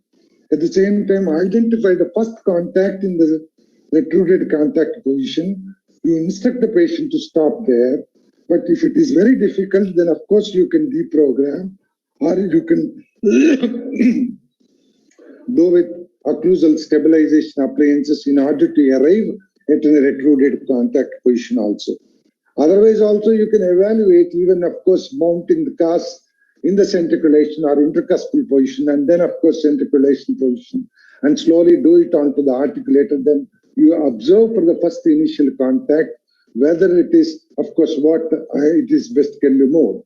Accordingly, in this position itself, where you have to understand as is there any slide between them, that is from the retruded contact position or centriculation position to the intercuspal position is to be understood. That is in terms of both qualitatively or qualitatively, where you will understand is that as a vertical and horizontal ratio, where you are seeing now vertical slide is being the more, where in the down slide it is the horizontal shift is being more, and at the same time whether you have to restore to a retruded contact position or intercuspal position depends on the what kind of an approach you are using, or if the contact can be eliminated, which is also being a part of the treatment, then of course you can rely on to the intercuspal position, where of course you call it, understand it as a confirmatory approach, where you can see then of course that contacts are not being stable, where you will have to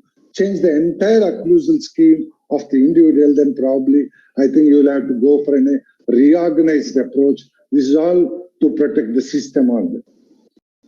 Then again, along with the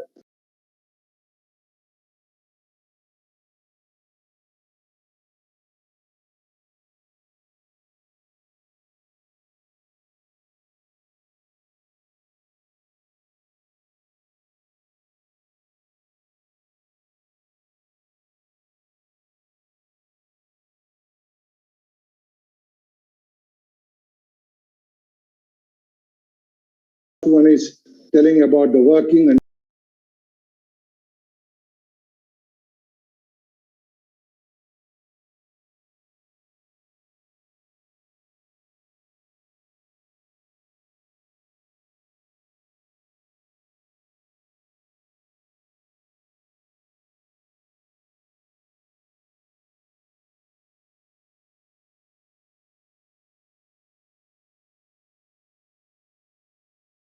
the occlusal scheme conforming to their guidances, or you can even slightly change whether it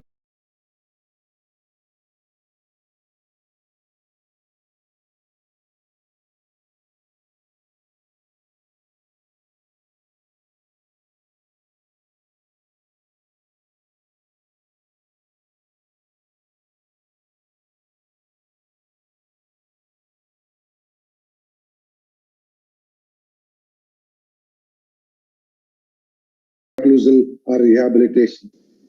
So lastly, another one is the loss of vertical dimension, where you have to go for an extensive procedures or extensive full mouth rehabilitation cases, where you all know the Tanner and Misserian classification. This is being illustrated through this diagram, depending on the interocclusal space, where it is you call it as class would require, you all know probably, where you measure the rest position as well as the occlusal rest position, and also you need to include about the facial profile position regarding whether vertical dimension need to be regained or not, so that in order to approve for the aesthetics of that individual also along with the function. So again, so having been known about all these basics, that is about examining the intercostal position, centralization, the slide, and then the guidance factors, and then the loss of the vertical dimension, which are effect have been occurred, then you go into whether the restoration has to be done at a greater level or a different level.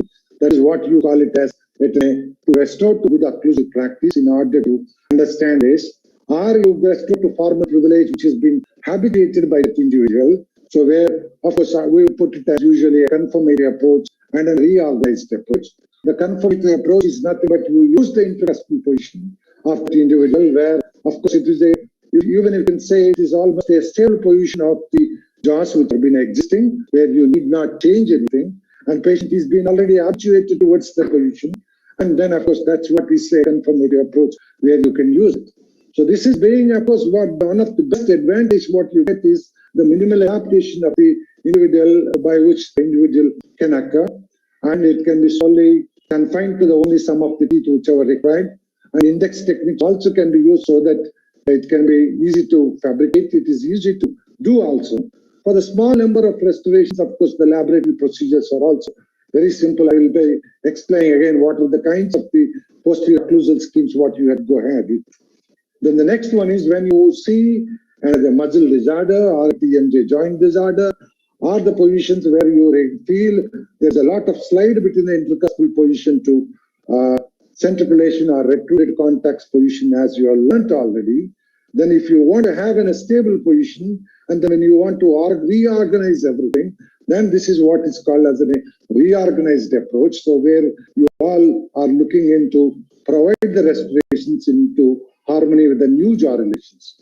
So that's the one where your crux is. So that's where the difficulty is existing. But still, when you have the complete knowledge of how it has to go ahead, then probably the reorganized scheme also should not make any much difficulty as compared along with the confirmatory approach also. So primarily to understand basically what you want has been said by my colleague Cecil already, what you exactly want in an ideal occlusion and a centralization and centric occlusion coincidence, and the force to be direct long axis. And then of course there should not be any interference. There should not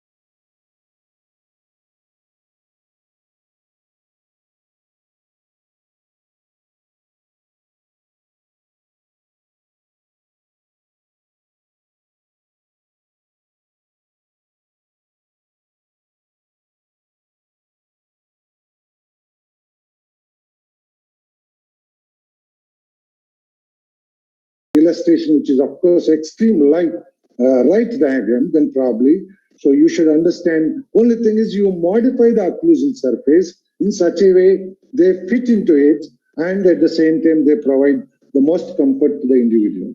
All these things, all the schemes, whatever you are saying is been establishing, directing the force all along the long axis, all along the long axis forces, whichever is falling, are being well absorbed by the periodontal structures of the tooth which has been supported, as well as the other structures are also, and at the same time, that's how. So in the last case, what you are saying is that you are giving a freedom so that the patient can have some amount of the freedom of the movement between these two.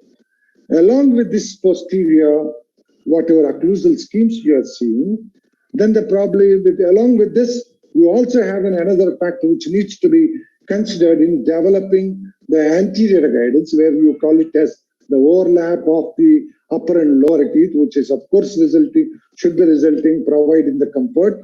And of course, it is resultant or it is going to be the anterior guidance, the posterior guidance also has to be in confluence with this. So that's how there are no deflections of the mandibular movements. Another biggest advantage or another biggest factor, what needs to be considered in the anterior guidance is, even if, of course, you are using the cement also, of course, even if you don't use the cement, but no cementation failure should occur. So understanding these posterior and the anterior controlling factors or all these occlusal schemes, why we need to do? It is also to protect the entire stomatognathid system, in turn that is masticatory system, as well as the articulatory system, and also to control the mechanical failures of the restorations also.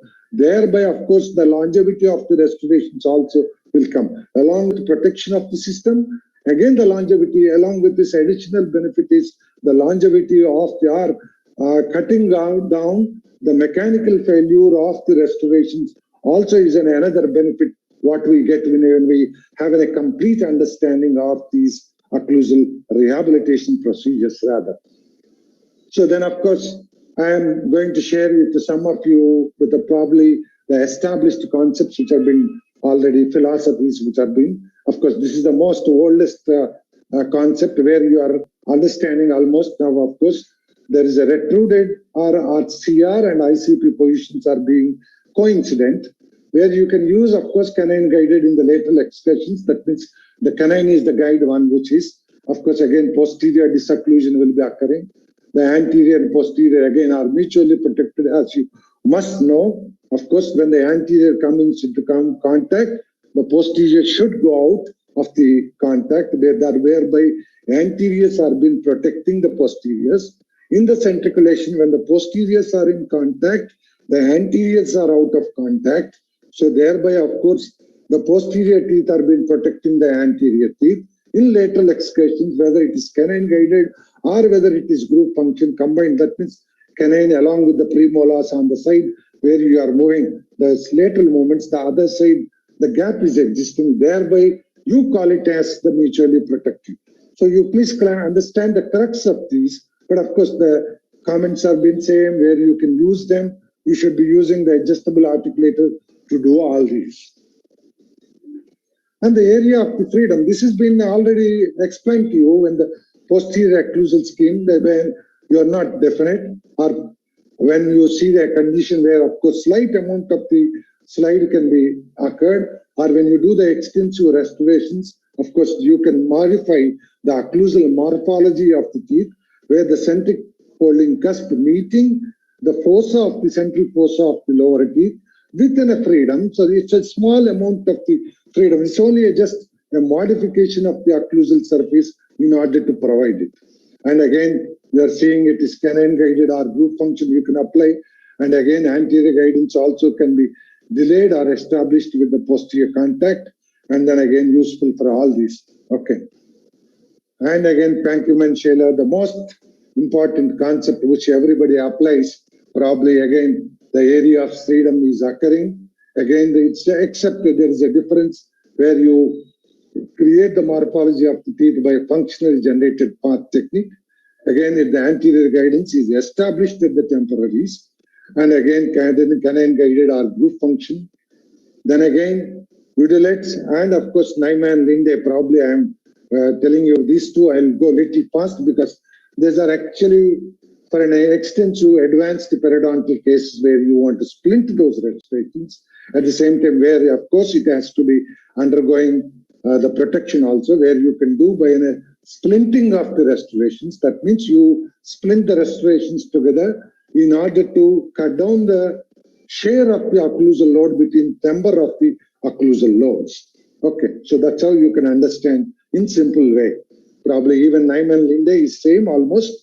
And then most recently, all the people are either follow Pankman Shaler or Hobotin stage, where of course I have not kept you in detail because you will not understand when I probably in the next convention, if any opportunity comes by the Bali, I'll present it as in terms of the case reports of the Pankman Shaler as well as the Hobotin stage to understand them. But right now you should just understand the basics, that is anterior guidance and the condylar path are being interdependent, which are dependent on again angle of hinge rotation and the cusp angle factors. So that's how there are controlling factors which you call it as disocclusion, and without disocclusion where we established the first one, the without disocclusion, and then of course the anterior morphology and anterior guidance also is being provided within a standard amount of the disocclusion. And this is what is the most important things which you understand as in a philosophies of the occlusal rehabilitation, all been directed towards the observation of the natural systems, and then they adapted. You can choose any of the system for your needs probably. So if you're understanding the basics of the positions of the teeth as well as, then of course which technique you will have to be identifying which is comfortable to them. Then with this probably I have completed the philosophies which has been there in the literature probably. Now I am trying to go ahead with a sequential preparation so that probably all the postgraduate students and I can understand how to go ahead with a full mouth rehabilitation cases you come across in the clinical years. But it is very unfortunate, probably all the final year postgraduate students are exam appearing, they are not been attending, most of them, or if they are attending, probably I think it's a refreshing knowledge to them. And I know almost last 1 year we have been in the COVID season, and most of the second years who are entering the third years also probably not have come across this, but this can act as only a tips for to do the full mouth whenever you come across in a full mouth rehabilitation cases. And with all this understanding, probably I would say occlusion should not be reorganized unless there is a good reason to do so. Because don't simply to jump onto the reorganized approach will make a lot of problems in the entire masticative system. Wherein, of course, where I'll tell you as in a sequential process of the going ahead with an occlusal rehabilitation, so that which is protective in nature in terms of the teeth which are holding the restorations, as well as the restorations which are the contact between the restorations is also being compatible with the muscles and the joints which have been existing, which is, you can call it as probably an entire intricacy of the maintaining the intricacy of the entire stomatognathic system. So where it is, of course, I had put it as in a sequential process probably for a simple understanding. Okay, the first step is being tried to avoid. I do not say that don't go to reorganize, but unless until you have a complete knowledge of the understanding of the basics, then you can of course always go for a reorganized. But please don't misunderstand, try to avoid the reorganized approach. Okay, because it's a very difficult process. The consequences of failure are more as if you don't understand and if you do not apply it properly. And even if large cases if you have, okay, as long as you see that there is a strong intercuspal position where the patient can rely upon, where of course he can be comfortably to provided with an occlusion in the intercuspal position where he has been already habitually directed. So then of course you can have an index technique, and then of course you can conform to these techniques. This only thing is you can split into the stages and you can go ahead also. Okay. Then that's how probably to find the centriculation, first one is, so where you, of course, especially this is most, I'm not trying to explain about the conformative approach as it has been simple in understanding, because where you are using the existing intercuspal position itself to use it. But when you want to reorganize, then of course it is your first primer is to know about the centriculation. The initial contact, what you are seeing in the second illustration, has to be identified. If it is a part of the treatment which can be removed, and of course patient goes to the intercuspal position comfortably, then of course you can come back to intercuspal position where instead of going for an instead of going for an reorganized approach. This is how, or if you have any difficulty with this, of course, where last illustration is also through an anterior stabilizing appliances, along with the deprogrammers to arrive at the particular situations, right? And then there is an equilibration.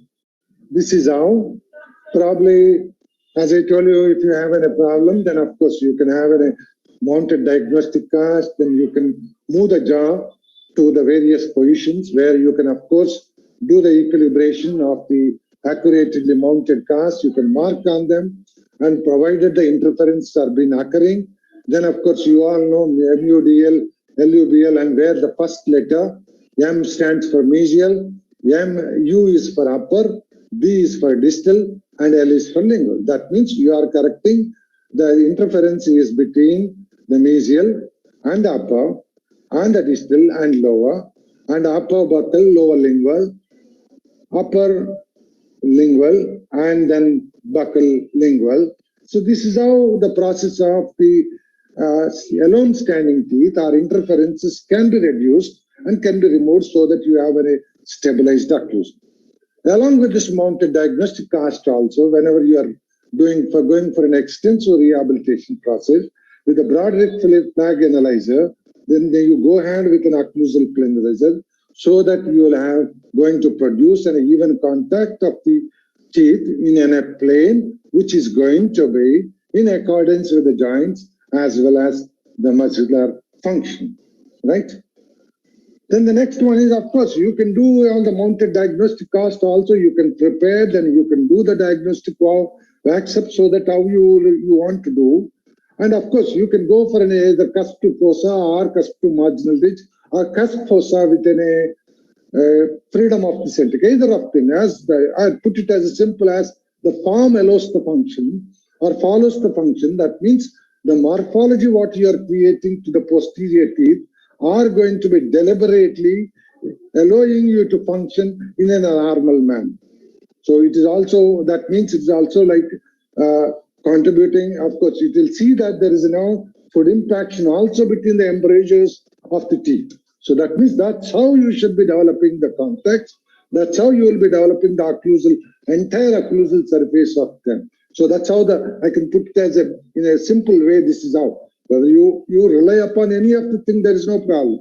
And again, the same posterior guidance or the posterior contact of the teeth also should occur along with an anterior guidance what you establish. That can be through, of course, whatever your illustration. It can be a customized guide table what you can enhance. And there is also a cusp fossa guide which you can help it. Of course, once it is the anterior guidance has been established, you can drop in a liquefied wax into it, and then you can put it onto the occlusal surface to carve all the occlusal modifications. That is how the cusps, marginal ridges, etc. So that again, the patient can be doing an amicable function. And then firstly, then after all these evaluations, then probably you go ahead with the preparation of the teeth, and then you construct the provisional restorations. And these provisional restorations also can be re-verified again on the articulator in all the various sections. And then again, the same provisional restorations again can be rechecked in the oral cavity, right?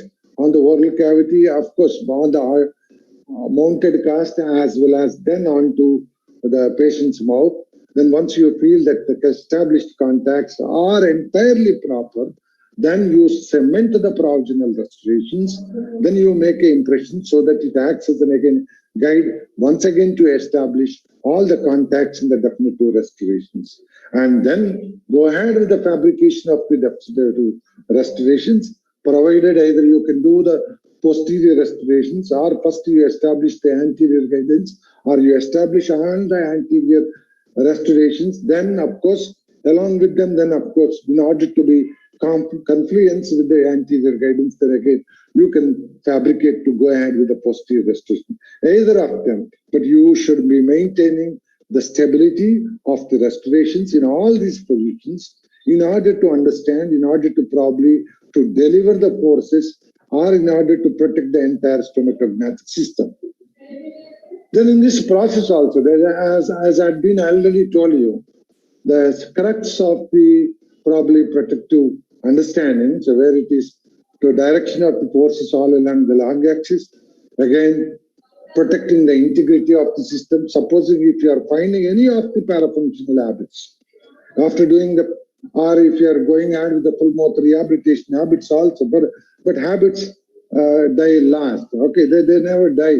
So that's how probably what you can do is you can protect all these restorations also by providing an overlay splint with a thermoplastic sheet, whatever you can split, if at all required. Okay, so this is how the process of the full mouth rehabilitation in a simple manner, right?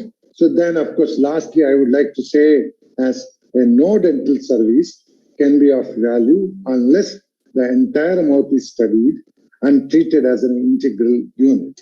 Probably with this, I tried to make as much as short as possible, and I tried to make it as concise as possible. It is for a simple student to understand how an occlusal rehabilitation as such. But of course, in terms of the probably as in a theoretical background, I didn't want to explain much because all of you are very primitive at the stage of this full mouth rehabilitation. Probably I'm expecting much of the second year students here. Lastly, I would like to thank my mentor. These are my references probably. And my mentor and organizing chairman also, Dr. Padiyasa, and my guide and my mentor, Dr. N. Kalavati ma'am, professor and head of the Dental College, and then entire organizing team, that is Gaurav Pal Singh and scientific committee chairman, Pragati Karani, and my co-speaker, Dr. Cecil Reddy, and chairperson, Dr. Seema Sati, and Dr. Roshan, who is my good friend, as well as all the students, all the participants who are listening to my lecture all throughout very patiently. Thank you all once again. Thank you, sir. Yeah.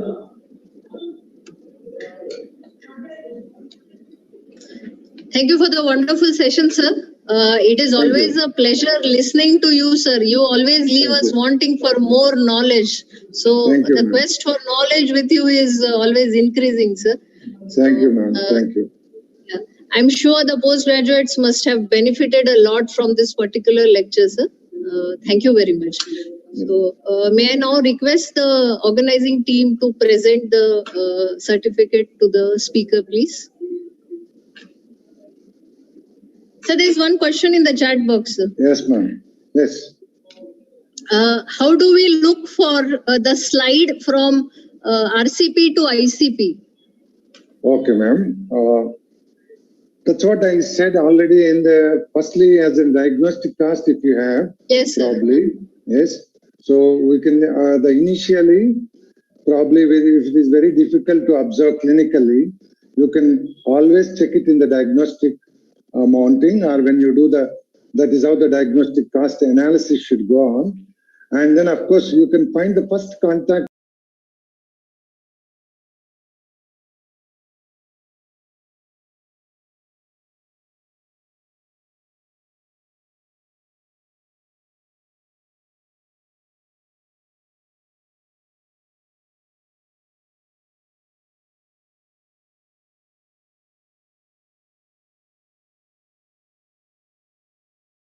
The centiculation. So it is all with our delicacy, and by using any of the bimanual palpation, etc. So how to retrude, then of course you should be guiding the individual to stop at the initial position, and then you should look at a slide. And then when you are looking at the slide also, you should be looking whether it is vertically moving or horizontally moving. Horizontally moving means, of course, there is a more scope. That means the anterior teeth are widely being separated, whereas vertical means there is no much separation of the anterior teeth. How you can say in simple understanding, probably. Okay, I hope I am clarified with the question, ma'am. Yes. Thank you, sir. Thank you so much. Thank you. Thank you, ma'am.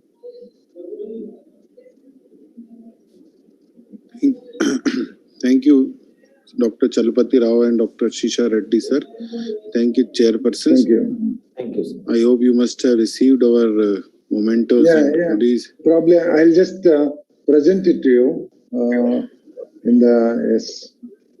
Yeah, these two are my things. Okay. Certificate of appreciation, which has been there already. Sorry. Okay. Right. Yeah. Thank you, sir. I appreciate it, sir. Thank you. Yeah. And Dr. Seema Sate, please accept your chairperson certificate for chairing the keynote session. Next, Yes, I accept it with gratitude, sir. Thank you. and thank you, madam, for chairing the session. Thank you, Dr. Roshan Kumar. Please accept the certificate for chairing the keynote lecture.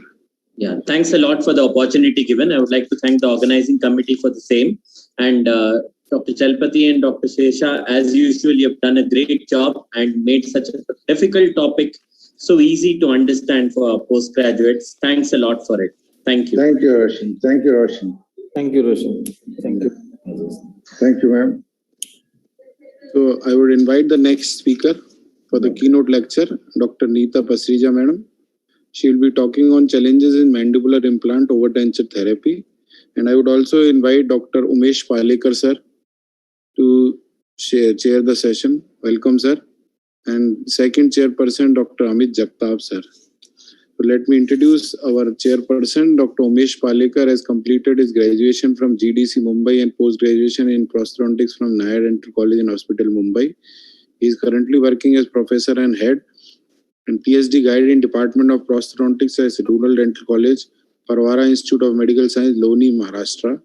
He has completed course on all ceramic restoration from Germany in 2006.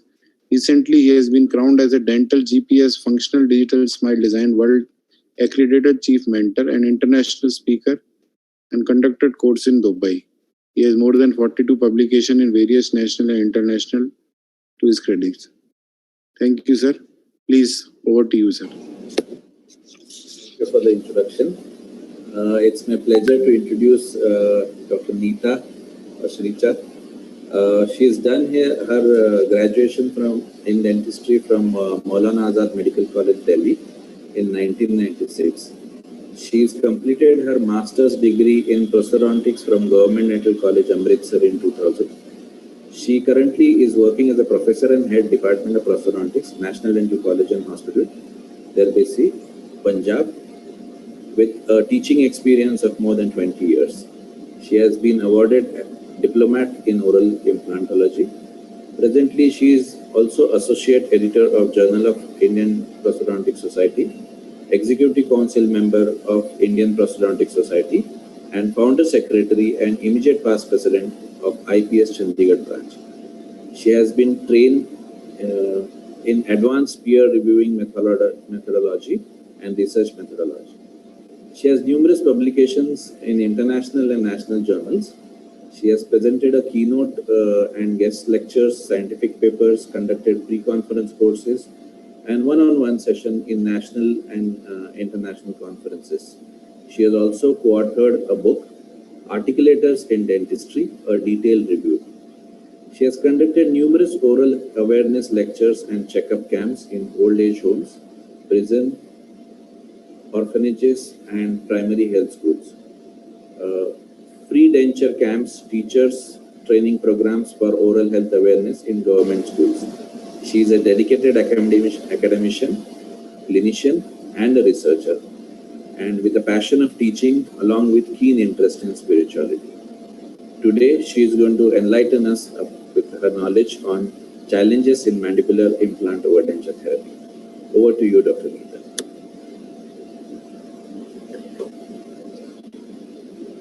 Thank you so much, Dr. Umesh, for such a kind introduction. I'll just share my screen.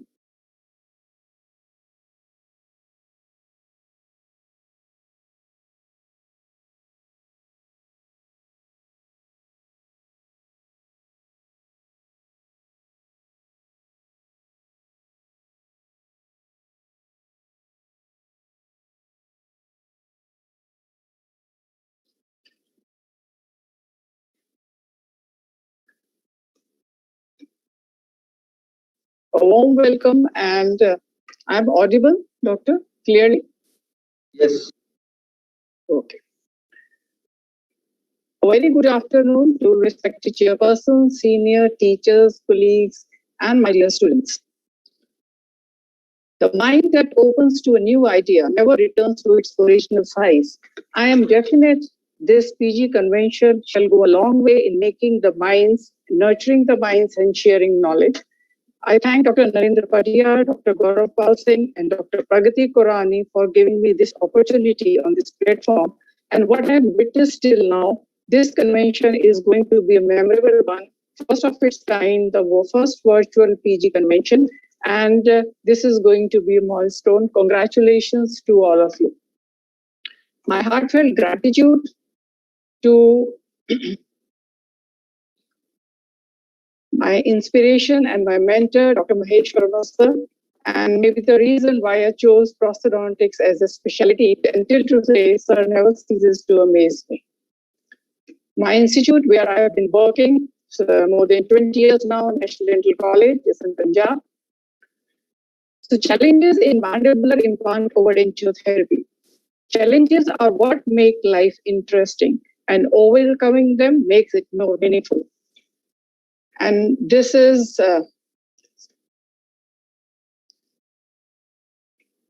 and COVID pandemic has really shown that when we are being challenged, we have got to know of our resiliency and how to overcome them with our inner strength.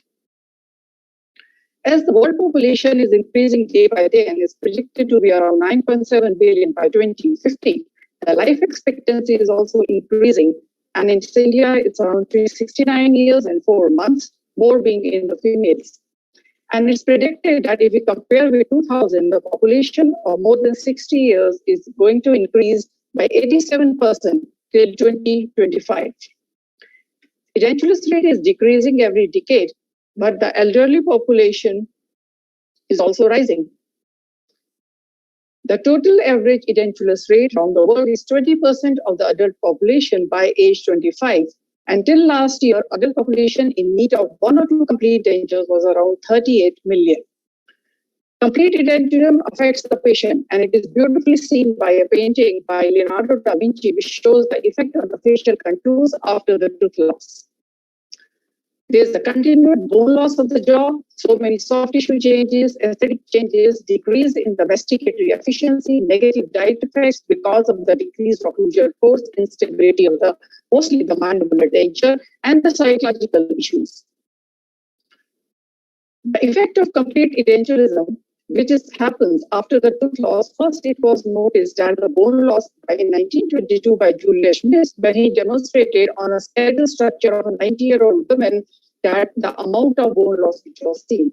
And we have studied this Edwards classification, which is showing the different stages, and from the stage 4 to stage 6 is so much reduction in the height of the residual ridge is seen. A patient needs to know that when we give removable denture, a denture replaces more bone than the teeth to restore the facial dimension. If we consider a dentate mandible, then with the edentulous, we see the amount of vertical bone loss, it may be in centimeter. So information has to be given that either relining or refabrication has to be done after a few years so as to compensate for the atrophy of the bone which has been taking place. And this is because we all know the Wolff's law. When the force is not there, the functional stimulus, so the external architecture and the internal trabecular pattern is going to be affected. And maybe the mandible is the most in whole body where the bone volume is affected because of the lack of the function which is there when a patient undergoes tooth loss. We treat most of the patient with complete denture, especially the masses who are unable to maybe afford a very high-end treatment planning. And we, as well as the public, are aware of the problems associated with complete mandibular denture than any other dental prosthesis. A study done in 1991 by Mission 104 denture wearers, they said that 63.5% they had mandibular discomfort and movement, and 17% of the patients claimed that they were able to masticate more effectively without the prosthesis. A recent study in JADA says a clinically stable mandibular denture was the most important determinant of patients' satisfaction. So maybe this is the reason. Patients are also aware, we are aware, number of situations, mandibular conventional complete denture is the problem. So why mandibular implant supported overdenture? It enhances support, retention, stability. Patients are also willing to accept this treatment plan. Greater flexibility in implant position or prosthesis fabrication, and a person entering into implantology like the PG students here is an ideal treatment modality to begin an early learning curve. Carlson in 2014, he said, true implant overdenture gives better outcome regarding satisfaction, chewing ability, and oral health-related quality of life. So, though the patients, if they have a very good bone quality and also the cost is not an issue, we can give mandibular implant denture. But what are the clinical situations where a patient is really going to benefit from the implant-supported overdenture? Patients with unfavorable floor of mouth contours and retracted composition, because the lingual flange, the extension is limited, and this will affect the stability and the support. So with the implant-supported overdenture, retention and stability by the implants, we can get anterior support by the implants and posteriorly by the barclay shelf and the retromolar pad. And these is better if they have a wide zone of keratinized attached mucosa, because this is going to maintain the health of peri-implant tissues. The patients with pure neuromuscular control, as here the denture is effectively retained in position with the implants, and they can focus their attention exclusively on the manipulation of the food bolus.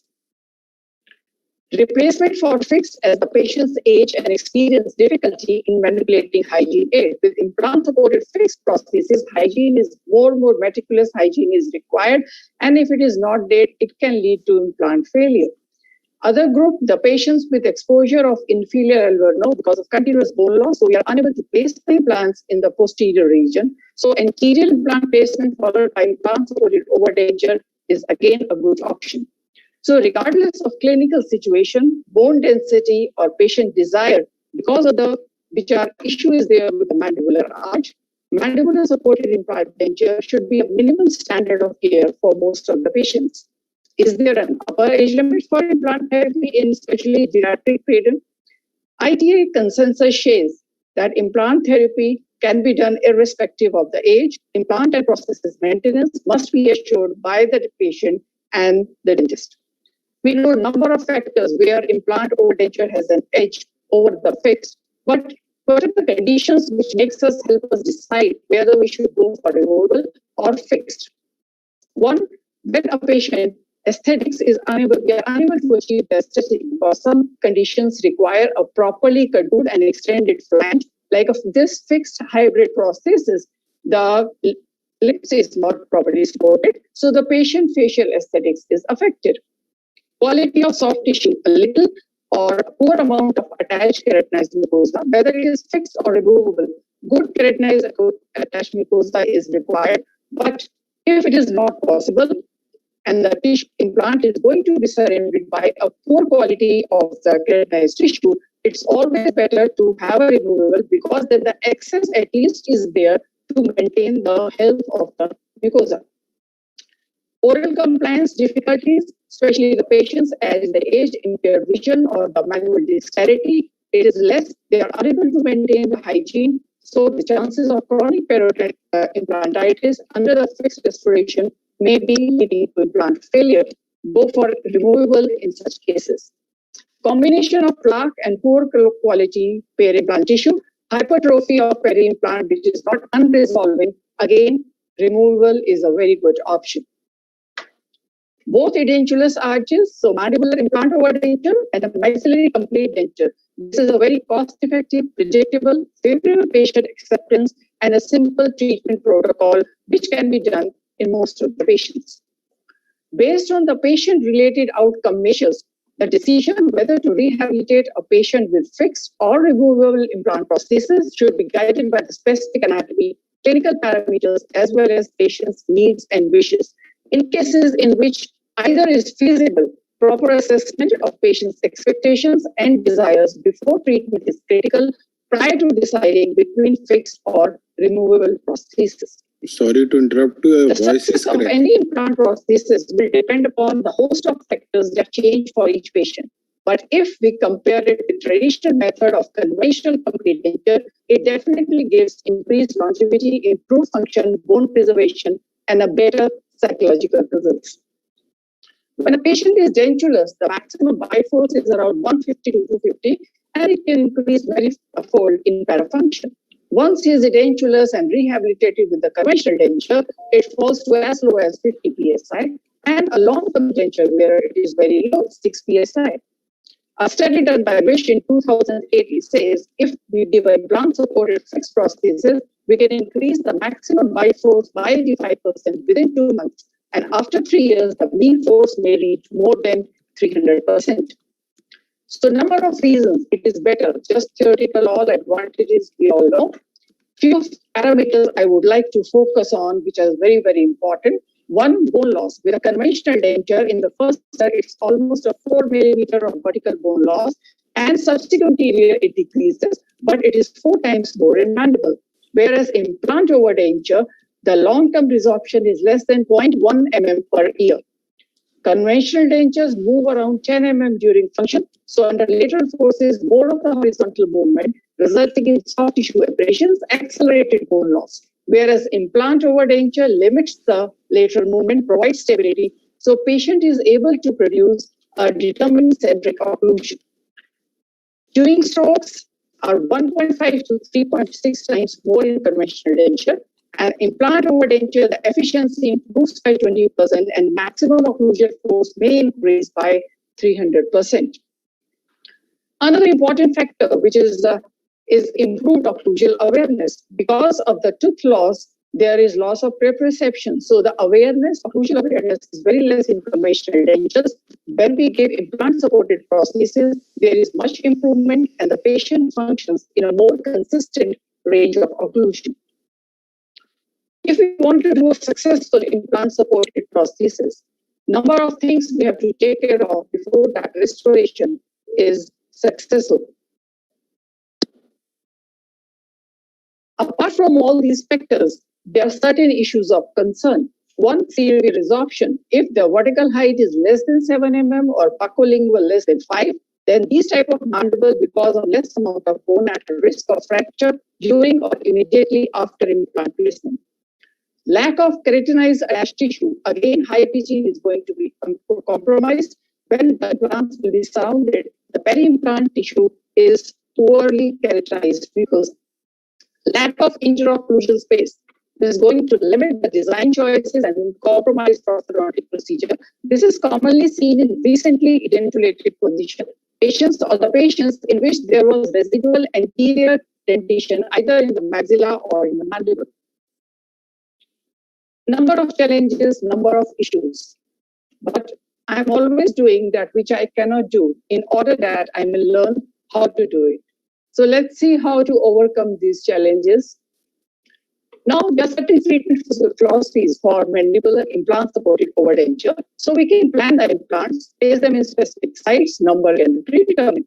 If your procedure we have done very well, these abutments are healthy, rigid, and will provide excellent support system. So it means benefits and risk both are predetermined. Then why? Why is it still challenging? Because we attempt to restore all patient conditions with the same overdenture approach with limited implant number and individual implants, because this is perceived as the easiest treatment option, and also it may be associated with low cost. And this is the reason it leads to an increase in complications. At the time of initial diagnosis, it's very important to determine the type of prosthesis support and the range of motion that will be there in the prosthesis. So predetermine the retention, support, and stability required for the restoration, retention from the number and type of attachments, support from implant number and bar design if you're giving a bar type of attachment, and stability from implant and bar position. Mish also said 5 treatment options. And we'll be just discussing that in later part of the presentation. And when he followed that, he said on 147 in mandibular overdentures, over a 7-year period, there was less than 1% implant failure. And this same protocol done by Klein et al. In 2002 again shows the prosthesis survival rate of 100% and the implant survival rate of 99.6%. What is this protocol? This is 2 to 5 anterior implants. So there are two, the options are RP5 and RP4. RP5, 4 options are available. The support is anteriorly by the implants and posteriorly by the soft tissue. And the different options have different range of retention stability support. RP4 is completely implant supported with a rigid cantilever bar, which will additionally give the stability and the retention. So first determine the requirement, that is what support, stability and the retention is required, and this will depend upon anatomical conditions of the patient, force factors, any habit, any parafunction is it there, the cost, patient complaints and the desire. Most of the time, the main lacuna is we feel the overdenture because it's removable, maybe it requires less support. But if the attachments that you have given, they do not allow the overdenture to move, that will make it behave as a fixed restoration. And that is why it should be supported by implants in number, position, and design similar to a fixed restoration. Coming to this aspect, which plays a very important role, prosthesis movement. Overdenture, though it is removable, but in function or parafunction, it shows different range of motion from 0 to 6. And there is attachment movement. Both of them are independent from each other, but the most important movement is the prosthesis movement. So determine the amount of prosthesis movement which the patient desires, can adapt to, or anatomy can tolerate. And for this, there are two important dimensions. One is from the occlusal plane to the height of attachment of the attachment, and second is from the height of the attachment to the bone. Individual attachments have greater crown height above the attachment level. So any lateral force will magnify it, and that is the reason if it is a greater, that is a danger to the length is more, that it is going to be unstable. So whenever possible, the rotation of the prosthesis should be as far from the bone. So try to connect the implants by a bar and then place the attachment. So this will decrease the distance between the occlusal plane to the height of attachment. But 3 mm of acrylic space should be there to decrease the prosthesis fracture. The other distance is from the attachment to the bone height. Greater is the distance, greater will be the force to the marginal bone, screw, and implant bone interface. If it is more than 7 mm, so splint them together to decrease the risk of complication. Most common overdenture attachments where have the maximum range of motion 6, A6 is independent O-ring and the locator. Locator is a low profile attachment, and O-ring it is the most favored because it has a metal encapsulator, the range of motion, difference, retention is possible. It's very easy to manipulate. It can be, the O-rings can be replaced by the patient, and because the male component is in the mouth, so it's the patient is, the oral hygiene measures are better. But if the same O-ring, the movement in the O-ring is till 6, that is occlusal, gingival, mesial, distal, buccal, lingual. But if we place it around an arch in different axes of rotation, then the prosthesis may behave with a movement 0. It becomes a rigid prosthesis. Whereas if it is placed on a small bar, which is perpendicular to the midline, the two attachment at the same occlusal height, then the range of motion can vary from 2 to 6. So the attachment is placed the same prosthesis, the prosthesis movement can vary. If we place a header bar, which is a class 2 attachment, then 2 implants, this will behave as a rigid, the movement is not allowed, so it behaves as a rigid PM0. So chances of biomechanical failure are there. It's better to use it for RP4 with 0, where it behaves as a rigid prosthesis because it is properly supported by the implants in there. Hidden cantilever. This is again a very, very important factor, because what is hidden cantilever? The portion of the whole prosthesis that extends beyond the last implant or the bar. Suppose a force is applied on the second molar. So what happens? The cantilever is not only extending till here, but till the second molar. And in this case, if there is no movement, attachment will not be here, but the force will be exerted on the bone and the abutment screw. It can lead to marginal bone loss and implant failure, as is evident in this last apartment. So we can, in order to decrease the length of this cantilever, or there should be some movement so that when the posterior forces are applied, it moves down and then clearly it moves up. We can miss second molar so as to reduce the length of the cantilever. Like this situation, 4 header bar and clip at different axes of rotation are placed, and there is a distal cantilever of 10 mm is there, but because of the different axes of the rotation, this will not have any type of movement, and any posterior forces will be extended from the second molar, so this will increase the length of the cantilever and will magnify the forces. Now coming to the attachments, so many types of attachments with a ball, stud, tissue bar, bar and clip, telescoping. So one, they should be simple to use and easily replaced by the patient. And number of factors are there. We should be able to control the degree of retention. Some are customized, some are prefabricated. And these are the criteria which will help us to determine which type of attachment to use in which patient. Individual attachments, O-ring, it is a metal encapsulator, resilient ring, and a nail post, locators, low profile, different heights are available. Extracorporeal resilient attachment, where it is a vertical movement and a hinge movement as well. But wherever you are using individual attachment, it's very important that whatever, it should not alter the denture contour, and a proper thickness of 2-3 mm of fabric should always be there, and the position of the teeth also should not be affected. Ball type attachment, the main advantage, it permits a very good pure rotation.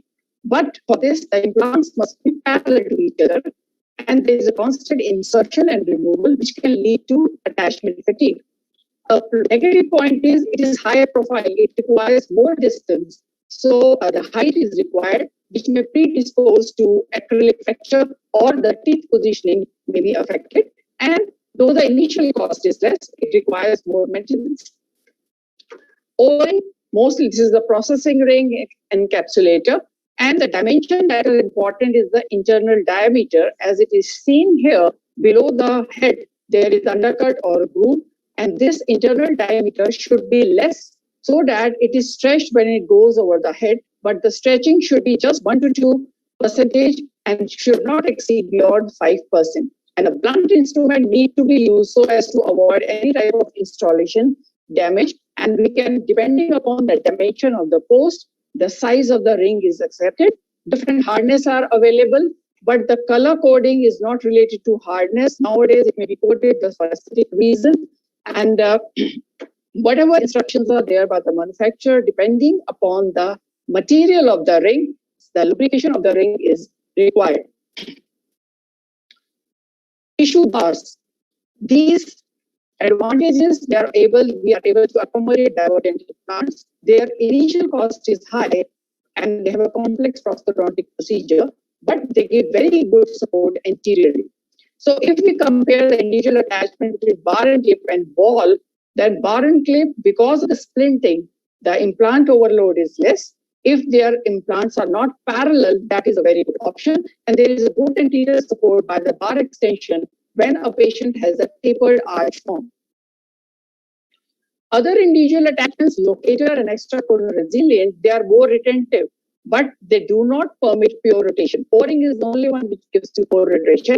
And if we want to know whether we should do the rubber, plastic matrix or metal, though it may be more stable, but this is going to, the plastic rubber matrix causes less wear of the matrix, and that is the reason the matrix it does not wear, so the movement remains the same, the retention value may not decrease.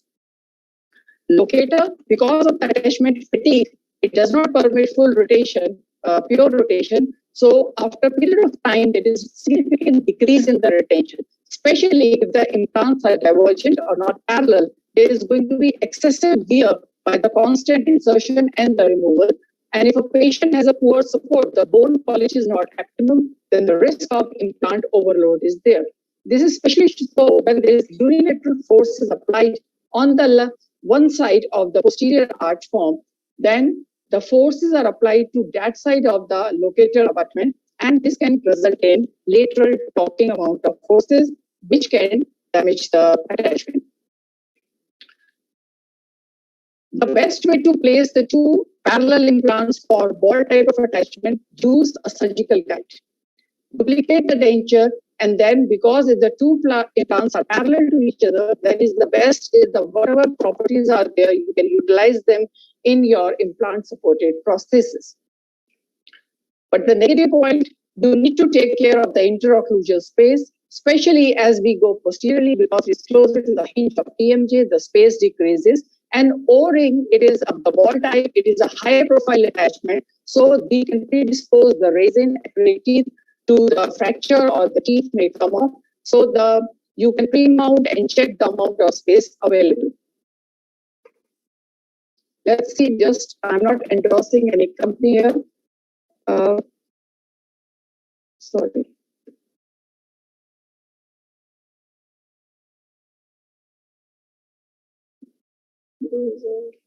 Just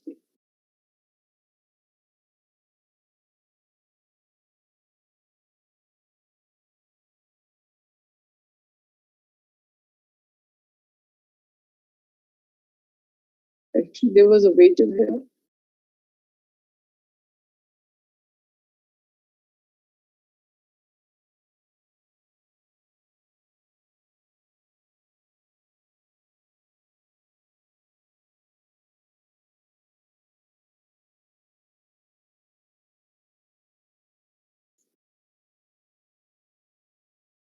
Just a small procedure because so many students are there.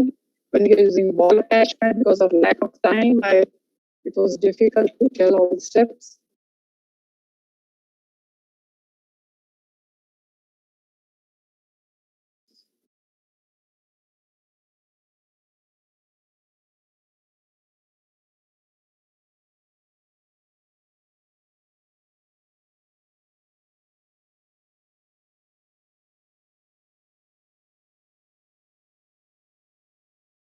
Is the sound audible?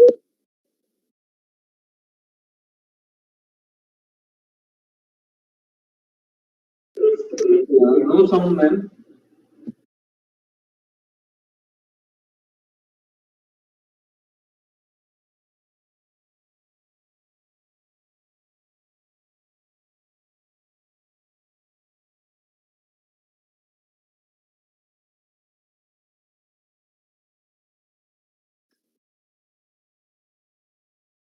Yes, sure.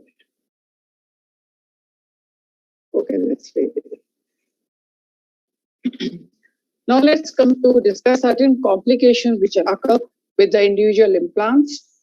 Locator implants, because they do not permit pure rotation, see the shiny surface, anterior to posterior occlusal force are applied, so a wear is taking place, and as the wear takes place, the retention is going to decrease, and this will occur more if the implants are not parallel, because if they are not parallel, one implant the attachment will become as a dominant fulcrum, and more of the attachment here is going to stay. And it is more so because the matrix is a hard plastic Delrin practice. For O-ring, number of things we have to take care before they can function properly. Extrusion enabling, because of the small bites taken from the internal diameter of the O-ring, because of forced extension of the part of O-ring into clearance gap. It happens when O-ring material is soft, it degrades the O-ring. So use a proper sized O-ring material and harder O-ring material. Spiral failure, series of deep spiral cuts on the surface because of uneven finish of the post, inadequate lubrication, or the excessive softness of the O-ring material. Evaluate the post that it is not out of round, increase O-ring hardness, and make sure the patient uses a proper lubricant. The nitrile and fluorocarbon type of O-ring, they are suitable with the petroleum-based jelly, whether the silicons and ethylene propylene. They need water-based with the glycerin contingent. Abrasion, it is more seen in the dynamic ring where some Brazilian movement is there in the attachment. Flattened bone surface on the inner. For this, finish the metal properly. Use the more abrasion-resistant O-ring. Eliminate abrasive contamination which may be found in the diet, like a person has a habit of chewing tobacco. So this is going to be abrasive for the O-ring material. Compression evident by flat surface on both sides of the cross section. It's because patient having a parafunctional clenching habit or excessive squeezing or biting of the prosthesis to seed into restoration. So ensure that the prosthesis is removed at night and use a O-ring hardness which reduces the compression required to insert the prosthesis. Installation damage marked by shortcuts, smudges, and this may be again because of the sharp edges on the encapsulator, improper size of the O-ring, twisting or pinching of O-ring using a sharp instrument. How to avoid it? A proper sized O-ring need to be installed, use a blunted instrument, and the proper lubrication during assembly of the this resilient ring. Other type of complication, attachment fatigue. And this is more so when a metal matrix is there. And because of this, after a certain period of time, retention values are going to decrease. This may be one of the reasons the failure is there, because once it starts, the number of sequelae of events can occur, ultimately leading to failure of the prosthesis. Poor oral hygiene and food impaction. Implant-supported overdenture, they have more food impaction. Why? Because we know here also that denture extensions are border molded, but when the muscle is at rest, so the food goes inside. But the movement of implant-supported overdenture is less than the conventional denture, so the food just stays there. So this is going to predispose to periimplantitis, will accelerate the wear of abutment and the attachment. Tissue irritation and hypertrophy is secondary to poor oral hygiene. It's bearing the denture at night and acrylic resin in contact to peri-implant mucosa. A study done in 2010 shows that if you do immediate loading, then there's implant loss rate within first year by 20%. But if a conventional loading is done, the success rate may be as close to 100%. So if individual attachment is giving a trouble, so use a locator attachment. In many situations, if number of implants, you can place more with a milled tissue bar because they are low profile, give good retention. And because here the number of implant is more, the movement in the prosthesis is less. And it is a low profile, it will come at proper positioning of the teeth. Sometimes we are unable to place the implants either parallel at the same height. So what will happen? We are unable to properly position the denture teeth without cleaning the resin, or the resin will be fracturing or show crazing. The best solution is use a tissue bar which can be tapered anteriorly to accommodate the denture teeth. A patient having a tapered arch form. So when the two implants are placed, they are placed too anteriorly, and they cause anterior-posterior rocking of the denture because of less anterior support. So a tissue bar with the anterior cantilever can be used, though biomechanically speaking, this is not the very ideal situation.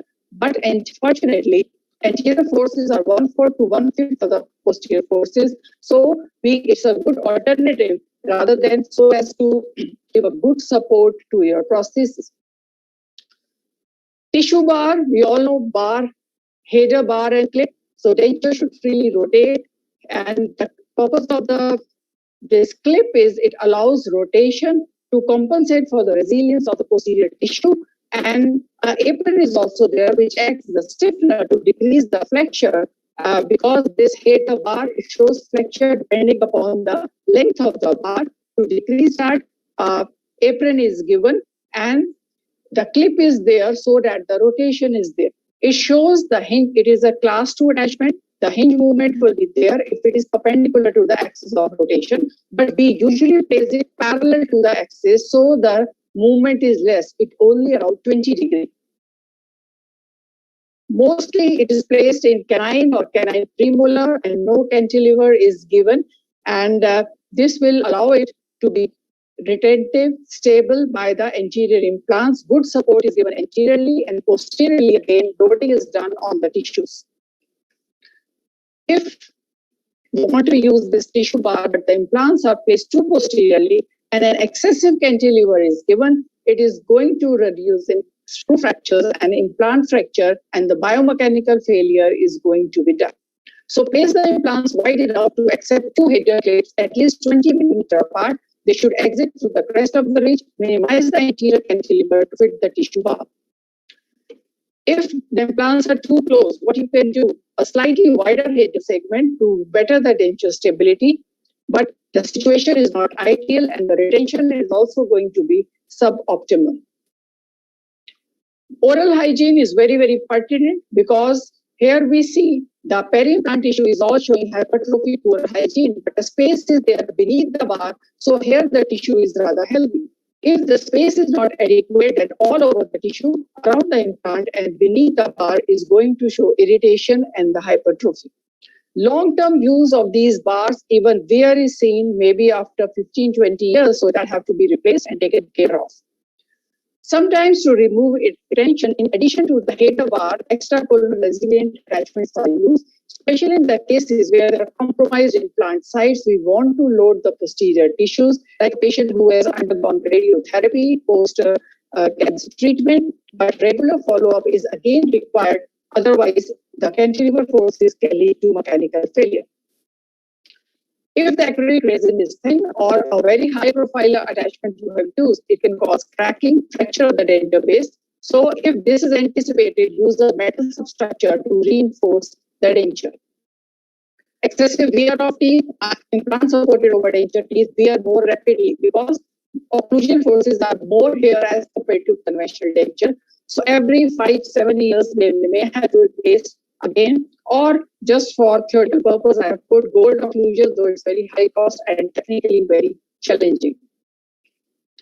Even in header extracorneal retentive attachment combination, because the functional load may exceed the load building capacity, implant fracture can be seen, but the incidence of fracture is very, very less if we see the different types of complications. So how to design the bar? One, denture should freely rotate around the bar. The bar should be parallel to the plane of occlusion, perpendicular to midline, or aligned by sitting angle between the posterior arches. There should be ample space beneath the bar to provide the hygiene access, and the bar should not alter the denture contour or displace the teeth. When you are doing denture insertion, ensure that the denture rotates properly. The acrylic resin should not limit the rotation. This is very, very important because when the posterior loading is done, there should be movement of the denture posteriorly towards the tissue and anteriorly lifting. Connect the tissue bar to the implant and two-stage lining procedure, one at the time of denture insertion and 1 to 2 weeks later need to be done. And a constant follow-up is required. Important instruction, leave the dentures at night, good tissue hygiene, and follow-up of the denture.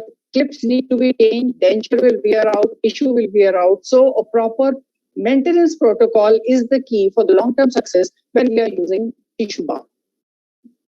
Just a word about magnets. Nowadays, the present magnets, samarium, neodymium, they do good retention, eliminate corrosion. Hygiene is also simple, but many long-term studies are not available. They are good for divergent implants, but we need to have validation by the long-term studies to be routinely used with this option. Now, all of these attachments, they have in vitro studies have shown that a lot of wear-related changes take place, which lead to loss of reduction. So there is another attachment concept, synchrone. This is though it is specific to ankylose. It's a conical friction lock connection between implant and abutment, which gives a very good seal. And the geometry of the cone and high rotational stability allows the angulated abutment to be aligned. And we can do it with an immediate protocol or a delayed protocol, and it gives a good stability, and the relining or the pressure atrophy is also not seen. So now let's check about the options, which initially I had said. So mostly try to obtain the stability from the anterior region. Why? If we use posterior for that, anterior-posterior movement is going to be more. Rocking will be there, torque will be there to the abutments. Moreover, when posterior loading is there, usually the teeth are present over the crest or slightly in the buccal shelf area. But anteriorly, the teeth are labially towards the vestibule and not over the bone. So that is one reason prosthesis movement will be more limited if they are going to give the anterior support from the bone. And the bone volume and density is also being favorable. So we divide into 5 zones starting from the patient's right side, A, B, C, and D between the mental foramen. And before you start a treatment, map all the 5 sites. It's not that we will do and later on decide. What is the advantage? One, if you are not satisfied with 2 implants supported and the patient can afford, later on we can add a 3rd implant, 4th implant. Then if any complication is there, we do not have to have a waiting period till that side we give a graft and it heals. We can just go for add implant in the other side and continue. Crown heart space, very, very important because over dentures, they require more space than the fixed restoration. One, because denture teeth should not lose their retentive form. The resin requires strength, implant abutments at least 2 mm above the tissue. Then the connecting bar copings for attachment 3 to 7 mm of height. If you're using a bar, 1 millimeter of space for the hygiene. So if this space like here from the occlusal plane till the bone is 5 mm or even less, then chances of implant over denture fracture is they will increase. So whether the bar is should be screw retained or cement retained. Screw retained is low, less distance is required, at least 12 mm. This will reduce the crown height requirement and we could have additional acrylic resin strength. But cement retained has its own advantage, passive substructure, reduced cost and easier technique. But for the cement retained, the apartment need to be 5 mm in height or more. Another reason, when we have cement retained bars, constant insertion and removal of the prosthesis will cause tensile forces on the cement. Cement seal can break, so reduce the cantilever.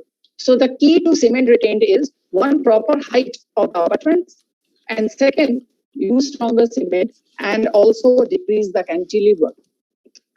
Just will run through all the options. OD1, so B and D independent implants are given.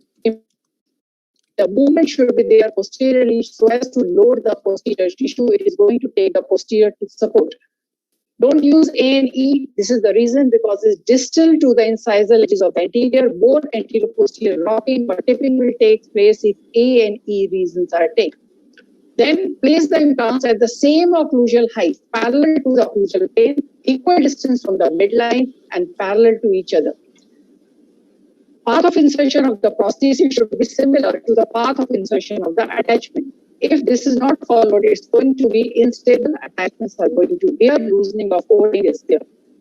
OD2, so use B and D position and connect them with the bar.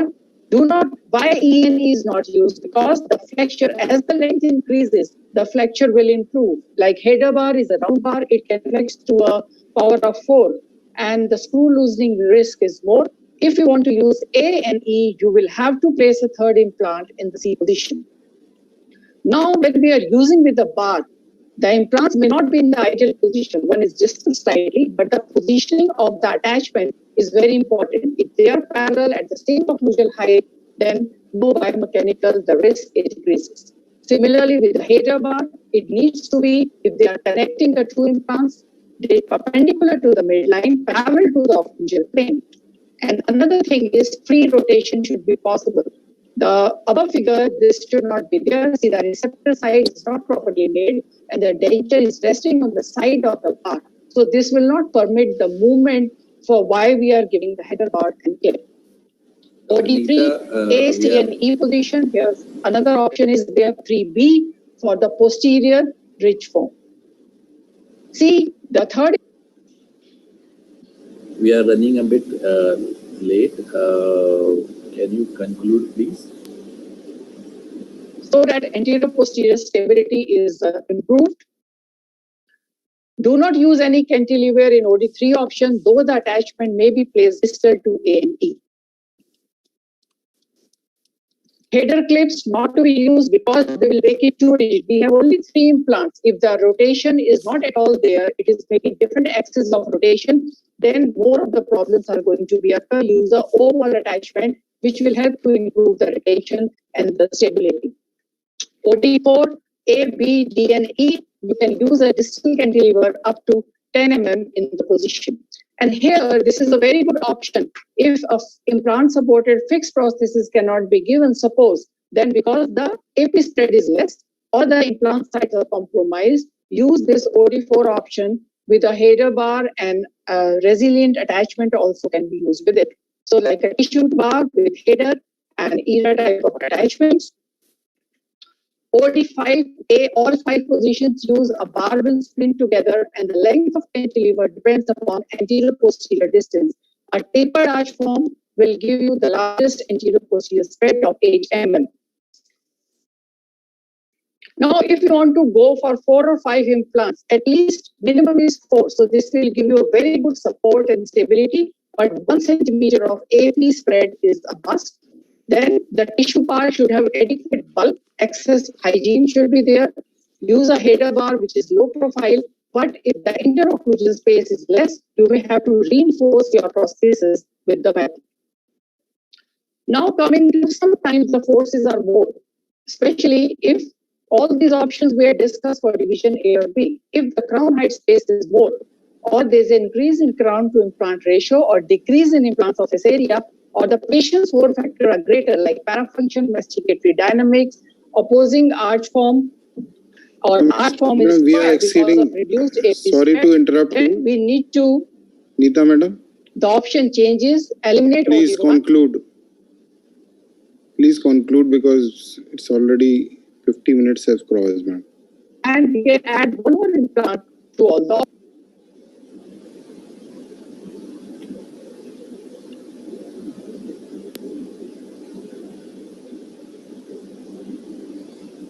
occlusion, bilateral balanced occlusion, because this will decrease the movement. And sometimes, depending upon the clinical scenario, we can use even non-adaptive balancing ramp, but minimize the cantilever, centric occlusion contacts should be centralized. Now let's talk about something in the last, what does the evidence say about all this? It will help us in making a decision which type of attachment to use and what is the literary evidence for that. 2014, Carlson said no strong evidence for the superiority of one overdenture system over another regarding patient satisfaction or bone loss or relevant clinical factors. A recent systematic review in JIPS 2020 says that ball and locator attachment perform excellently in terms of survival rate, tissue response, and patient satisfaction. And patient compliance is higher for ball, locator, and bar. Magnetic attachment produce high bone resorption and displace under functional force. Two splint or not two splint. So no significant difference between two different designs with respect to soft tissue health, patient satisfaction, but bar supported overdentures need less prosthetic maintenance. Loading protocol, survival rate, success, marginal bone loss similar for immediate early conventional, probing then block index less for conventional. And this is a very latest 2021 systematic review and meta-analysis. Coming to prosthodontic complication, this is a systematic review and in which all the studies were randomized controlled trial and prospective studies with a follow-up period of at least 5 years. And it says implant survival does not vary by splinting, rotational characteristic or number of implants, and it varies from 93% to 100% at 10 years. And there can be clinical, biological, and technical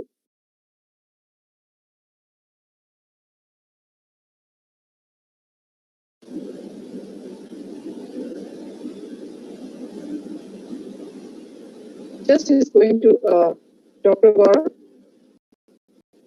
Yes, madam, please conclude because Just is going to end here. Please conclude. Just 1 minute, ma'am.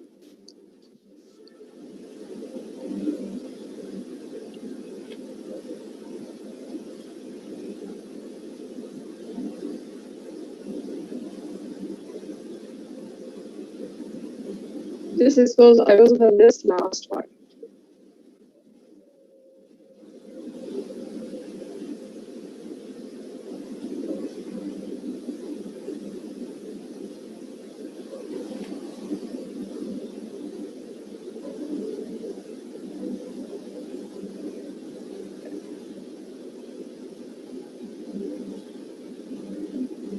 So this is the suggested follow protocol. Check the occlusion, minimize the cantilever length, control the prosthetic components according to manufacturer guidelines. Relining procedure may be within first 5 years, regular checkup, and a new denture fabrication. And this review says if a remake within a decade, it should not be considered as failure. Single implant overdenture, again, a good successful economic treatment protocol, but long-term studies are required to validate the treatment planning. And this is the comparison which is shown, but if even two implant overdenture is not possible, it's good to have even a single implant retained denture. The survival rate, it does not, the post-rotating is not significantly different of a single implant than the two implant overdenture. Mini implants are a very good option, but you have to use a minimum of 4 in the mandible, and where standard treatment is not possible. How do patients perceive? The ITA consensus says that patient, if for maintaining oral hygiene, they prefer the removable, that is the implant supported overdenture. To conclude, continued bone loss after tooth loss compromises aesthetics, function, and health. So we need to educate the patient about the bone loss, inform them that the dental implants help to maintain bone volume, but long-term, well-designed studies still, all the systematic reviews, they say The long-term studies are required to validate all the results. Overwhelming evidence that the dentures are superior.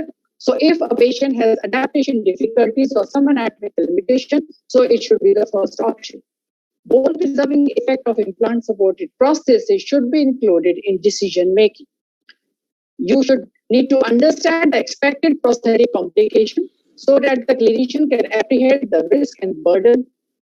Appropriate design and strict maintenance protocol are necessary for the long-term success of implant and the prosthesis. Heartfelt gratitude to Indian Prosthodontic Society, IPS. I would like to thank the audience for the patient hearing. Thank you, ma'am. Thank you, Actually, Dr. we are Nita. running short of, yeah. It was quite an elaborate presentation. It was very difficult to concise in 40 minutes, very true. It's a topic for a full day, but you have very nicely concised within 40 minutes. Fantastic. Don't limit your challenges, challenge your limits, because even the word says, I am possible. Yeah. For all the Definitely. students, I hope everybody's got the benefits of. And thank you so much. Stay safe and stay healthy. Right. Thank you. Thank you, ma'am. And I request Dr. Chairperson, please accept the certificate. Navneet. Dr. Umesh Palikar. Thank you, sir. It was a pleasure chairing your session, Dr. Nita. And thank you all the organizing committee. Thank you, sir. So our next speaker is Dr. Ratin Das. He'll be talking on demystifying the articulator and the face bow. And I'll request Chairperson Dr. Vasudha and Dr. Deepesh.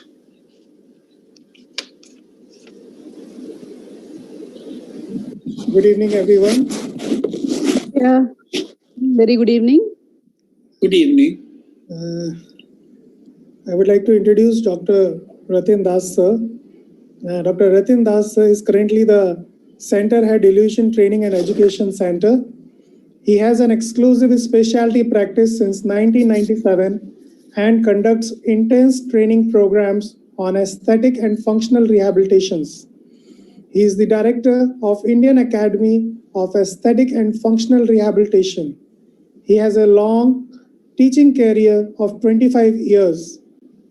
He is trained in Certified Master Program, Aesthetic and Functional Rehabilitation, Mauro Frediani Education, Pesaro, Italy.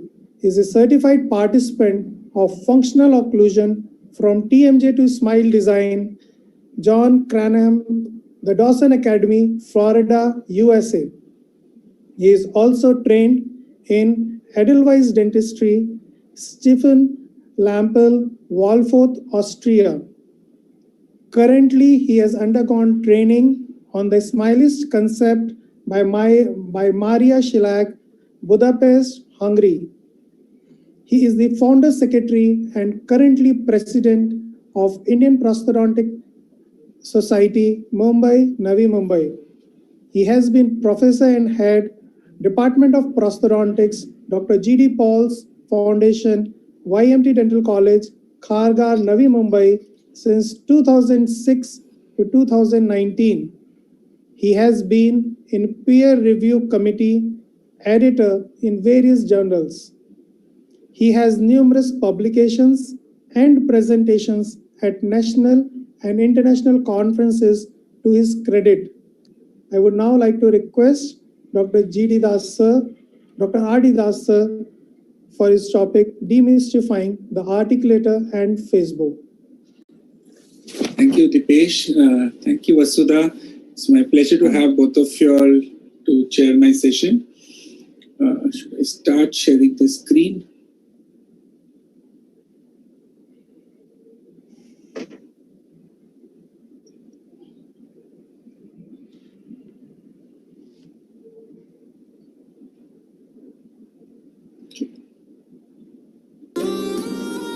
So my topic today is demystifying the face bow and the articulators.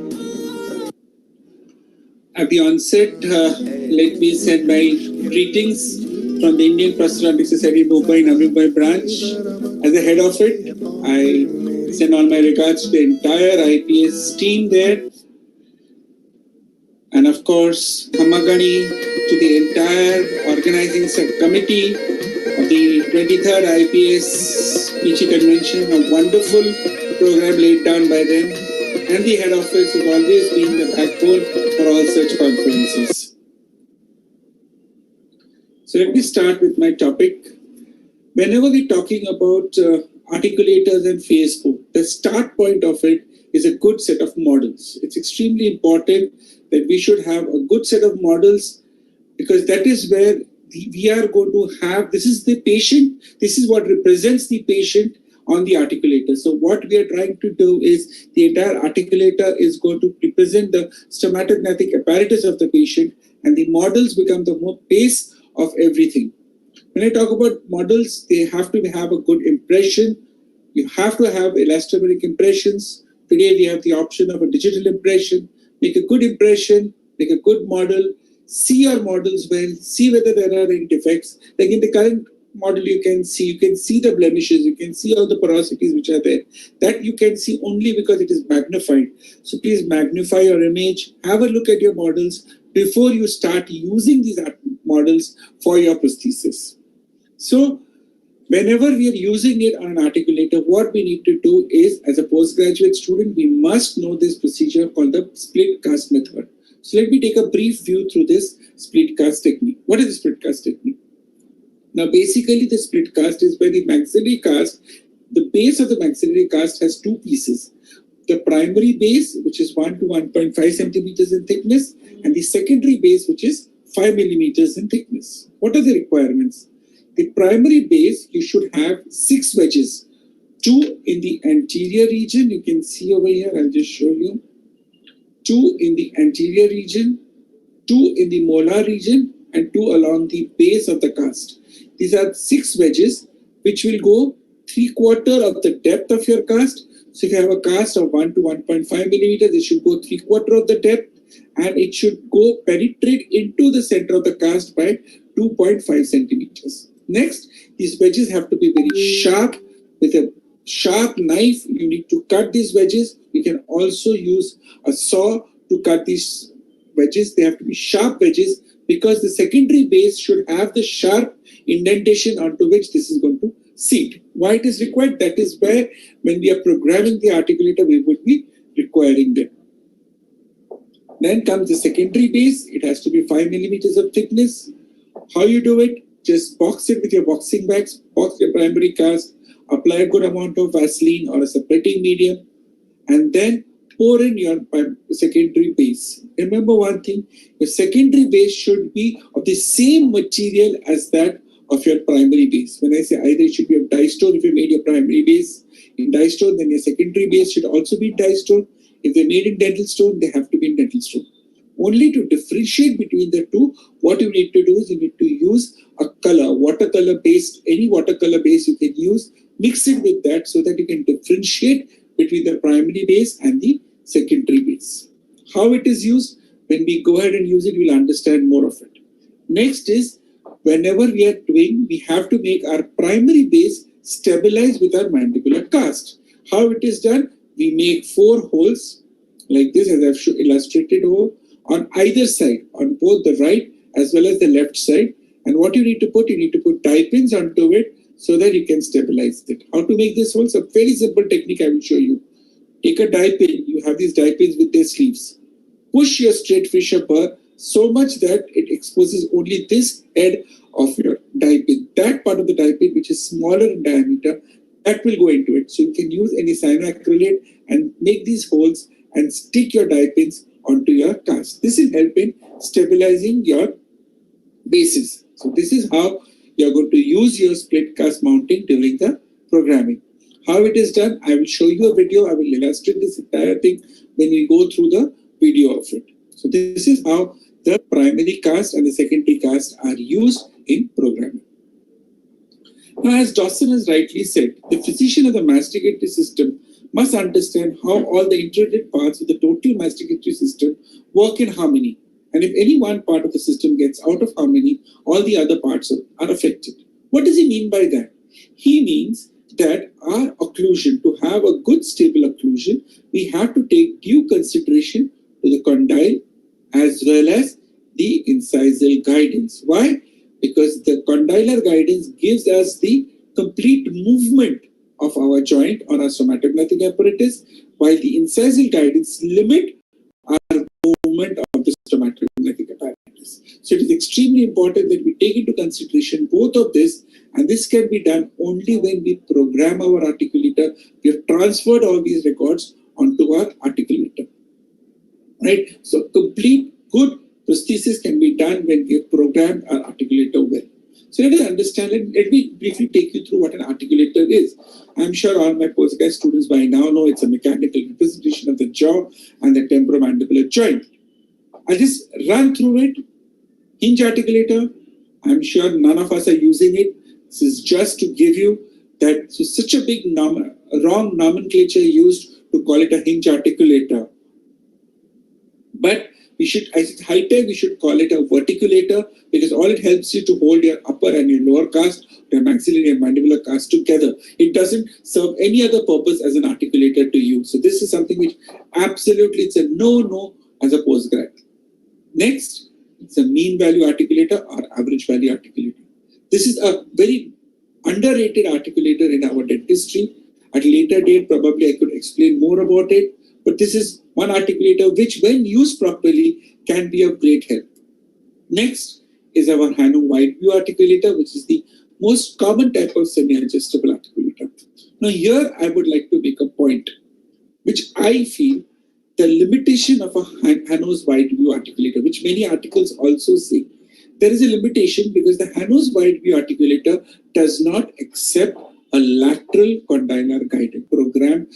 It doesn't accept a lateral condylar bite. We cannot take a lateral bite onto it. Hence, you calculate the protrusive bite. Based on the horizontal condylar guidance, there's the Hanno's formula. We're using it. So this is the limitation of a Hanno's wide view articulator. Hence, it is more apt to use this articulator whenever we're doing our removal prosthesis than doing our fixed prosthesis. Another thing is there's a limitation in programming the incisal guidance. Here again, you cannot program it. You can only set it. There's a difference between programming and setting. When I show you the programming, you'll understand that there's a limitation in the Hanno's wide view articulator, that it can only be set. You cannot program it, or you cannot relate the exact incisal guidance onto this articulator. These are the limitations for Hanno's wide view articulator. There are a lot of literatures. I'm not going into it. I'm quite out of academics now, but there is a lot of, I'm sure we have so many speakers in this entire audience who will share your knowledge about this. I'm sure most of you have known all of this, so I'm not going into the details of the theory of it. Next comes your semi-adjustable articulator, which is a mixed type of an articulator. This articulator is one of the suitable articulators for your fixed dental restorations. So today, most of my explanation will be based on a Bricknix articulator, where I'm going to use a BioArt articulator. This is an articulator that I use, and I always use it in two sets. You can see here both the pics I have given to you. The one on the left is the one which is the clinical articulator. I use it when I'm doing it in the clinic, and when I'm sending it to the laboratory, I transfer it to the laboratory option, the BioArt articulator. This is more of a rough and tough thing which the laboratory personnel can use it. I mount my articulator and put it onto this and send it to the laboratory, so the laboratory person goes and works with it. That's how I work in my practice. Okay. Next is a fully adjustable articulator or a Dirar articulator. Why is it fully adjustable? Because the intercondylar distance can be adjusted, the condylar inclinations can be adjusted. But literature has proved that a fully adjustable articulator is not as much of benefit as a semi-adjustable articulator. Given the time required to use a fully adjustable articulator, a semi-adjustable articulator is fair enough in our clinical practice. So we will only limit our presentation to the semi-adjustable articulators. Now, what does the articulator needs to do? It needs to match the patient in three dimensions: the orientation jaw relation, the vertical jaw relation, as well as the centric jaw relation. Why? Because again, these are the records that need to be transferred onto the articulator. articulator. So this is what is a need for recording onto our articulator. We need to record these three things. Let's understand each one of it one by one. First is the orientation gyration. Now, there's so much of hue and cry about this orientation gyration. What is this orientation gyration? Let me show you a simple example. Now, these are two joints. You can see there is in condition A and condition B. There are two joints. They both have opened. There's equal amount of opening in the anterior region. Okay. Consider this to be the articulator. Okay. And I made a prosthesis. Let's see the fun what happens. When this prosthesis is transferred onto the patient's mouth, what happens is we find there is an open bite. Why this open bite happens is because there is the discrepancy in the arc of opening. You can see this arm, the maxillary arm is different. The arc of opening is different. Hence, an articulator, in an articulator, therefore, the distance from the condyle to the teeth is crucial, and we obtain this measurement with the help of a Facebook. So what does a Facebook do? It helps us to measure this. So what you need to have, you need to know the arc of closure. That is very important. I'll give you one very simple example. A door handle.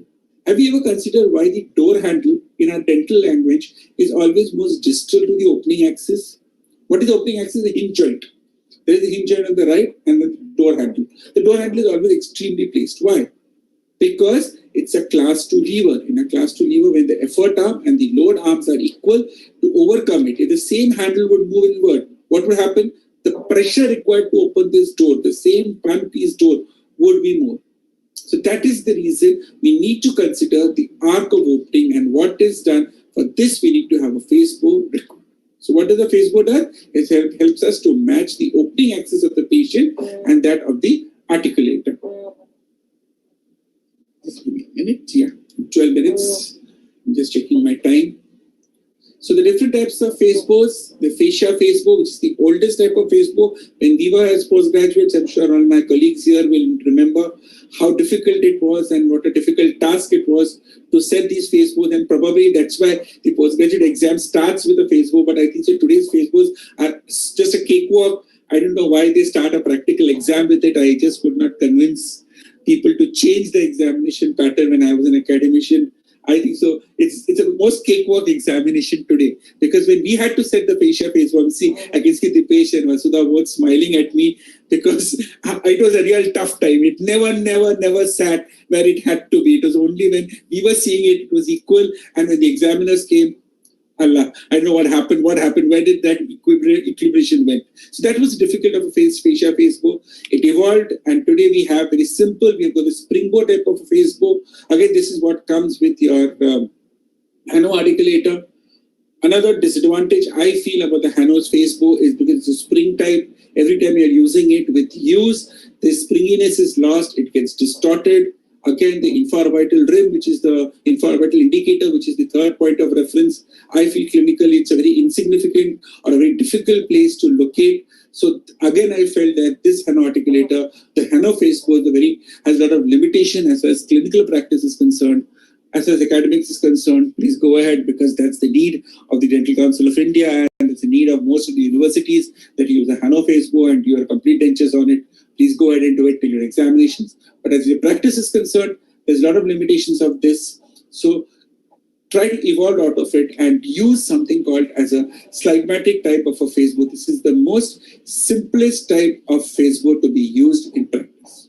It just takes less than 2 to 3 minutes to use this Facebook. And that's how it's one of the best Facebooks today available, because it automatically adjusts itself into, and it self-equilibrates itself and gives you the center. Now, whenever you're understanding a slidematic Facebook, there are a few things that you need to remember. The third point of reference in this case is the Nasion relator. The transfer jig assembly. Now, this is very important. Nowadays, we have a lot of modifications of this transfer jig assembly. Remember, whenever you're selecting a Facebook, you should select a Facebook which has 3 screws, not a single lever onto which the transfer jig assembly works. Because whenever there's one screw, that fails the principle of your Facebook transfer, because it's a spatial relationship. You need to have 3 planes, you need to have 3 screws, which used to transfer your records onto the articulator. So it's very important. That's the thing I want to highlight over here. Next is your bite fork. Friends, postgrads, this is the only device of your articulator and your Facebook, which is going into your patient's mouth, you need to autoclave it, you need to keep it clean, you need to sterilize it. See that you sterilize it every time you're using it on your patient. And please tell your patient to bite onto it. What do I mean when I say bite onto it? There's another type of bite fork which is used for edentulous patients. I'm going to show it to you when I'm using it when I'm demonstrating it to you. So I'll come back to the bite fork, the use of the bite fork. Next is how to do our records. Remember with evolution, what happened? We were invertebrates, then we became vertebrates, and from vertebrates, we became a vertical vertebrate. What do I mean by vertical vertebrate? Human beings are the only animal which is standing upright. Because of that, the head has a particular position over the spine. So it is extremely important whenever we are doing a Facebook record to take into consideration this head position while we are recording our Facebook. So what happens? The biggest mistake that we do is we tend to do our Facebook record on the dental chair. Moment I tell the patient to sit on the dental chair, what will happen? He'll recline, his head will take a tilt, his head will not be in rest. So whenever you want to record your Facebook, tell your patient to stand upright.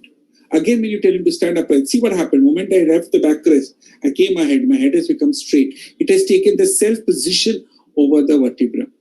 So that's extremely important. Tell your patients to stand straight with only the bumps touching against the wall.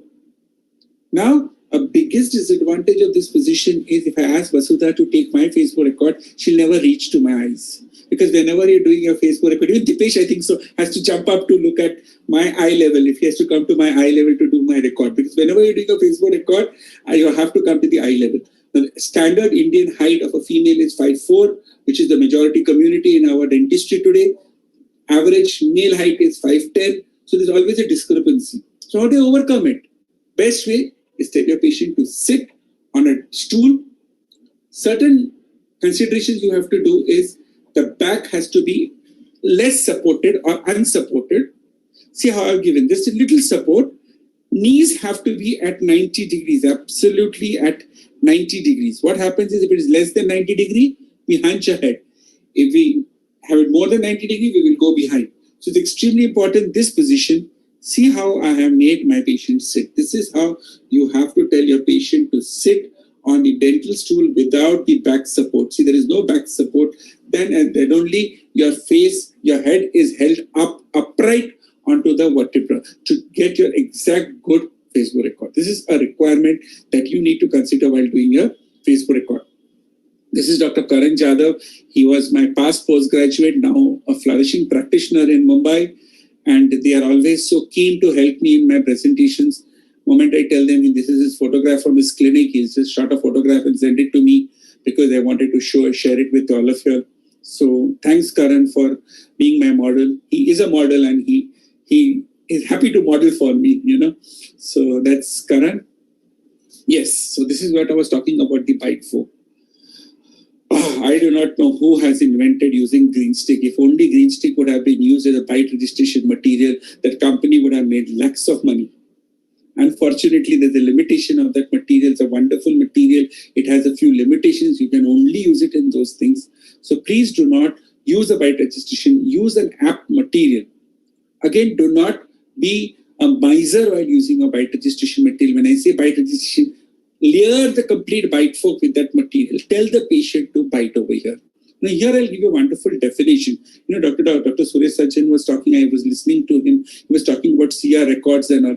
I like to give this definition. I call this material over here that I'm using for my bite fork as a static bite registration material. What do I mean by that? I'll explain to you. I use bite registration wax. Why is it called static?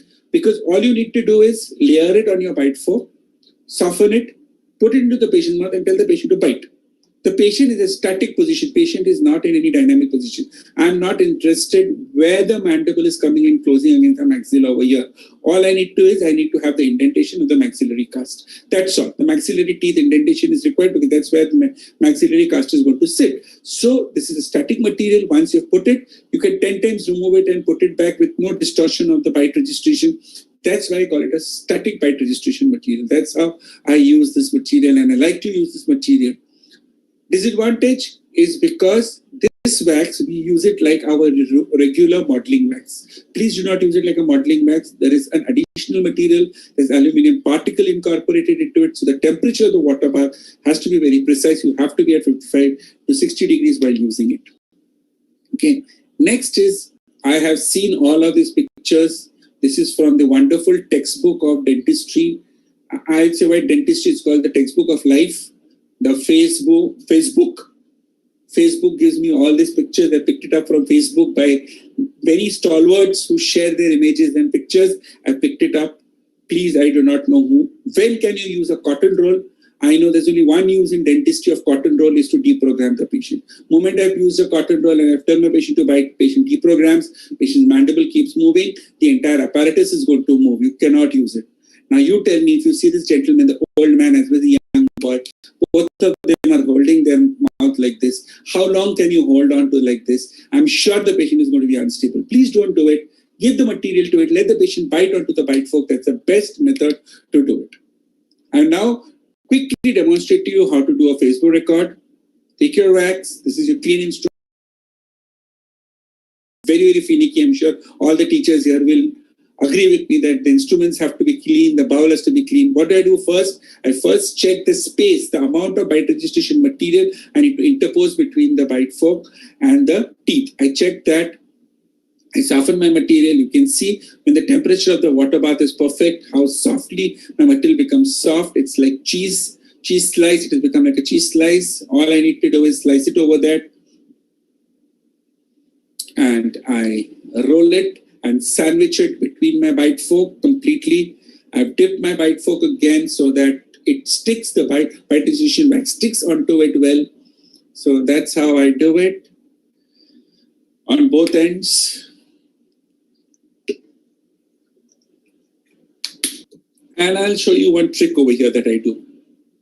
Before I go into the patient's mouth, what I do is I'll pick up my cast, which is already formed, and make the indentation of the maxillary teeth.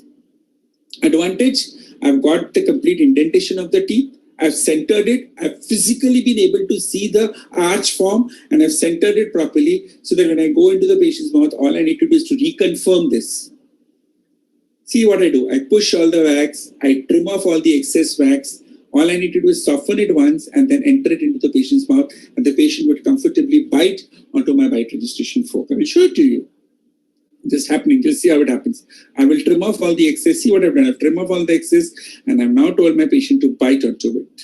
A lovely patient, you know. He's holding on to his cheek retractors. Those cheek retractors are only for the videography. Please don't put any cheek retractors on your patient. Check it. Check whether it is centered. Take a bird's eye view. When I say bird's eye view, you have to look from top to see whether your bite fork is right at the center or not. It is matching with the midline of the face or not, and the midline of the arch. It is extremely important that it should match the midline. Next, another trick that I like to show over here is, let me just pause it. What did I do? I didn't call the sister. I didn't call my junior postgrad. I did not call my professor in the department. I didn't call the dean to come and hold the bite fork for me. What I did is I told my patient, because it's the patient who can involuntarily see both the earlobes. Moment you give the bite fork to the patient, patient will immediately put it. How easily we put our hearing aids? Every time we don't need to see where we are putting it, just goes in. So give your bite fork, your Facebook to your patient. Tell your patient to hold it. He becomes part of the entire treatment, and he will help you in doing the record, and he will be part of your entire procedure. He will always be happy to be part of your procedure. As he's holding, push the nasion, tighten the nasion. Tell the patient to leave. Moment the nasion is tightened, your Facebook has to be stabilized. Tighten your nasion. Tighten your bite for Facebook. I tighten my Facebook. Done. Less than a minute. I don't need anybody. I don't need my sister. I don't need my junior postgrad. I can do it all by myself with the cooperation of the patient. All I need to do is now connect my bite fork to my Facebook. And for that, I need to have a transfer jig assembly, as I said, 3-screw assembly. See how am I doing it? First, I will slide the attachment which is going onto the bite fork. I forgot to do it here. I'll come it out. So you'll see what I do. I'll come out of it. Okay. And then slide this inside. And all I need to do is check whether all my rods are perpendicular or not. What are they? The x-axis, y-axis, and z-axis. All the three axes. This is my x-axis over here, my y-axis here, and my z-axis, whether they are perpendicular to one another. Check whether they are perpendicular, absolute perpendicular to one another. Once they are perpendicular, tighten the screws well, tighten them with all your might, because they are meant for that. If you see over here, you will be able to see there is a teeth here, which helps to tighten them well. Please tighten them, because what happens most of the time when you're removing it, if the screws are not tightened well, they loosen and you distort the Facebook record when you're moving it to the laboratory. So that's how simple, in less than 3 minutes, this video is our 3-minute video, I have finished my Facebook record. Next, what I do is transfer it to the articulator. Check your cast, remove all the blemishes, remove all the porosities which are there, any irregularities which are there, remove all of it before you start doing your transfer. See, I'm doing it, I'm removing all of it. Extremely important, take a magnification, take your loupes, take your eyeglasses, whatever you have. I'm doing an indirect technique. I've placed my transfer jig assembly onto the transfer plate.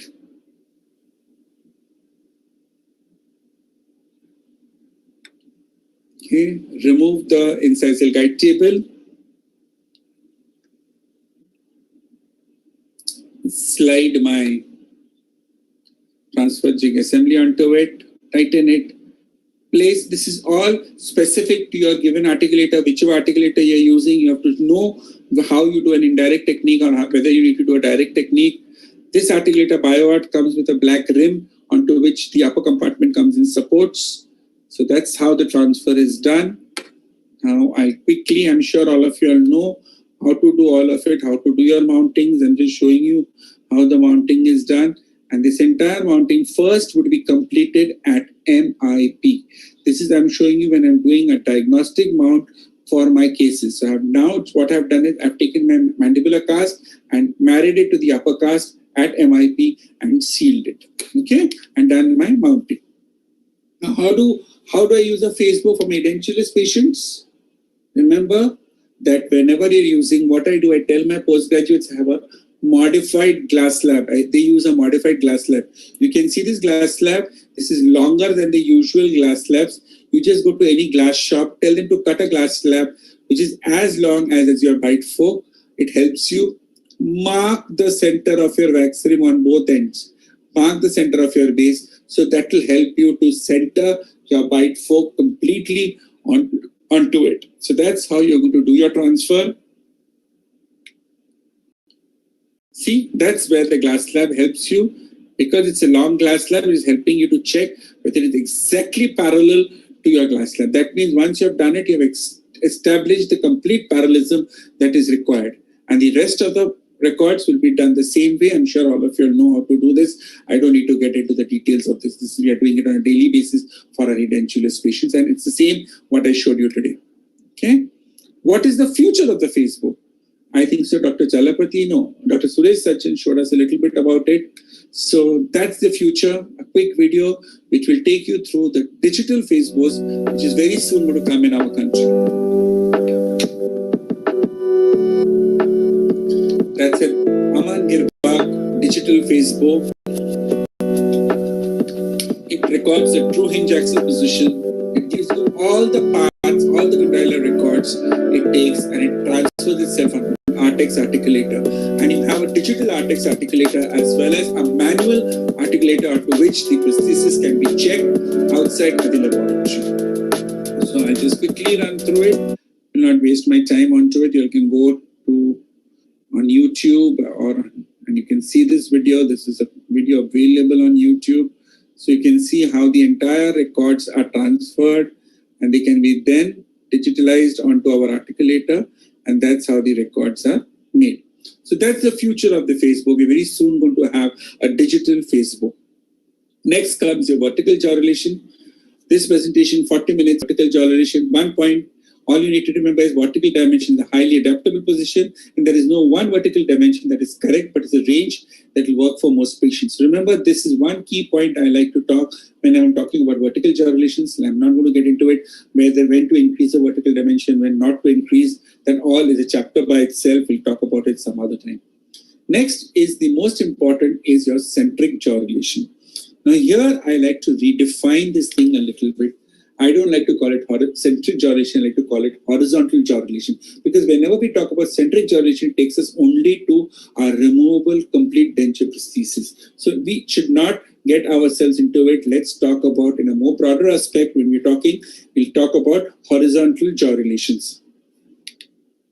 I have 10 minutes more. So quickly I will go through horizontal jaw relations or recording the occlusion. There are two ways of recording the horizontal jaw relation. It can be recorded at MIP or at centric relation. I will go through each of it. Now, at MIP, what most of us do is something like this. I don't know what do you achieve with this. You know what the laboratory does? I was working with Illusion for quite some time. You know what the laboratory does? Takes this wax and throws it in the dustbin because this doesn't transfer any record. It really doesn't transfer. What you have done is by placing this wax between the teeth, you have deprogrammed the patient. Your patient has closed the mandible at some other position. So there is no record which is being transferred. Whenever you want to see, I have seen bites like this where even the postgrads come and they will seal it. They will take the wax knife, they will take a Lacroix carver, which they don't show it in front of us, which they heat up. They will seal and join it over there, and then they will show it to us that they have taken an MIP record. Please, MIP records are not taken like this. There's a particular method. Whenever you need to, if at all, you need to take an MIP record. But generally, if there is a 3-point contact, you did not need to take any MIP record. If there is a posterior tooth on either end and an anterior contact, you do not need to take. If you can interdigitate your cast, you do not need to take any MIP record at all. If you need to make, is there any problems? No. Okay. At all, if you need to take, please take it an MIP record with a flowable, with a dynamic impression bite registration material. Here, I'm introducing another term called dynamic bite registration material. Why? Because the patient is holding onto it. He's in a dynamic position. He's holding his teeth over there. Use a flowable material only in the region where you have made clearance, so that you get your record, so that it helps to stabilize your maxillary and mandibular cast. So what you need to use a bite registration wax paste like this. Whatever material you choose, I'll just show you quickly how. Tell the patient to close, flow the material, press the material against the jaw. Okay, so just press it, put it on both sides wherever you got the clearance. Massage the material so the material goes into the occlusal table completely, and tell your patient to swallow. So whatever material has flown onto the other side, onto the lingual surface, will push back against the occlusal surface. Okay. Next is your centric record. I'm sure there has been 2 lectures today that we had back to back on centric relation. I will not spend too much time on it. I'll quickly go through it. First, you do your cotton roll test. When do I do a CR record? Whenever I'm not able to get a good MIP and I need to rehabilitate my patient in CR. So even if I'm doing my complete denture patient, this is how I do. I use the Dawson's technique. I'm absolutely comfortable. I have seen most success with my Dawson's technique. I use my leaf gauges till I get the disocclusion. I'll put my whale tail, stabilize my UCR cheek with the whale chain, check my whale tail whether it's giving me free movement, and then go ahead and record my CR record. Once I've done my CR record, I will transfer it onto the articulator. Next is what I'm going to do is why I need to program my articulator. So for programming, so now I have got 2 records, the MIP record or the CR record, depending what type of occlusion I want to develop. Next, I need to program my articulator. For programming, I need to have a condylar guidance and I need to have the incisal guidance. Let's see how it is done, each of it. Condylar guidance. There are 2 records in condylar guidance, your horizontal condylar guidance and your lateral condylar guidance. Horizontal condylar guidance is recorded using the protrusive bite. You tell your patient to come edge to edge and you've recorded your protrusive. Lateral, by asking each of the canines to come edge to edge and you record it because it helps you to establish the Bennett angle and the Bennett shift. So let us quickly have a look at this, how it is done. Oops, 1 second. First, the protrusive bite. I'll tell my patient to come edge to edge. Here in this video, I have used putty. Please do not use putty. This is done because you have to repetitively do the video. We have used putty as a recording material. What you're going to do is you're going to hold it here, and as I showed you before, you're going to flow your flowable material and record. Here, always give a mirror to your patient. Tell your patients to make your midlines match while you're doing your protrusive record. So once again, I just check how the protrusive record is done. You see that? That's how the protrusive record, and it is marked on it, the protrusive record. Right lateral, left laterals, tell the canines to come edge to edge. Do your records. Similarly, your left laterals. I've shown you the video earlier how you'll hold it and flow your flowable material into this area, the bite registration material, paste. Because here, if you have to tell the patient to open and reclose into that position, he will not be able to do it. So you have to hold, the patient has to hold on to that position, and that is why you need to use a dynamic material, and that's why I use bite registration paste over here. Okay, so that's how it's come. Having obtained these 3 records, we go ahead and program my articulator. Let us see how we program. Cut off all the excess, see that you can see the occlusal, you can see the teeth well. I'm just showing you a centric bite. I take a centric bite, I'll do a centric mount. I'll just go again quickly with it because we're running short of time. I mean, I run a little fast over here before the, the patient is looking. I've got how many minutes left? I've got 4 minutes left. I know how difficult it is when the speakers go overshoot their time. So this is how the centric record is recorded. You can see that this is the centric program done. Now I'll have to go through the protrusive well. I wanted to spend a little time over here. I've separated my primary cast and my secondary base. I'm going to stabilize my maxillary cast or my primary base with a mandibular cast. Use a thread. Here the knot, which is called a fisherman's knot. I don't know how many of you have done scouts and guides or have done camp in school. We used to have something called a fisherman's knot. Tie a fisherman's knot onto that thread. On the thread which we use for tying our supplements during the examination, I use that thread. All you need to do is give a crisscross stabilization. I call it the crisscross stabilization. Have a look at it. It's extremely important to have a look at this.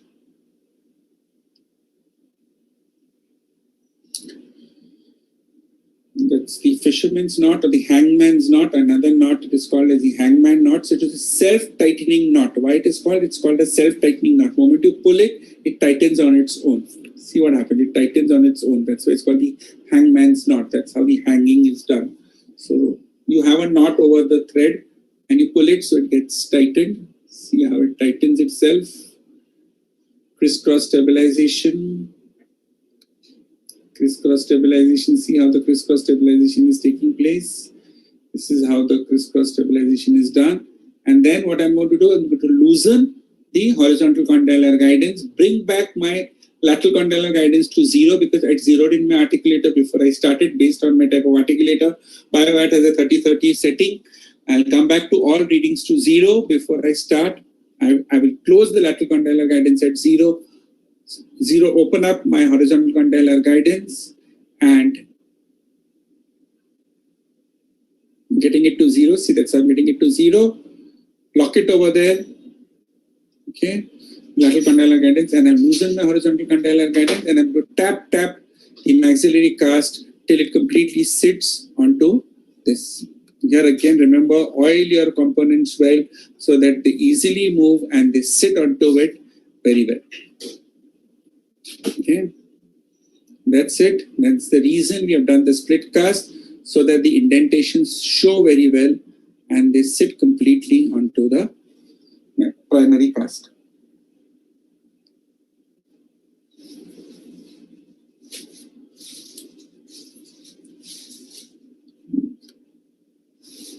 Keep adjusting till they have completely sat and I take my readings. That's how I'm going to take my readings on both ends and transfer it onto my cast. There are 2 different readings because the patient has a crossbite. If you realize there's a lateral crossbite that he had, it's a different reading. It's around 50 on one side and 55 on the other side.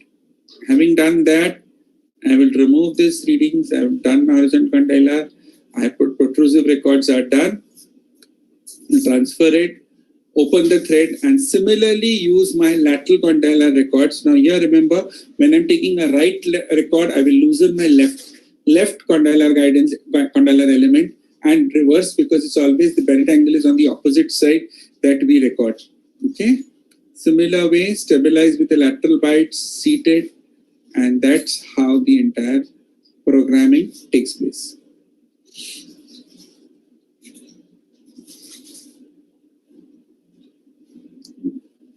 Minutes is like a run through for so much of it, Clearly run through it. Postgrads can get in touch with me later on for more information. That's why I like to take PCCs, PCCs are better. They give me the full day to talk to postgrads. So that's how the horizontal container guidance and lateral container guidance. Now here I have programmed my articulator on the centric record, and I have transferred the horizontal container record as well as the lateral condylar record. So what happens whenever there is a CR? The pin moves because there was a material in between my maxillary and mandibular teeth. So what I need to do is I have to slide my incisal guide table again to get to the center. So next what is required is I have finished with my condylar record. This is for your edentulous patients. What you need to do, I'm just quickly showing you how we do it for our edentulous patients. I'm sure all you postgrads are very aware of it. Remember one thing, that these plates, external plates, have to be parallel to one another. Bending downwards is extremely important. They should be bending downwards. It should not be done the other way around, because that's how they slide easily over one another, and that's the reason the bend is given downwards. Please keep that into your mind. Okay. Next is your incisal guidance. How do I program my articulator for the incisal guidance? Very, very important. My incisal guidance should be similar to my bite wafers that I obtain while I'm doing my edentulous patient. Something similar to that. So it just looks like that. The light is just passing through it, but it has to not perforate. So now I have transferred my records onto my laboratory articulator because this has more of an elastic component. It helps me to give free movement to my condylar movements. I check the movement, check the movement.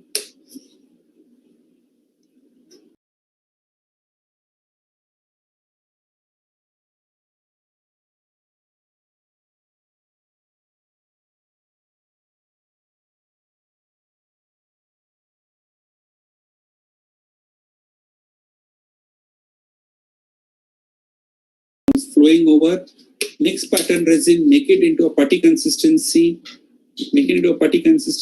take it up, take it out, place it between your this thing. At all times, remember, when we are doing the incisal programming, you have to open and close your articulator so that you don't increase the vertical. Make all your movements left, right, anterior, posterior, left, right, anterior, posterior, open, close. This is what I'm doing: open, close, open, close, open, close. Allow it to set, remove it, and finish it. Well, that's how the finishing is done, and that's how the incisal guide table is programmed. Now my articulator is completely programmed. Now I can start planning my restorations. Now I can start doing my recordings, and I can decide what type of prosthesis and what other things I need to and what problems my patient has. So this is the baseline from where I start my diagnosis. So to summarize, we learned the split cast technique, the types of articulators, the types of face bows, different occlusal records, programming of the articulator. As I close down, I like to have this very famous saying by APJ Abdul Kalam: I'm not handsome, but I can give my hand to someone who needs help, because beauty is required in heart and not in the face. Okay? And this is for all my postgrad students. रोके से भी तू ना रुके, हासिल कर ऐसा शिखर, पर्वत की भी नजरें उठे, आशाएं उम्मीदें से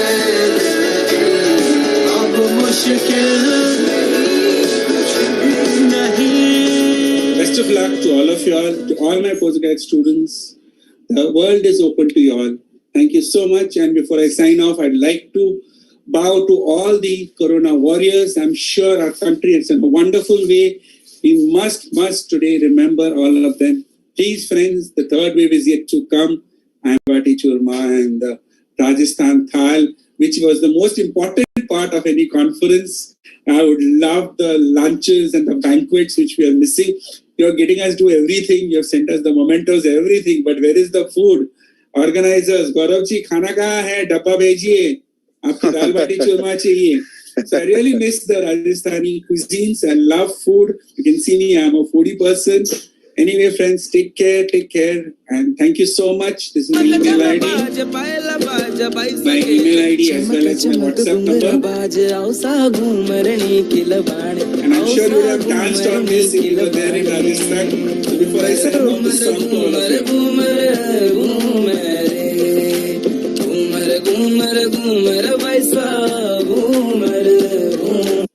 Thank you so much. Thank you. Yeah, Dr. Ratin, it was really splendid and excellent presentation. The small tips were really very useful. And only thing I want to say is be in academics. People like you are to be in academics. As you say, I leave academics. Vasudha, chairperson. Yeah. Now I think they are running the schedule. They want to close the schedule. Maybe Dr. Gaurav, please, session is on to you now. Yeah. Yes, madam. Thank you, sir. Thank you, chairperson. Next time, sir, we will have a double party of dal bati. And Definitely. I have seen that you have received the certificate and you really loved our memento. You have placed this properly. Yes, sir. Even we loved you are showing it very nicely. Thank you so much. This, welcome, sir. As well as the most proud thing was this thing, and I would really say it was wonderful to have this, and especially with the IPS logo. Thank you so much, all of you. And this was the unique idea. Absolutely, it's wonderful. And your headphones, I have everything. Thank you so much. Only the dal bati churmas are pending, huh? Sir, next time double. Every day, morning, evening. You have to be capable of digesting it. I was also Yes, Asudha.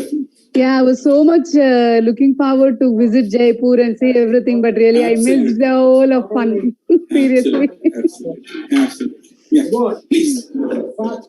Creating such a thought and a process and a culture. Please accept. Yeah, thank you. Thank you, Dr. Gaurav. Yeah. Okay.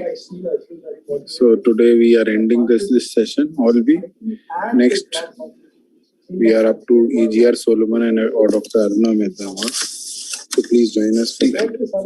Thank you, sir. Thank you once again. Wonderful organization with the entire team. Kudos to the entire 23rd IPS. Bye, Deepesh. Yeah, bye, Deepesh. Bye, the thing. Bye, Gaurav. Sign off. Yes, please.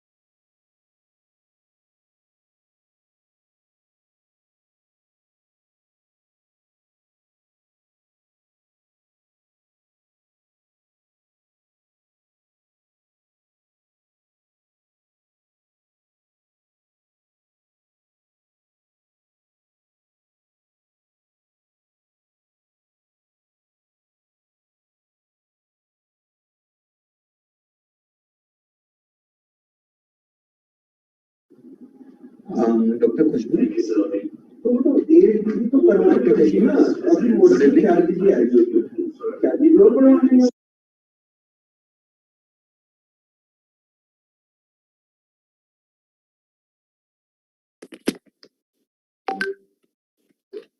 Yes, sir. We can start. Yes, sir. Yeah, please.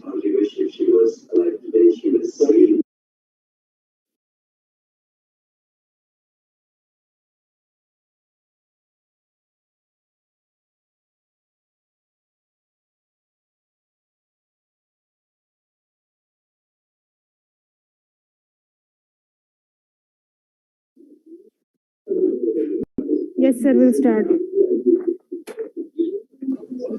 Please.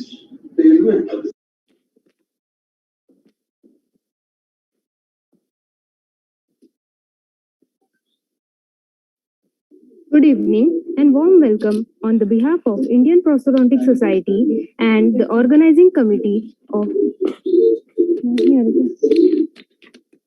Hello. Yes. You're audible. You're audible. Yes, yes, yes. Good evening and warm welcome on the behalf of Indian Prosthodontic Society and the organizing committee of 23rd IPS PG Convention. I, Dr. Khushbu Samani, welcome you all to this evening session dedicated to the prestigious Professor E.G.R. Solomon Award. The scientific committee for the 23rd IPS PG Convention received 79 original research papers. The top 5 papers became eligible to compete for the prestigious E.G.R. Solomon Award. And the organizing committee. Hello. Yes. You're audible, please. You're audible. You're audible. Good evening and warm welcome on the behalf of Indian. Khushbu, you carry on. And the organizing. Sir, my voice is repeating again. It is replaying, sir. Welcome you all to this new session dedicated. No problem. You carry on. Professor E.G.R. Solomon. I, on the behalf of Scientific Committee of 23rd IPS PG Convention, extend my hearty gratitude to our esteemed chairpersons for their invaluable time and effort which helped us select the final participants for this award. I would also like to welcome and congratulate the students selected for the prestigious E.G.R. Solomon Award. I now humbly request Dr. Rupesh, Secretary, Indian Prosthodontic Society. Doctor Khushboo आपकी इसमें ना वेबनेक्स चल रहा है आपके laptop में आप please वेबनेक्स वाला प्लेटफॉर्म बंद करिए और फिर आपको वॉइस नहीं आएगी आपके वापस Okay, sir, I'll do.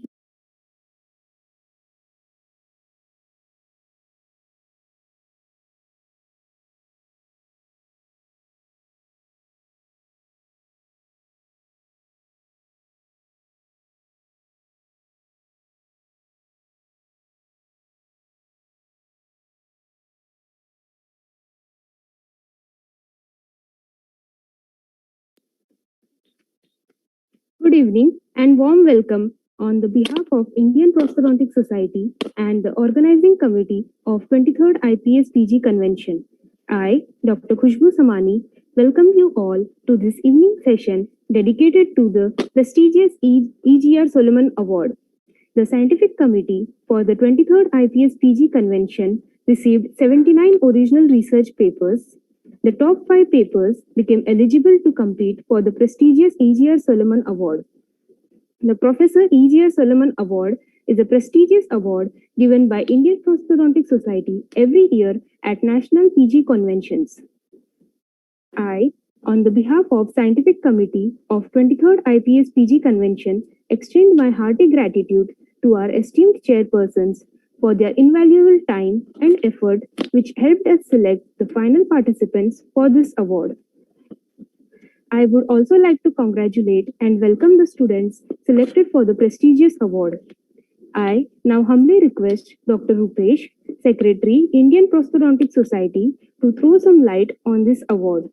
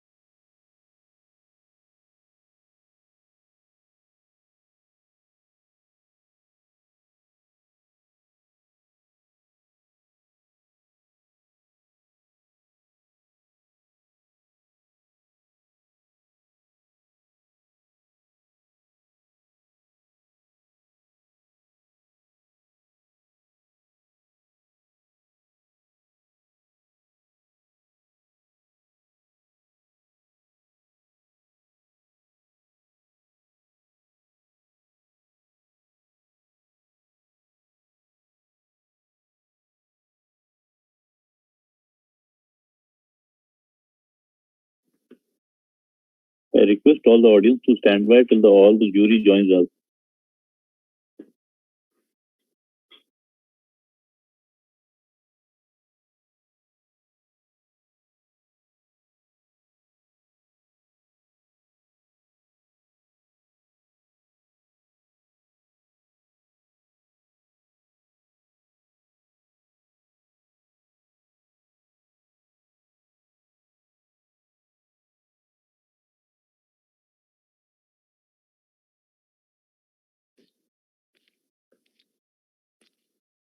The jury will shortly join us. The president and secretary are a bit busy in the Dr. Aruna Mehta. Khushbu, stand down. Okay. We are waiting for the people. I've already announced that. You stand down. Okay.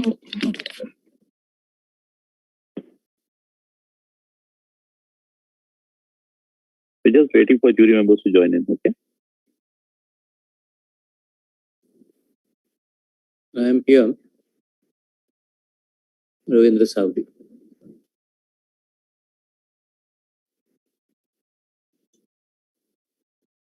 So we'll take 5-10 minutes more, sir. Yep, that's fine.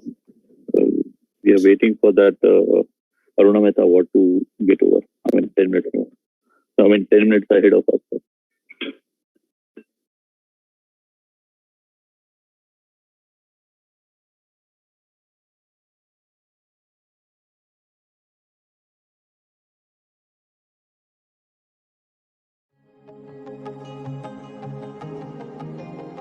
The wait is finally over and it is time to reap the rewards of our hard work, to celebrate our reach and all the milestones that we have achieved so far.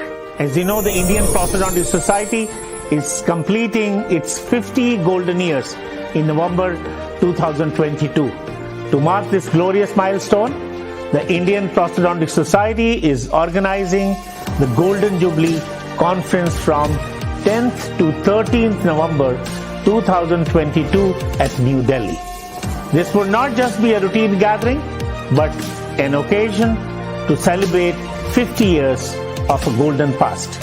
Our passion and our service is of great value, so let's get together and celebrate all that we have achieved in these golden years. Together, we will make it the biggest event of 2022. See you, friends. The IPS leadership is looking forward to welcoming you.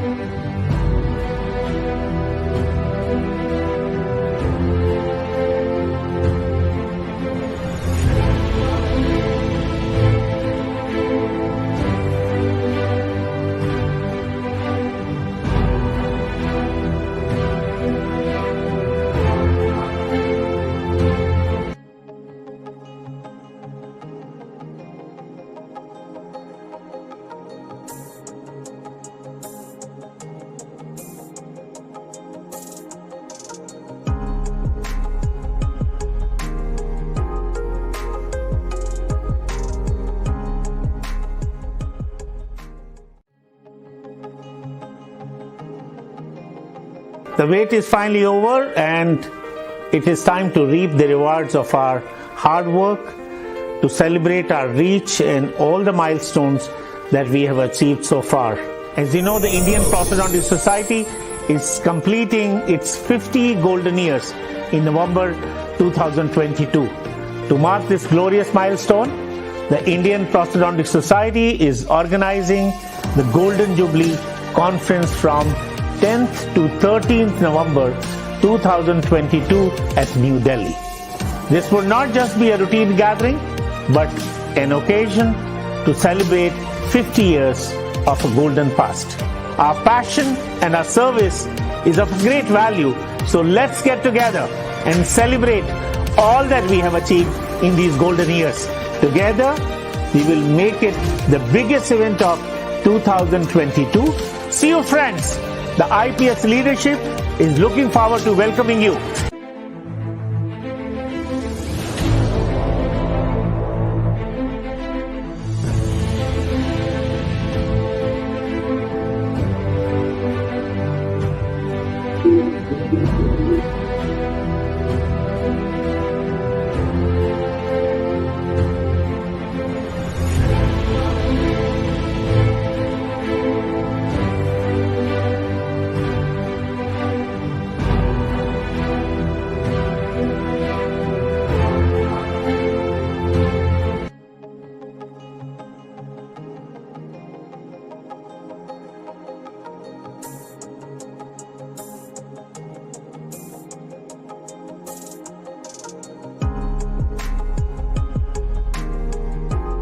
Can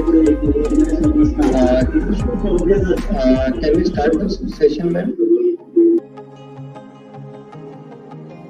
We are The waiting. wait is finally over, and it is time to reap the rewards of our hard work, to celebrate our reach and all the milestones that we have achieved so far. As you know, the Indian Prosthodontic Society is completing its 50 golden years in November 2022. To mark this glorious milestone, the Indian Prosthodontic Society is organizing the Golden Jubilee Conference from 10th to 13th November 2022 at New Delhi.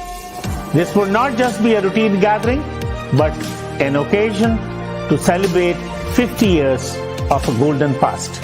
Our passion and our service is of great value, so let's get together and celebrate all that we have achieved in these golden years. Together, we will make it the biggest event of 2022. See you, friends. The IPS leadership is looking forward to welcoming you.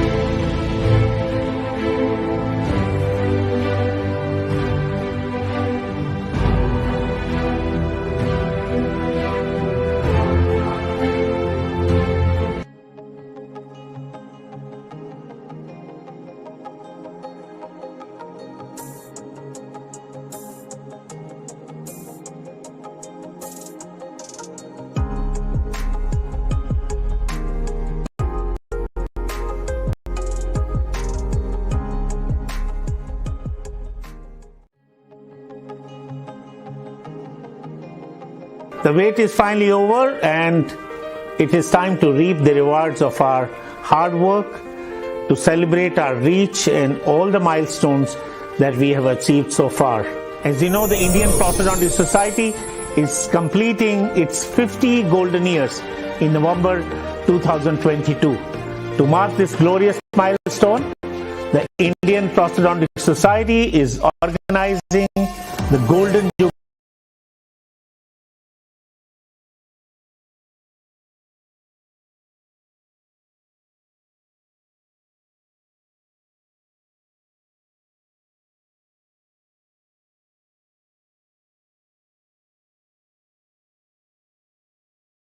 So let's get together and celebrate all that we have achieved in these golden years. Together, we will make it the biggest event of 2022. See you, friends. The IPS leadership is looking forward to welcoming you. He's inside.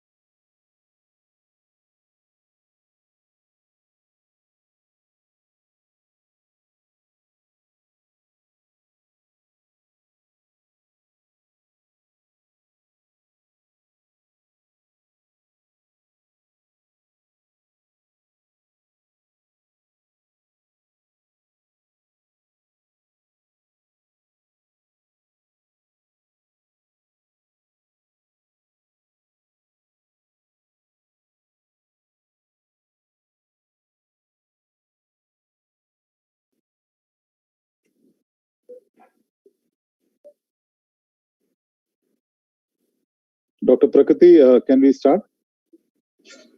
Yes, sir. Yes. MC? Dr. Khushbu, can we start? Yes, ma'am. Yeah, please start. Good evening and warm welcome on the behalf of Indian Prosthodontic Society and the organizing committee of 23rd IPS PG Convention. I, Dr. Khushbu Samani, welcome you all to this evening session dedicated to the prestigious Professor E.G.R. Solomon Award. The scientific committee for the 23rd IPS PG Convention received 79 original. The top 5 papers became eligible to compete for the prestigious E.G.R. Solomon Award. The Professor E.G.R. Solomon Award is a prestigious award given by the Indian Prosthodontic Society every year at national PG conventions. I, on the behalf of Scientific Committee of 23rd IPS PG Convention, extend my hearty gratitude to our esteemed chairpersons for their invaluable time and effort which helped us select the final participants for this award. I would also like to welcome and congratulate the students selected for the prestigious E.G.R. Solomon Award. I now humbly request Dr. Rupesh, Secretary, Indian Prosthodontic Society, to throw some light on the prestigious E.G.R. Solomon Award. Thank you very much, and a very warm good evening to each and every one of you who have gathered here, distinguished President, Indian Prosthodontic Society, and all the respected jury members, all the expectant participants who have logged in, who have been shortlisted for this very prestigious award. Let me, on behalf of the Indian Prosthodontic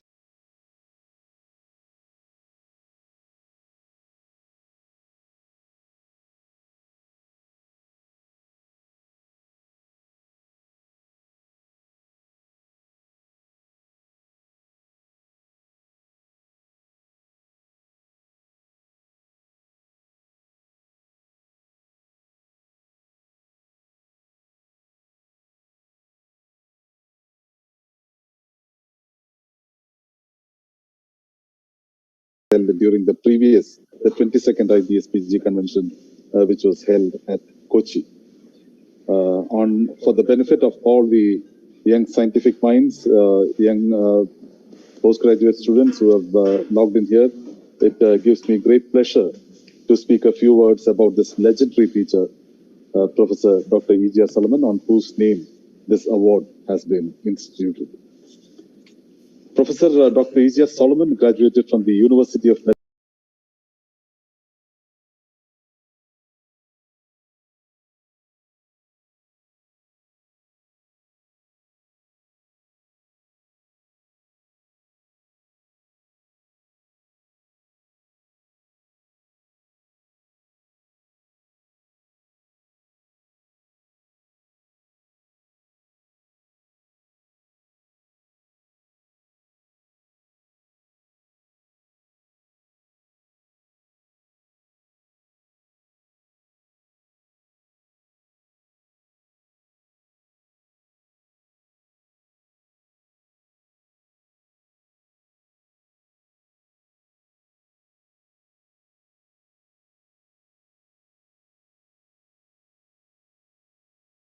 of our esteemed society, the Indian Prosthodontic Society, and was conferred its Lifetime Achievement Award.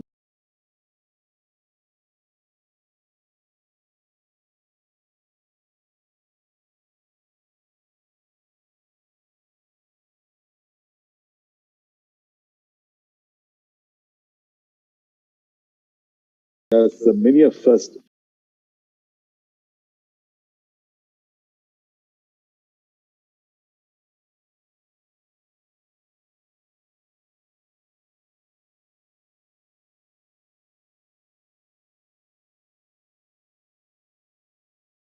he was the first to demonstrate and introduce the intraoral Gothicas tracing and hinge axis recording. And he was the first to use and demonstrate the use of the polysulfide and silicon impressions in the country, and also the first to use shim stock and articulating foils in the country, among many other firsts. Dr. Solomon has lectured extensively in all parts of the world and has spread the name and fame of our country and the profession along with him all over the world. Professor Solomon has also authored multiple manuals and innumerables, and has contributed in various textbooks as its author. This award, the Professor Dr. E.G.R. Solomon Award for the best student paper in a PG convention, is instituted by the Indian Prosthodontic Society in memory of this great teacher par excellence. A teacher of teachers, all of you should be feeling proud that you have qualified to be the finalist for this award instituted in this legendary teacher's name. Let me take this opportunity to wish all the shortlisted candidates, all the finalists, the very best. May the best student win. Over to you, Doctor. Thank you, sir. The jury members for today's session: Dr. Akshay Bhargava, President, Indian Prosthodontic Society; Dr. Rupesh, Secretary, Indian Prosthodontic Society; Dr. Ravindra Savde, immediate past President, past Editor of Journal of Indian Prosthodontic Society; Dr. Pragati Kaurani, Scientific Chairman of 23rd IPS PG Convention; Dr. Nikhil Verma, Scientific Co-Chairman of 23rd IPS PG Convention.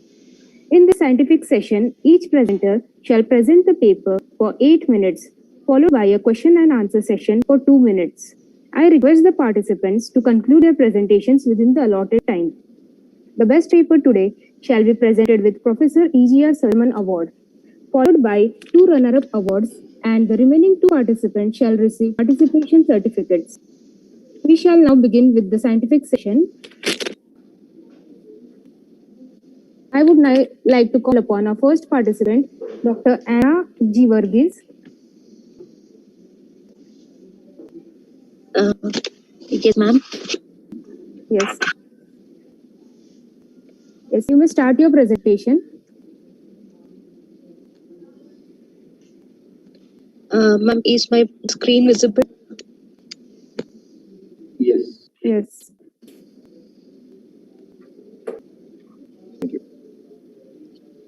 We can't see Anna's face.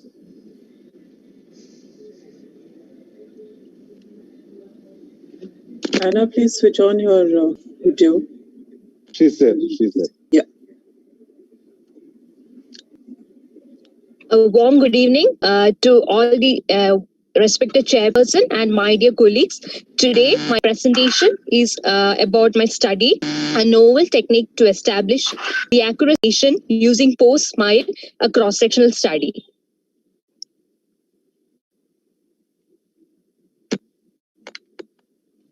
The principles of good occlusion apply to the dentulous as well as the edentulous patient. Centric relation is the most controversial concept in dentistry, and it was originally introduced to be a clinical reference for restoring the occlusion. Centric relation is the beginning of occlusion and the treatment modalities. No doubt that centric relation is a joint position and therefore it requires knowledge and involvement of the TMJ. And among the current registration method, here I adopt a modified approach based on the post-smile of a patient. So from the preliminary study, this method is more clinically convenient and the result is more stable. So what is centric relation? It is the maxillomandibular relationship in which the condyles articulate with the thinnest avascular portion of their respective disc with the complex in the anterior superior position against the slopes of the articular eminences, and this position is independent of the tooth contact. This position is discernible when the mandible is directed superiorly and anteriorly, and it is restricted to a purely rotary movement about the transverse horizontal axis. What is post-smile? A post-smile is the static in sense that it can be sustained. If it is typical for a particular individual, a post-smile will be natural and it can also be forced to mimic an unpost smile. What are these are the objectives of my study: to record the centric relation using post-smile of a patient and to compare this method with the conventional method. So the study was a cross-sectional study design which was conducted in the Department of Prosthodontics, and dentulous patients were mainly used, and the study duration was about 6 months with a sample size of 30. The inclusion criteria was that individuals with all teeth present, and the exclusion criteria, the absence of signs and symptoms of mandibular dysfunction, including palpable masticator muscle or TMJ pain, and no limitation of mandibular movements, and no TMJ noises, and no history of mandibular dysfunction, and no orthodontic prior treatment done. The materials I used were mainly the Oclean occlusion spray, red and blue was used, a photography kit, and the computer program Adobe Photoshop was used. So here, first, the study was conducted in the Department of Prosthodontics, and 30 dented individuals were assessed and evaluated. And here, mainly 15 male and 15 female.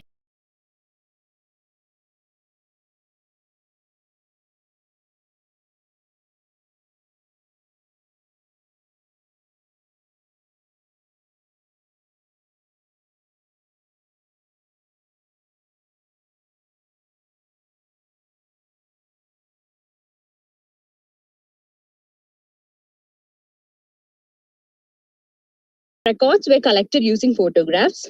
Now, next, the occlusion, blue color occlusion articulating spray was applied onto the cusp.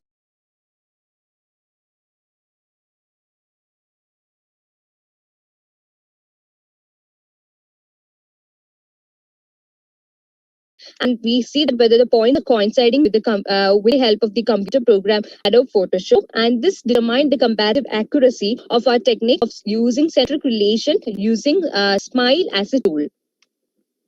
Now, these are some of the photographs of 5 different patients, which we found that they coinciding, and thus the accuracy of a new method of recording centric relation was established. So the bilateral manipulation by Peter Dawson in 1974, this was used by those who adhere to functionally generated power techniques. So they have suggested that the contents do not always move superiorly, but in response to posterior guidance from the operator, they move inferiorly. Then McCollum and Granger both investigated, and investigators recommended the use of chin as a method of retruding the mandible as advocated by Goucher. So the critical evaluation of my study, our method was comparable to other technique, is more likely to be easy, and it uses fewer materials. It was simple in appearance, and it needs more accuracy, and relatively reduced chairside time was needed. The combination of this technique with the use of Lucia jig, leaf gauge, deprogram, etc., can provide excellent result to determine, verify, and register the further develop with regard to the functional relationship of the craniomandibular system with the muscle status of the TMJ using modern and objective methods. So I conclude the centric relation is evaluated by this novel technique using post-migration, and the clinical implication is that no single technique or philosophy is universally accepted. So among current registration methods, here it was my humble effort to adopt a modified approach based on the maximum SMILE of a patient. These are my reference. Thank you.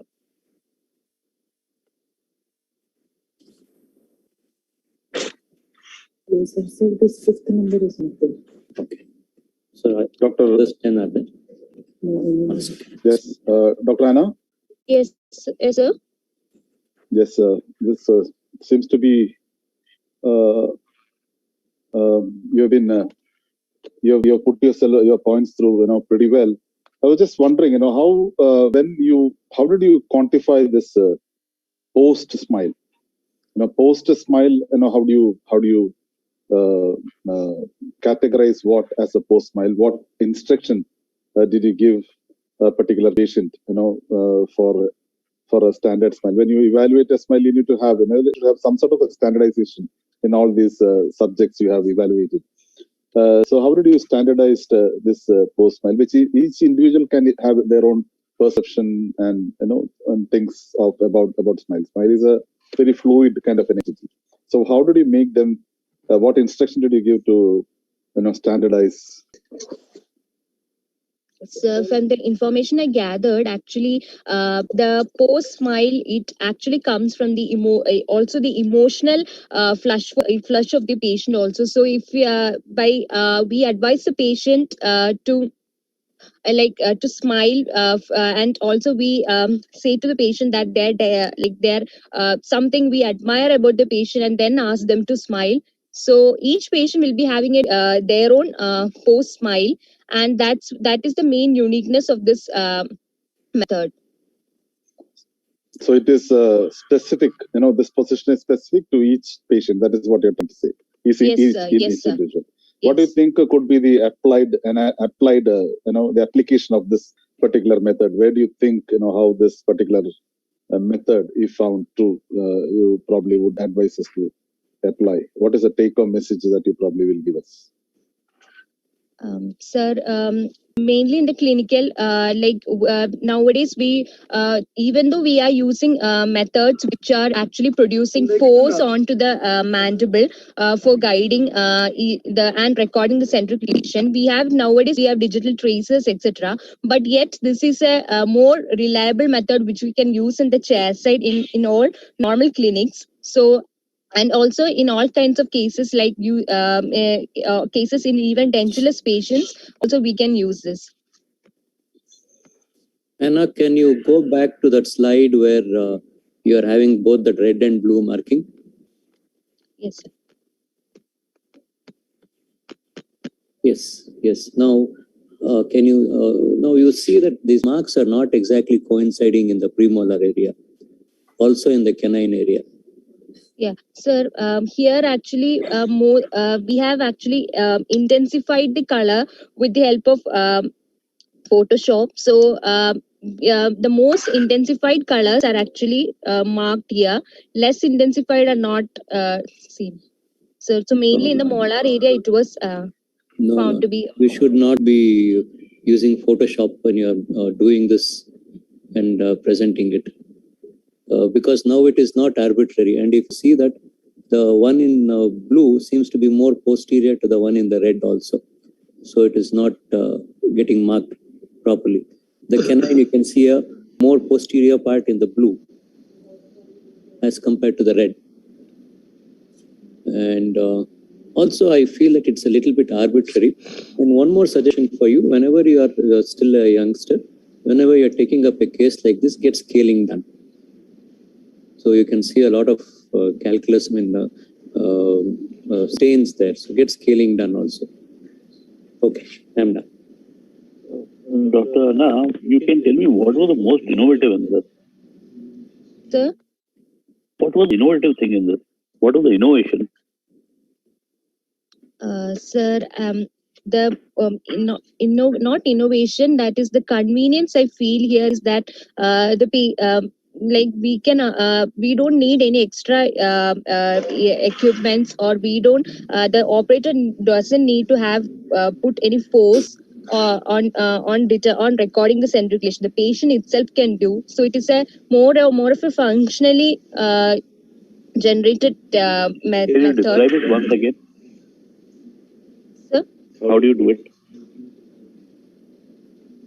Sir, should I explain the method? Yeah. Okay. So first, that is we ask the patient to recline in semi-supine position. Then we, with the help of the occlusion articulating spray, first we use one color, that is we use red color, and we spray it on the mandibular, molars and premolars. Then we ask the patient to bite using, that is we ask the patient to bite by giving a maximum smile of the patient, and then we record the photographs in the upper molars. Yes, here I would like to stop here. That one of the 5 techniques which are given as steward, okay, in the chapter number 5, they have used this thing and they've told that reclining position is one of the position recording centrifugation. So what is the originality of the content?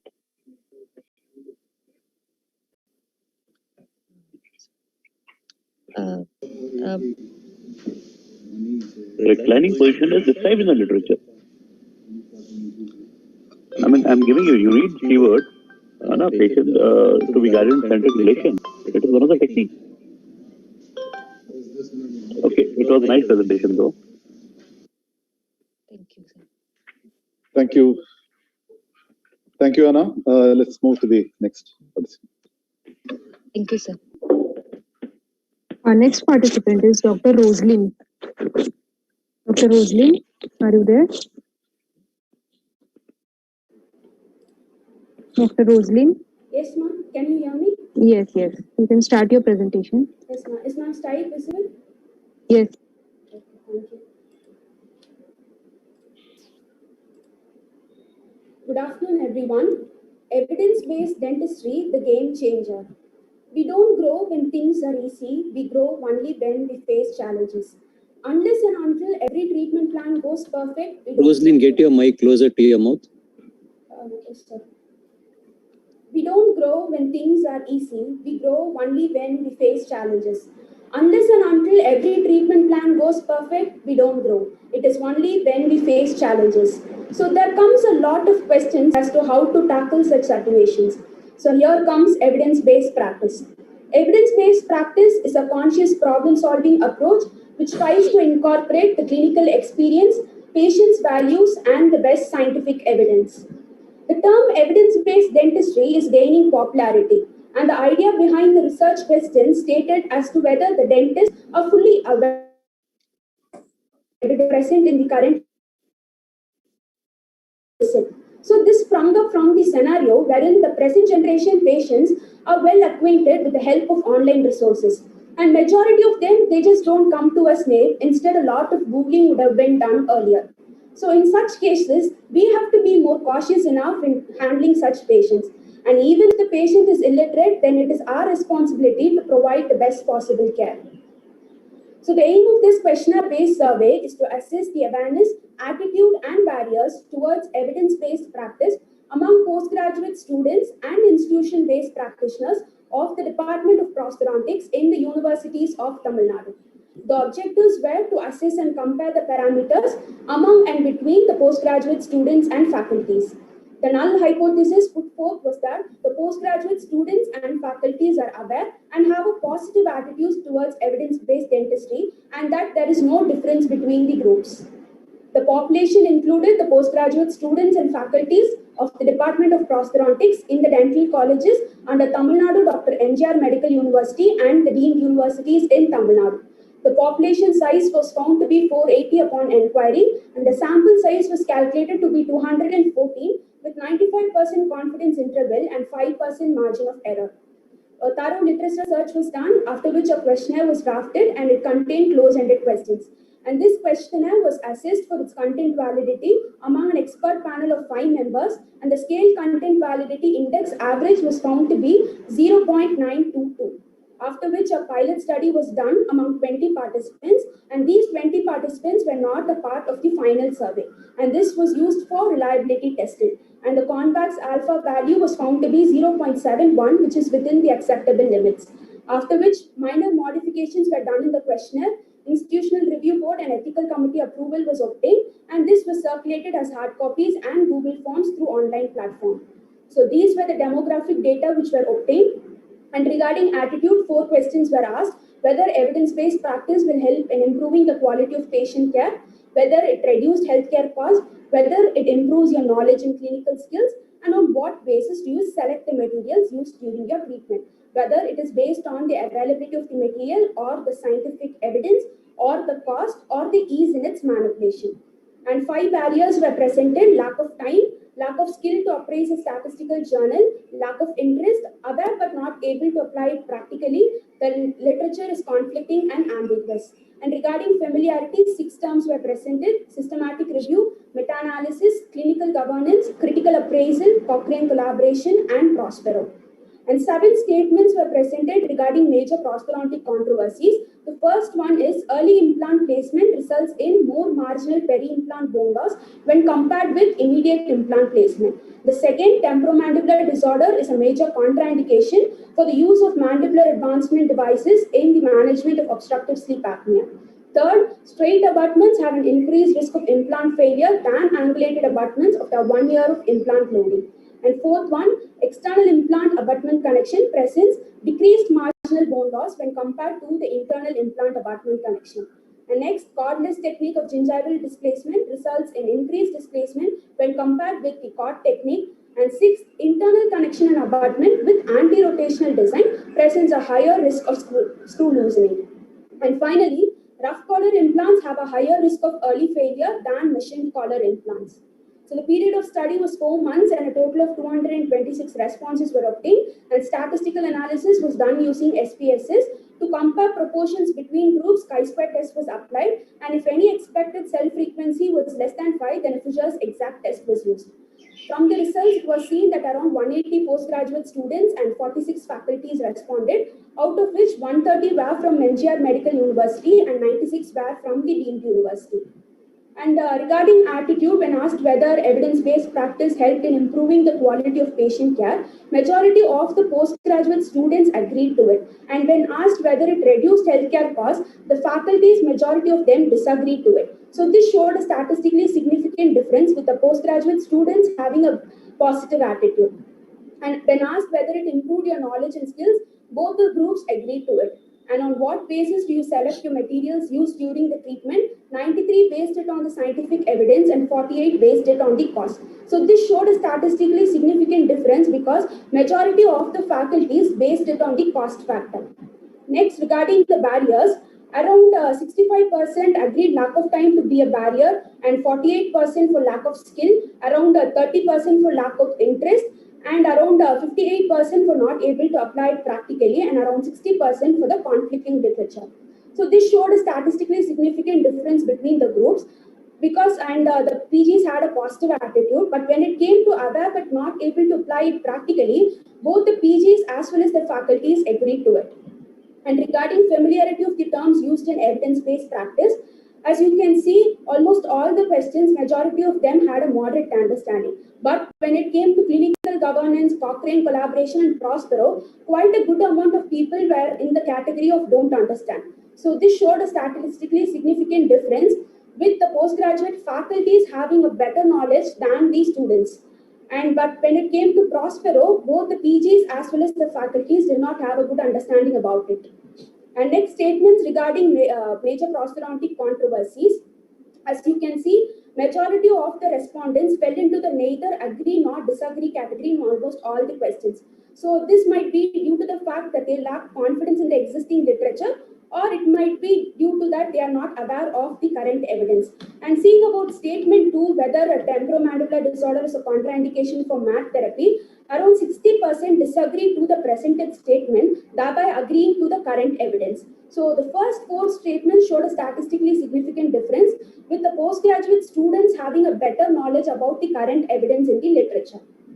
So the limitation of the study is that it was conducted only within Tamil Nadu. So based on that, we conclude that the postgraduate students had a positive attitude but an average knowledge, whereas the faculties had a less positive attitude but a fair knowledge.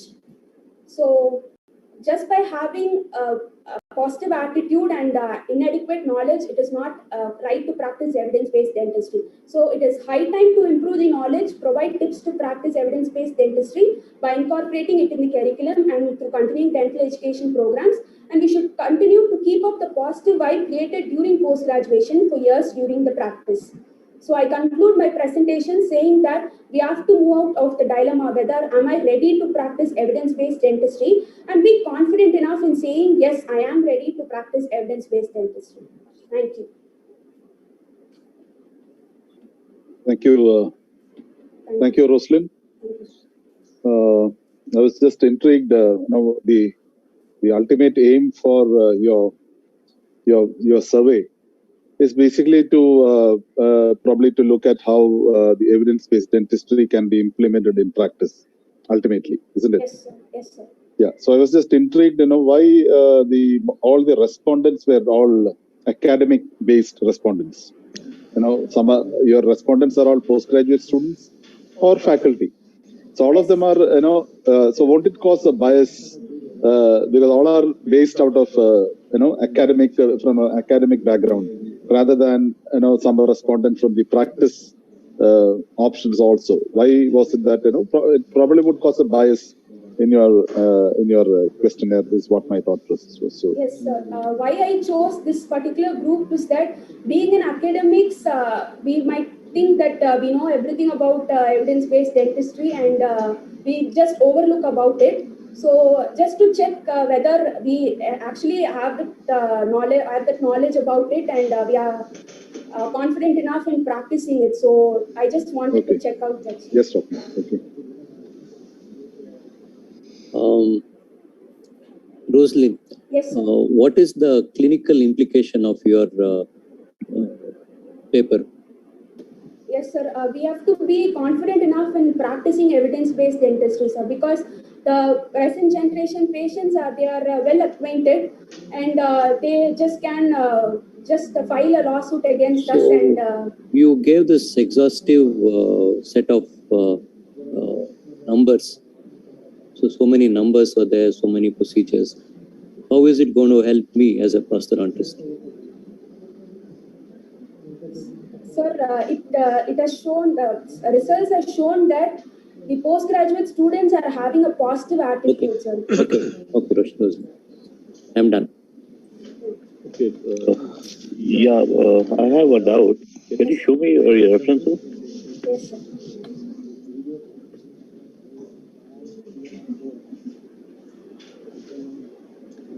You have references of this? Yes, Yes, sir. And what is the basis of doing an evidence-based study?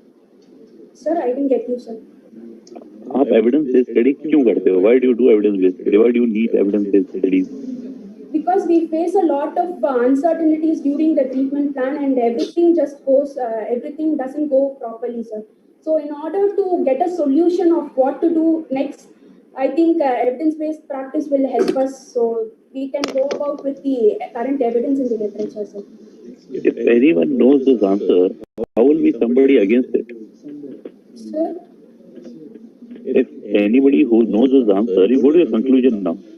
Limitations वाला जो heading है ना, you go there. yes, sir. Other one. Previous one, yeah. Within the limits, postgraduate students had a positive attitude and average knowledge. And faculty, they had a less positive attitude and fair knowledge. Now, what do you mean by fair knowledge and average knowledge? When compared to the postgraduates, the faculties had a better knowledge, sir. I'm just average comparing between the postgraduates and the faculties alone, sir. Okay.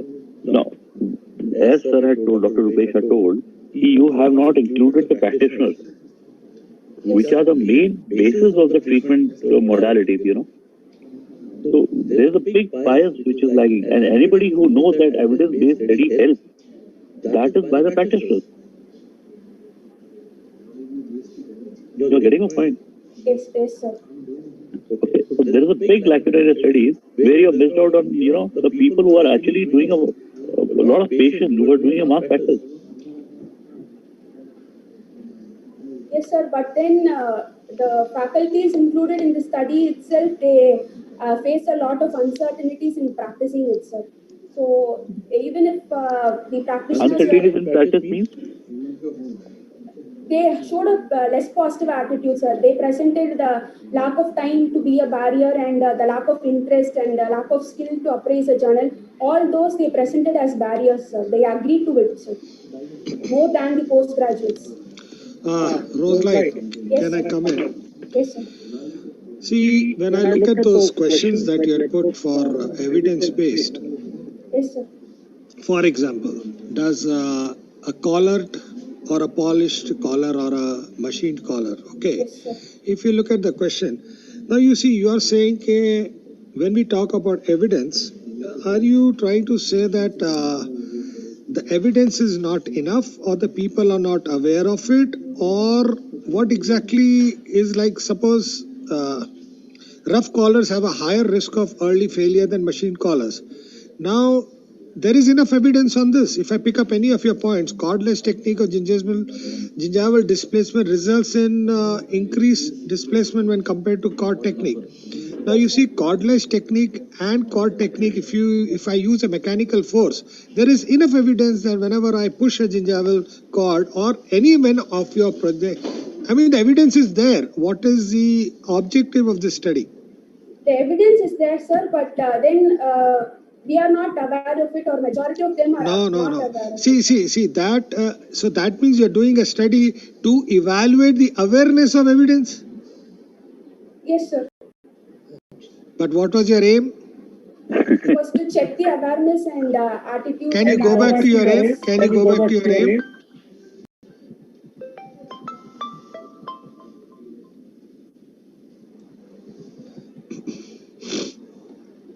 Yes, sir. Awareness, attitude, and barriers towards evidence. Okay. Have you anywhere in your conclusions or anywhere spoken about barriers in your study? Yes, sir. That is what is lack of time. All those they are presented as barriers, sir. Lack of time, what? Lack of time to practice evidence-based dentistry, sir. No. See, your question, go back to your aim. Go back to your aim. One, you are checking awareness. Yes, sir. Second, you are checking attitude. So attitude you have given, okay, people are fair, positive, etc., etc. But barriers towards evidence, what is the barrier for a teacher or a postgraduate that is preventing them from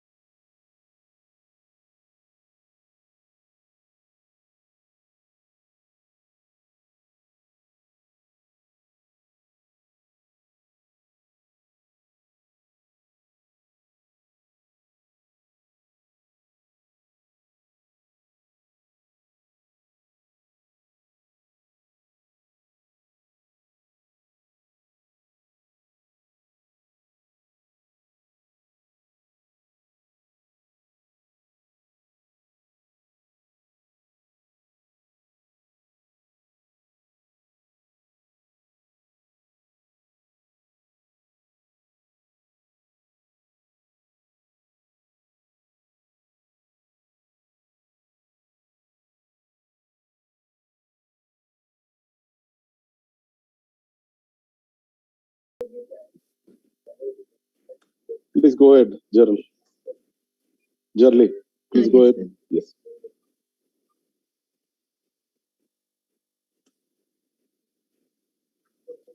Can everybody see my screen? Yes, go ahead, Jerly. A very good evening to all. At the outset, I would like to thank you for having considered a paper for the prestigious EGR Solomon Award presentation. I, Dr. Jerly Abraham, and my co-presenter, Dr. Namita C. Manoharan, are here. An in vitro study that was conducted in our department. It is titled Comparative Evaluation of Accuracy of Interim Implant Prostheses Fabricated Using Pre-Operative and Post-Operative Stereolithographic Data. Digitalization has rapidly become an integral part of all aspects of life. Implantology is one such branch that has benefited most from this digital revolution in dentistry. Advent of intraoral scanning, digital planning, and 3D printing have made it possible to pre-operatively combine prosthetic design and anatomical information of underlying bone, bypassing conventional impression procedures. Any deviation in implant placement, thus, from the planned position will adversely affect the fit of prostheses fabricated from pre-operative data. So this study was done with the aim to indirectly compare the clinical accuracy of guided implant placement with aid of interim implant prostheses fabricated using pre- and post-operative stereolithographic data. A mandibular dental model with two adjacent missing teeth, 4-5 and 4-6, was chosen to represent a patient for this in vitro study. 5 resin models were then fabricated using AccuFab D1 dental printer and numbered sequentially from 1 to 5. And then each print was then subsequently scanned and radiographed to create a 3D model and CBCT data respectively. And the DICOM and the STL data were imported into exocad software and matched by point-to-point registration. Following this, prosthetically driven implant placement was planned and surgical guide was designed and printed. Next step was the fabrication of pre-operative provisionals. For this, the pre-operative provisionals were designed in exocad software after importing data from the exoplan software, following which the pre-operative provisionals were 3D printed. Next step was the fabrication of post-operative provisionals. For this, the implants were placed with the help of surgical guide and the models were rescanned with scan abutments to fabricate post-operative interim prostheses. Once we had both the pre-operative and the post-operatively fabricated prostheses, both were tried and the accuracy was compared based on the time required for fitting and closeness of the proximal contacts. For the assessment of prostheses based on ease of seating and fit, time taken for any adjustment needed was noted, and the adjustments were carried out with diamond burrs and silicone polishes. For the assessment of proximal contact, articulating papers with varying thickness were used to assess mesial and distal contacts, and the thickness of the paper that could pass through without tearing was recorded. Coming to the results. This table shows us the assessment of seating and fit of the prostheses. In the preoperative scan group, we can see that out of the 5 specimens that were fabricated, 4 needed some kind of adjustment for seating. While in the post-operatively fabricated prostheses group, only 1 required any adjustment. This next graph shows us the assessment of the proximal contact based on the maximum thickness of the articulating paper that would pass through the contacts without tearing. And for the preoperatively fabricated group, the maximum thickness of the foil was 180 microns, while for the post-operatively fabricated group, prostheses group, the maximum paper thickness was 80 microns. So even though there is a difference in the values for the pre-operative and post-operative prostheses groups, it does not appear to be clinically significant. The strengths of the study, literature search shows that implants placed with 3D printed surgical guides show significant improvement in accuracy with fewer deviations from planned position compared to freehand procedure. Till date, accuracy has been assessed using different measurement protocols requiring complex methods. This in vitro pilot study was an attempt to evaluate the implant placement in a more clinically relevant manner. For assessment of fit of interim implant prostheses, chairside adjustment time was taken was used, and in the pre-operatively fabricated group, 4 out of 5 needed adjustment, while the group that was fabricated post-operatively, only one required adjustment. This is similar to other studies. For example, by Joda et al., they have found that clinical fitting could be predictably achieved with no or minor adjustments with digital process of intraoral scanning plus CAD-CAM technology.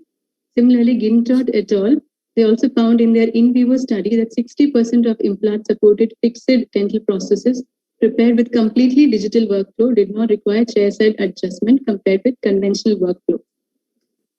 The other criteria used in the study was proximal contact, where the post-operative processes group showed a more uniform proximal relief in all the specimens. Boyce et al. Have already established the fact that proximal contact spaces of 50 microns exist naturally between 80 to 90% of teeth, and restored proximal contact should not prevent a 12.7 micron shim stalk from passing through. The limitations of the study were that the results of this in vitro study need to be confirmed with controlled clinical trials. Also, short span of the edentulous area might also account for the results, which need to be studied in longer span and full arch situations. To conclude, with the help of intraoral scanner and 3D printing devices, dentists can fabricate interim implant prostheses and keep it ready even prior to implant placement surgery, thus considerably reducing chairside time, number of appointments, and provide the patient with provisionals on the day of the surgery itself. Thank you.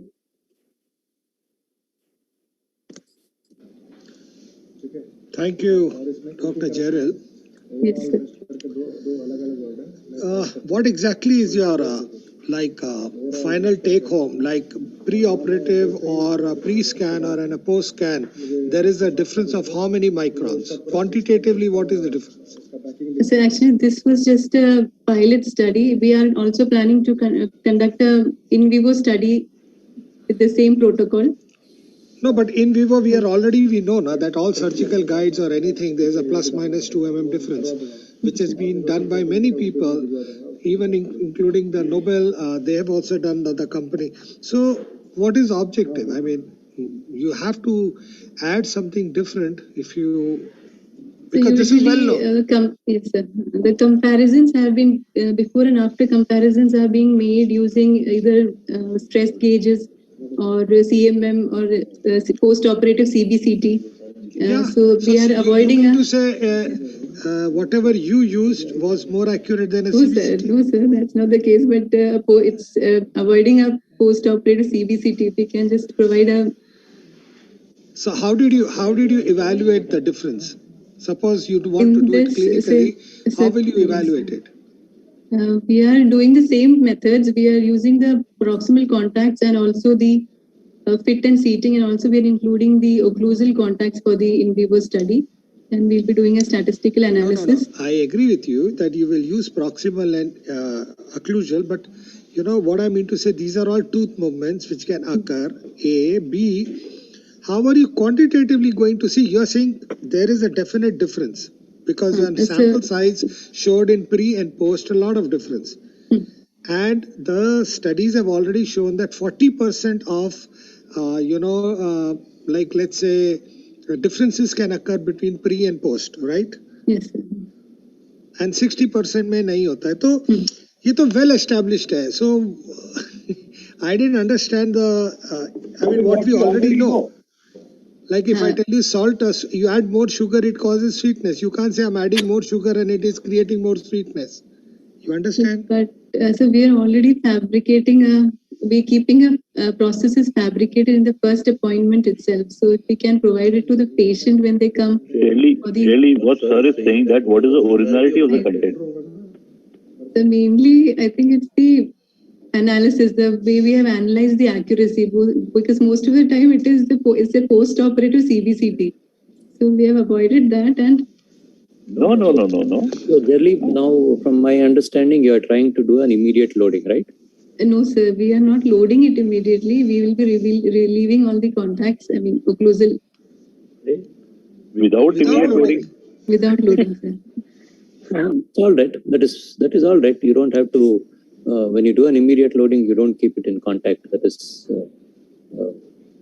is better, in fact, because there is no literature which promotes immediate loading. There is no literature which says don't do immediate loading also. So otherwise, that's all right.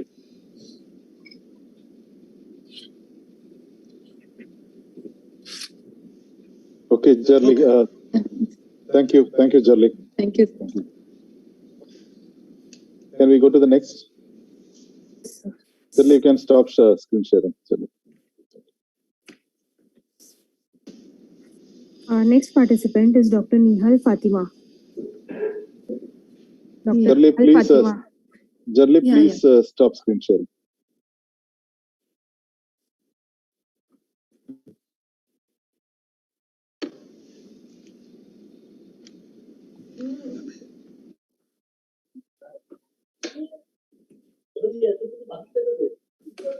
Is my screen visible? Yes. A very good evening to everyone who's present here. Today, I would like to present my study, which is titled as Comparative Evaluation of Dimensional Accuracy of a Complete Arch All-on-4 Impression Using Different Splinting Methods. An accurate impression is one of the first and one of the most important steps in a successful fabrication of... Yes? Yes. Continue. Am I audible? Yes. Okay. An accurate impression is one of the first and the most important step in successful planning of an implant processes. There are various techniques which have been proposed for implant impression, which includes open tray, closed tray, splinted or non-splinted technique. Any of this technique could be used in case of implant impression, but when it comes to multiple implant impression technique, it is always advisable to use splinted method so as we can accurately record the three-dimensional position of the implant. There are various techniques which have been proposed in the literature, which include dental floss and autopolymerized resin, addition silicone bite registration materials, dental floss and pattern resin, dental floss and composite resin, impression plaster, dental floss and BIS-GMA. Coming on to the aim of and objective of my study, it is to evaluate and compare the three-dimensional accuracy of the master cast obtained using an open impression technique with conventional and a novel splinting method. The splinting method used in this study are dental floss and a pattern resin in the group A. Group B includes a glass fiber splint and the pattern resin. The splint material used here is the interlink. The main advantage of using this material is firstly, it is sterile and can be used in the intraoral condition. It has high mechanical flexure strength and has almost zero memory, making it a good material for splinting. And further, it is easy to manipulate and doesn't require any additional instrument for its cutting. The third group, which includes the orthodontic wire loop, the floss, and the pattern resin. The methodology of my study, firstly, a wax model was made, and this 4 implants were placed in this wax model following the all-on-4 protocol, in which 2 axially placed implants in the anterior region and 2 in the posterior at the angulation of 30. This was flossed and then de-waxed and packed with clear acrylic. This was the reference model obtained for my study. Now, even space, 3 mm even spacing was adapted to my model. An alginate impression was taken and a primary space cast was obtained, onto which 12 special trays were fabricated. The main reason for doing so is to obtain standard dimension special trays. Then, a lab and impression copings were attached to my implants, and then splinting was carried out. The 3 groups were taken. In group A, it was splinted with dental floss, onto which pattern resin was added, and then a monophasic elastomeric impression material was used and an impression was made. Lab analogs were placed. A total of 4 impressions were made for group A. In group B, the glass fiber splint was used. It was splinted, the impression copings were splinted, onto which pattern resin was added. And then again, 4 impressions were done. In group C, usage of 0.8 mm orthodontic wire, we made orthodontic loops, as you can see on the mesial and the distal aspect. And onto these loops, dental floss was engaged, onto which pattern resin was added, and again impressions were taken, a total of 4 impressions. After the impressions were made, the casts were poured. The 4 master casts for each group were obtained, group B, group C, and it was subjected to measurements. A 3D scanner was used to scan the reference model and my 3 groups, and a coordinating measuring machine was used to measure the inter-implant distance for all. Using a coordinating measuring machine, the inter-implant distance was determined in X, Y, and Z axis. In the x-axis, it was determined in two planes, that is L1 and L4 plane, and in the y-axis, it was in the L2 and L3 plane. In the x-axis, in the L1 plane, it was the distance between the implant, the center of the implant of 2 and implant 3. In the L4 plane, it was distance between the implant 1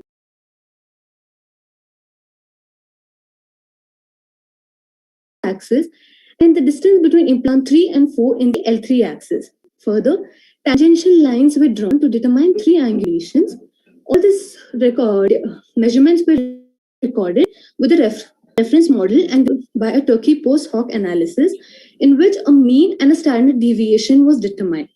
And it was found that the inter-implant distance in the x-axis L1 plane, the standard deviation was found least in group C, followed by least in group A in the L4 plane in the x-axis, and it was least in group C in the y-axis in the L2 plane, and it was least standard deviation in group C in the y-axis in the L3 plane.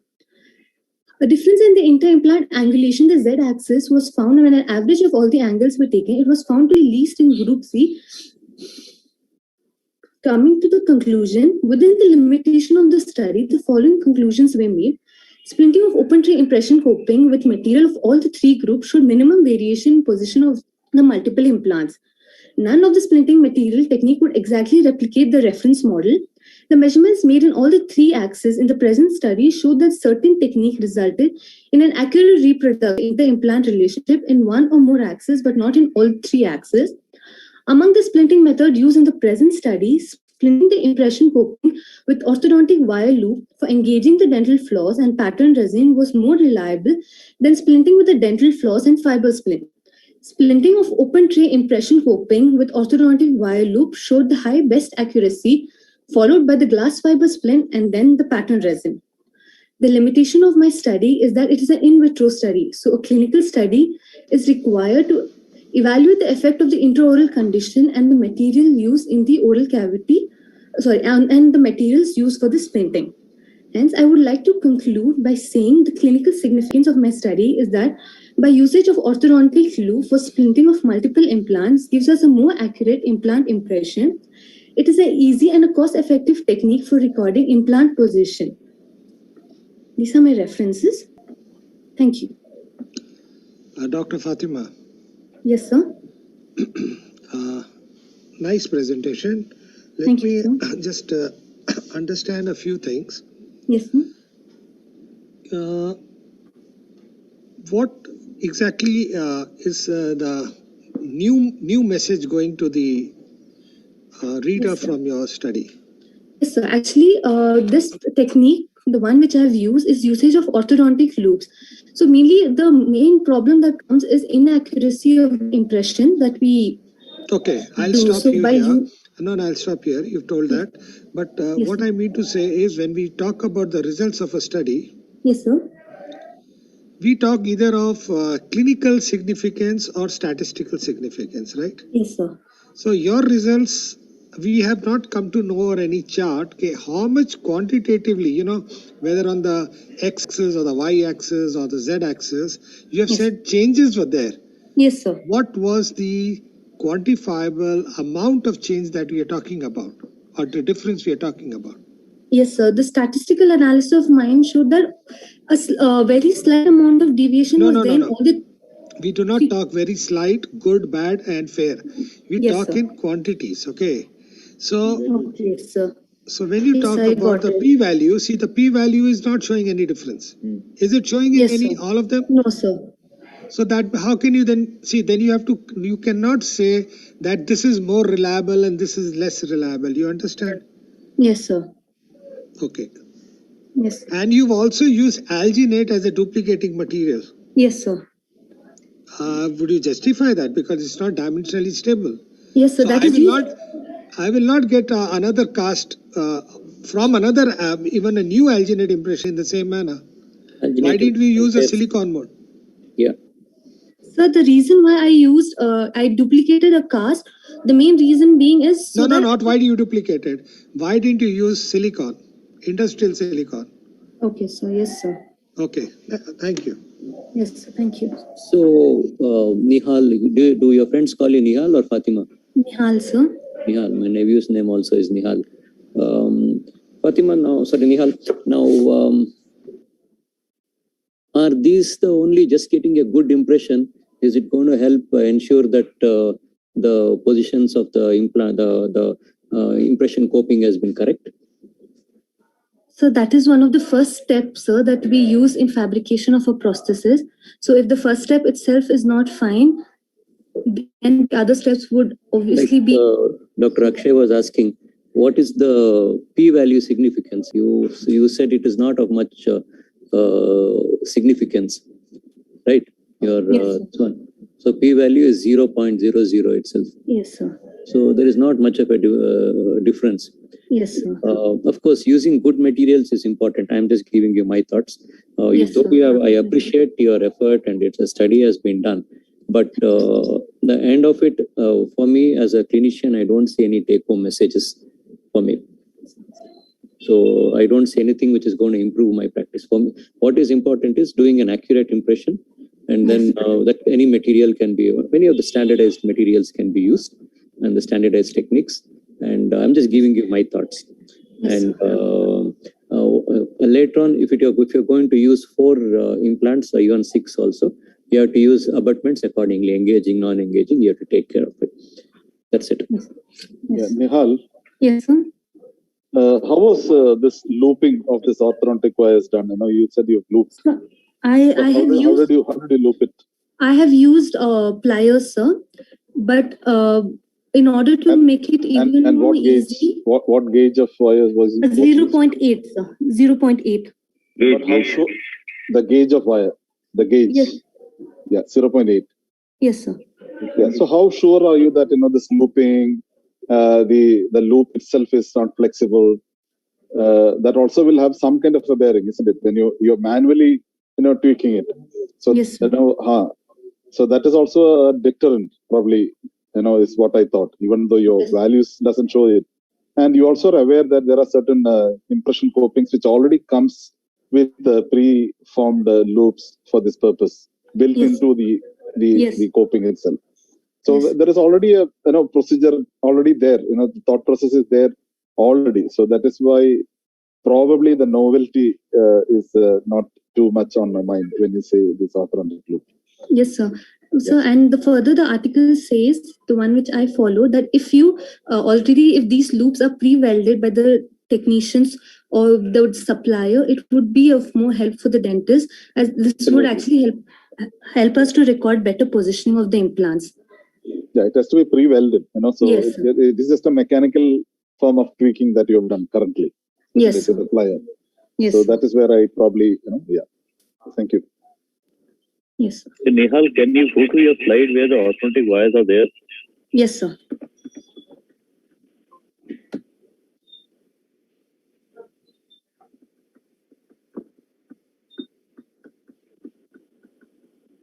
Yes, sir. No, where the orthodontic wires you have tied up with the loops. Yeah. Now my question is, you make the impression. Yes, sir. For the cast. Yes, sir. How do you try it again? So I'm sorry. How do you? Try it again. Like a printed cast, if you do a fiber splint, you make an impression. Yes, sir. Okay. You make an impression. You again send it to the dentist. From the lab, you pour the cast. You again send it to the dentist for a trial fitting. Yes, sir. How do you do with orthodontic gauge wires? So I'm sorry, I didn't understand. So you have printed the resin. You have printed the resin. Yes, you pour the cast. After you pour the cast, you retrieve the printed again. You printed. You take it out. Yes, sir. Okay. Then again, what you do is you recheck the fit. You take the fit. With the orthodontic wire, you cannot check the fit second time, no. So on top of it, I would have added patterned resin, sir. So on top of it, you have added patterned resin. Yes, sir. So when I take out, if I have to recheck it, I was able to recheck it, sir. So finally, it's printed with the fiber. Only thing that you have reinforced with the orthodontic wire. Yes, sir. So one of the main disadvantages. Uniformity of the material is gone. The material is not uniform otherwise. And we know that the pattern resin has a zero shrinkage. Minimal shrinkage is there. Yes. And when the uniformity is gone, I think that is highly questionable. So one of the main advantages of using orthodontic loop instead of using a floss was that usually they see that floss, because of the impression pose, they are usually cylindrical. There would be a slippage and it would be a cumbersome procedure. So maybe there would be an inaccuracy because of that. So if we use this, which would be adapted onto the impression pose, the accuracy would be better compared to your floss. So that's the only idea. For instead of using floss directly, I have made loops and checked for my accuracy. Okay, okay. Thank you. That's fair enough. We can have the next Dr. President. Thank you, everyone. Thank you. Welcome.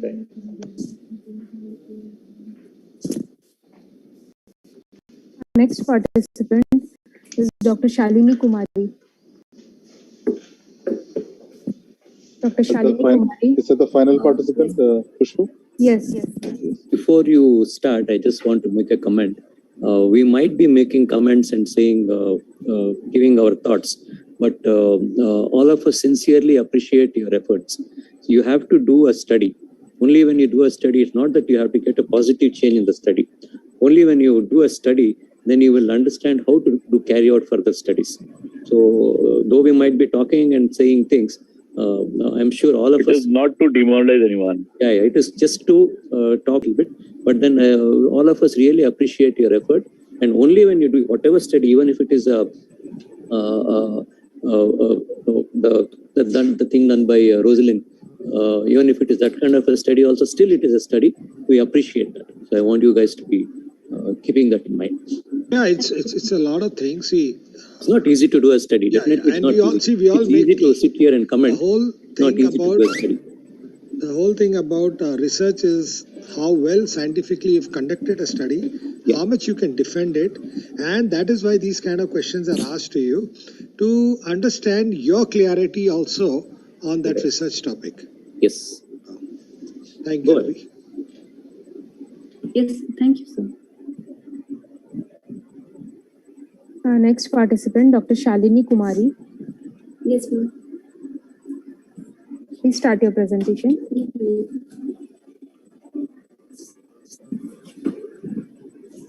Am I audible? Yes, yes. Okay.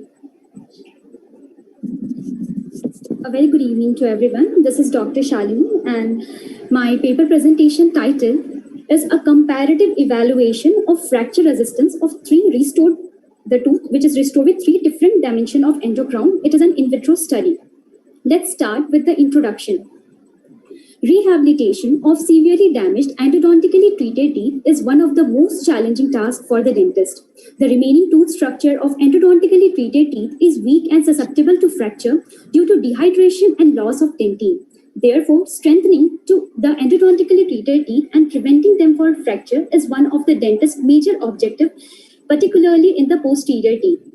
The most common approach among dentists while restoring extensively damaged endodontically treated teeth is to regain support for the final crown by post-extension in the canal and a core buildup. However, post and core have some limitations and drawbacks.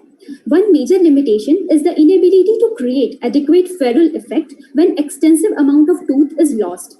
It also increases the risk of a root perforation and a root fracture. Building an adequate ferrule can necessitate crown lengthening, leading to unfavorable crown-to-root ratio.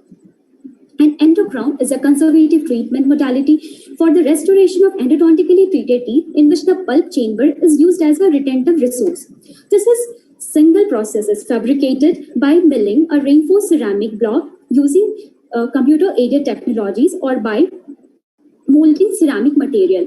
Lithium disilicate glass ceramic, that is EMAX, is the most common material for endocrown restoration due to its biomechanical properties.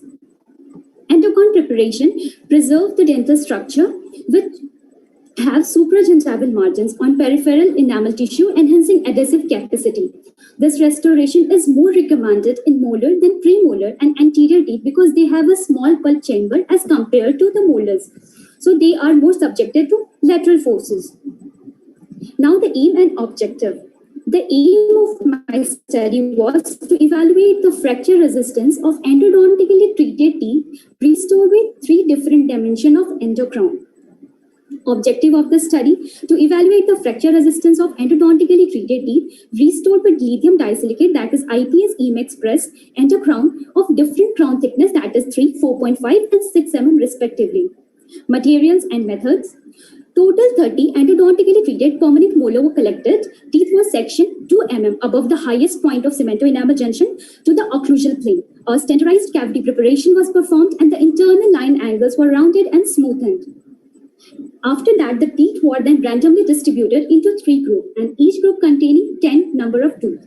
So in group 1, which received the endocrown of thickness 3 mm, group 2, which received endocrown of thickness 4.5 mm, and group 3, which received endocrown of thickness 6 mm. All endocrowns were made of IPS EMX press. The fitting surface of endocrown was etched with 5% hydrofluoric acid gel for 20 seconds and tooth structure were etched with 37% phosphoric acid for 15 seconds, both followed by rinsing with saline. After that, the dentine primer were applied for 15 seconds and dried thoroughly for 10 seconds, followed by dentine adhesive for 10 seconds and drying. After that, the adhesive resin was applied onto the endocrown and air blown to a thin layer for 15 seconds and the light cured for 1 minute. After that, the specimen was stored in distilled water at 37 degrees Celsius for 72 hours to allow bonding interface maturation. Each mounted tooth was placed on the universal testing machine and the load is applied, and the load that fractured the teeth was recorded. It's time for result. So the mean and standard deviation of the fracture loaded with the highest was highest in the 3 mm group, which is, and after that followed by 4.5 mm group and least in the 6 mm group. ANOVA show a statistically significant difference between the 3 groups. The mean difference of maximum load was the highest between the 3 mm group and the 6 mm group, followed by the 3 mm group and 4.5 mm group, and the least between the 4.5 mm group and the 6 mm group. So this is the table which show the mean fracture load and the standard deviations in Newton. For group 1, that is 3 mm group, the mean value is around 3704.37. For group B, that group 2, that is 4.5 mm group, the mean value is 3202.46, and for group 3, that is 6 mm group, the mean value was 2940.32. And this is the graphical representation which show the fracture resistance of 3 groups. And by this graph, we can easily appreciate that the group 1, that is 3 mm group, show the higher fracture resistance as compared to group 2 and group 3. Discussion. The purpose of this study was to evaluate the fracture resistance of endodontically treated teeth restored with lithium disilicate endocrown of different crown thickness 3, 4.5 and 6 mm respectively. In this study, p-value was less than 0.05 and which was considered statistically significant. In the present study, lithium disilicate was used as it played an integral role in providing high quality and natural appearing restoration. When bonded to the prepared tooth, lithium disilicate demonstrate a monolithic strength adequate for posterior single tooth restoration. In the current study, fracture load of all sample was higher than the reported maximum masticatory force, which is around 881 Newton. The high fracture resistance of the teeth restored with endocrown can be justified by the conservative nature of these restorations. Utilizing the bulk chamber increases the surface area for bonding, which could play an important role in strengthening endodontically treated teeth. In the current study, 3 different endocrown height were investigated, that is 3, 4.5 and 6 mm. These number was selected to mimic the situation of reduced crown height, average crown height and below average crown height. Fracture load was the highest with the 3 mm group, followed by 4.5 and 6 mm group. With the increase of crown height, the flexing of the restoration and leverage action is expected to increase upon load application, which will exert high stress to the tooth restoration and the tooth restoration interface. Strength of this study was it takes short clinical time and easy of application, provide adequate function, aesthetic and also biomechanical integrity of the structurally compromised posteriorly endodontically treated teeth. And it is indicated for the restoration of severely damaged molar, limited interocclusal space and the cases where post is contraindicated. So the post is contraindicated and calcified and a severely curved canal. Limitations of this study. So the tooth pulpal chamber depth should be at least 3 mm or more, and the cervical marginal width should be more than 2 mm. Then only we can go for endocrown. Conclusion: increasing the crown thickness of the endocrown reduce the fracture resistance of the restored teeth. Minimum fracture load for all teeth restored with endocrown was significantly higher than the maximum occlusal force reported in the literature. Thank you. Dr. Shalini. Yes, sir. Thank you for your presentation. Thank you so much, sir. Tell me one thing. If I reduce the tooth structure in thickness, okay. So when there is less supporting material and I put load on it, it is understood anything that is of lesser material, it will fracture compared to something that has got more structural material available. Yes, sir.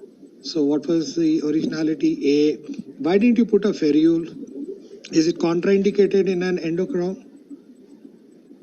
So basically, we don't need a ferrule for endocrowns. Why? Endocrowns. See whatever may be the length of your post, 3 mm, 4 mm, 6 mm, whatever may be the length of your post. I'm just asking you, why didn't you put a ferrule? Because ferrule in the literature has, given very clearly that if you put a ferrule in any manner, it increases the strength of the restoration, right? Yes, sir. So for if we go for the yes, sir. ferrule is a must. Sorry, sir. A ferrule is a must. Okay. So actually, for preparation of endocrown, we have to, for pulpal preparation, we have to do 2 to 3 mm reduction. That pulpal reduction we have to do. No. My question to you is, you made well-rounded cervical margins. All my question is, okay, yes, why you didn't give a ferrule? Okay, but my question is, see, if I have something which is fat and thick and something that is thin, the material which has got more material will fracture less. So what is the study? What is the study in it? So study is that and by this study, I want to show that the post and core, if we are where the contraindicated, when the post and core is contraindicated and when the tooth structure is very less, then we should always give this endocrown because it's very effective. Your study is not that. Your study is not that. Fracture resistance. Yes, fracture resistance. You are doing a comparative evaluation between 3 dimensions. You are not doing that if there is a normal post and core and it is less or this is there. You are not doing on a particular, you are not comparing 2 clinical situations. You are comparing in your study only 3 dimensions. Yes, sir. So you cannot conclude that in different clinical situations this would have been better or not better. That is not your study. Am I right? Okay, sir. Yes, sir. Yeah. So actually, whatever the situation, either it is means we are giving for 6 mm, we are giving 6 mm endocrown, means the tooth structure is obviously very less. So whatever the situation, its flexural strength is always higher than the normal occlusal forces. Go to your result. Yes, sir.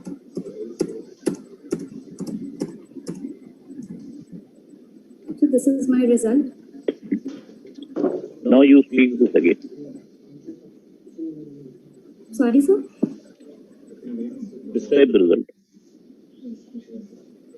So this result show by this table I want to show that the mean fracture load for each group, like for 3 mm group, the fracture load on which the tooth got fractured, that is very much, means that is around 3,704.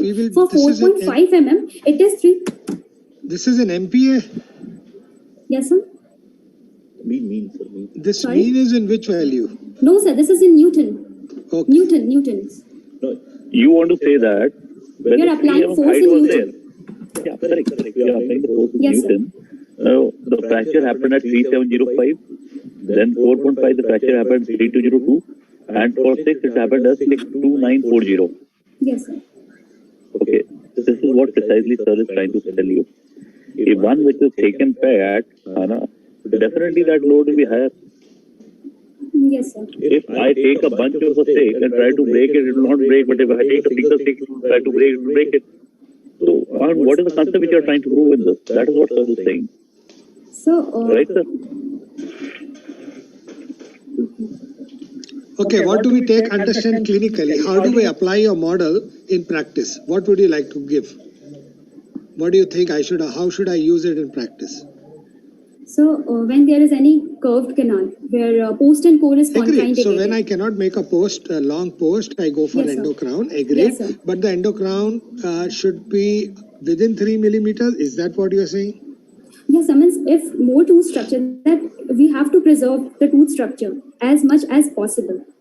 So it will be long durable, that the flexure strength is more. Point well taken. Point well taken. You're saying if you have a good amount of tooth structure, Anna, you can Yes, go sir. for underground if where you cannot go for post and core. And you're Yes, saying sir. that 6 mm the cantilever is there, then Yes, sir. the success of the treatment will be not really good. That is what you want to say, Shalini? Yes, sir. Yes, sir. It is good, but not that much good as compared to if means more tooth structure is present. How did you make the impression of it? I Yes, mean, it was digital impression. Sorry? How did No, you sir. make the impression? Sir, this was made with IPS EMX press. So we made the impression with we make the putty impression, and then by the wax loss technique, we made this EMX crown. Okay, Shalini. Thank you. Thank you so much, sir. Thank you, Shalini. Thank you very much. Let me thank all our jury members also for taking the time off for being with us. Like our president and our president-elect just said, your participation and being in this contest, all of you are winners by yourself. So let me compliment you all for reaching this far in this particular competition, all the 5 of you. And tomorrow we'll be declaring the results tomorrow. So may the best person win. Over to you, Dr. Khushbu. Thank you all. With this, we come to the end of today's scientific session. I would like to thank the jury members for their invaluable time and efforts. The results of the EGR Solomon Award shall be announced tomorrow at valedictory function. All participants are requested to be present during the valedictory program to receive the awards. I now humbly request our President, Dr. Akshay Bhargava, to address the scientific session. Okay. Nice presentation, all of you. And most important, who wins doesn't matter. What we ask doesn't matter. At the end of the day, believe me, whenever you do research in future, you guys are young minds. Whenever you do any research, think of the outcome. Outcome, the more it reaches out to the masses, the more it is beneficial to the society and the literature will always be more important than, doing something in a more scientific manner. You can have a research that contributes to the literature. You can have a research that actually brings a new innovative technique which helps people. And you can also have a research that is totally contributing to something that was, believed largely to be the gospel truth, but you have proved it to be, not correct. So it depends what your aim is. But whatever your aim is, I would like to say that one of the greatest researchers was Gregor John Mendel. I don't know how many of you have heard of him. Have you heard of him? He was a guy who gave the law of, the genetics, father of genetics we call, and he was a priest. He just did the P plot where the law of dominance, law of independent assortment, and the 3 laws of genetics, whether if you're tall and you marry with someone who's short, what will your offering be? 50% chance. I hope you're understanding. None of you are showing any reaction. Yes, All 5 of you Yes, sir. smile. Yeah, now I know you're hearing me and you're understanding. So you see, well documented, well thought of, and one pointer I'll give you. Whenever all of you have an aim, your conclusion has to be with the aim. You cannot conclude something that you feel is in your mind. If you have not even partially touched it, you can't come to that conclusion because the research was basically having a particular aim. So all the best, all of you continue to move ahead, and there are no guys. Did you notice that there are no guys? No, that's not fair. So may the best girl win. Okay, all the best. Take care. But there was no, female judge also. Gender bias, sir. You are living in the society.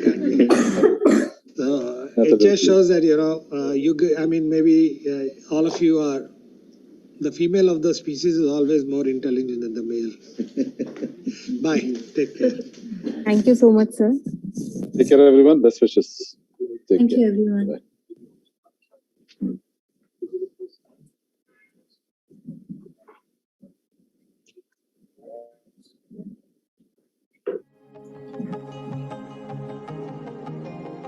The wait is finally over, and it is time to reap the rewards of our hard work, to celebrate our reach and all the milestones that we have achieved so far. As you know, the Indian Prosthodontic Society is completing its 50 golden years in November 2022. To mark this glorious milestone, the Indian Prosthodontic Society is organizing the Golden Jubilee Conference from 10th to 13th November 2022 at New Delhi. This would not just be a routine gathering, but an occasion to celebrate 50 years of a golden past. Our passion and our service is of great value, so let's get together and celebrate all that we have achieved in these golden years. Together, we will make it the biggest event of 2022. See you, friends. The IPS leadership is looking forward to welcoming you.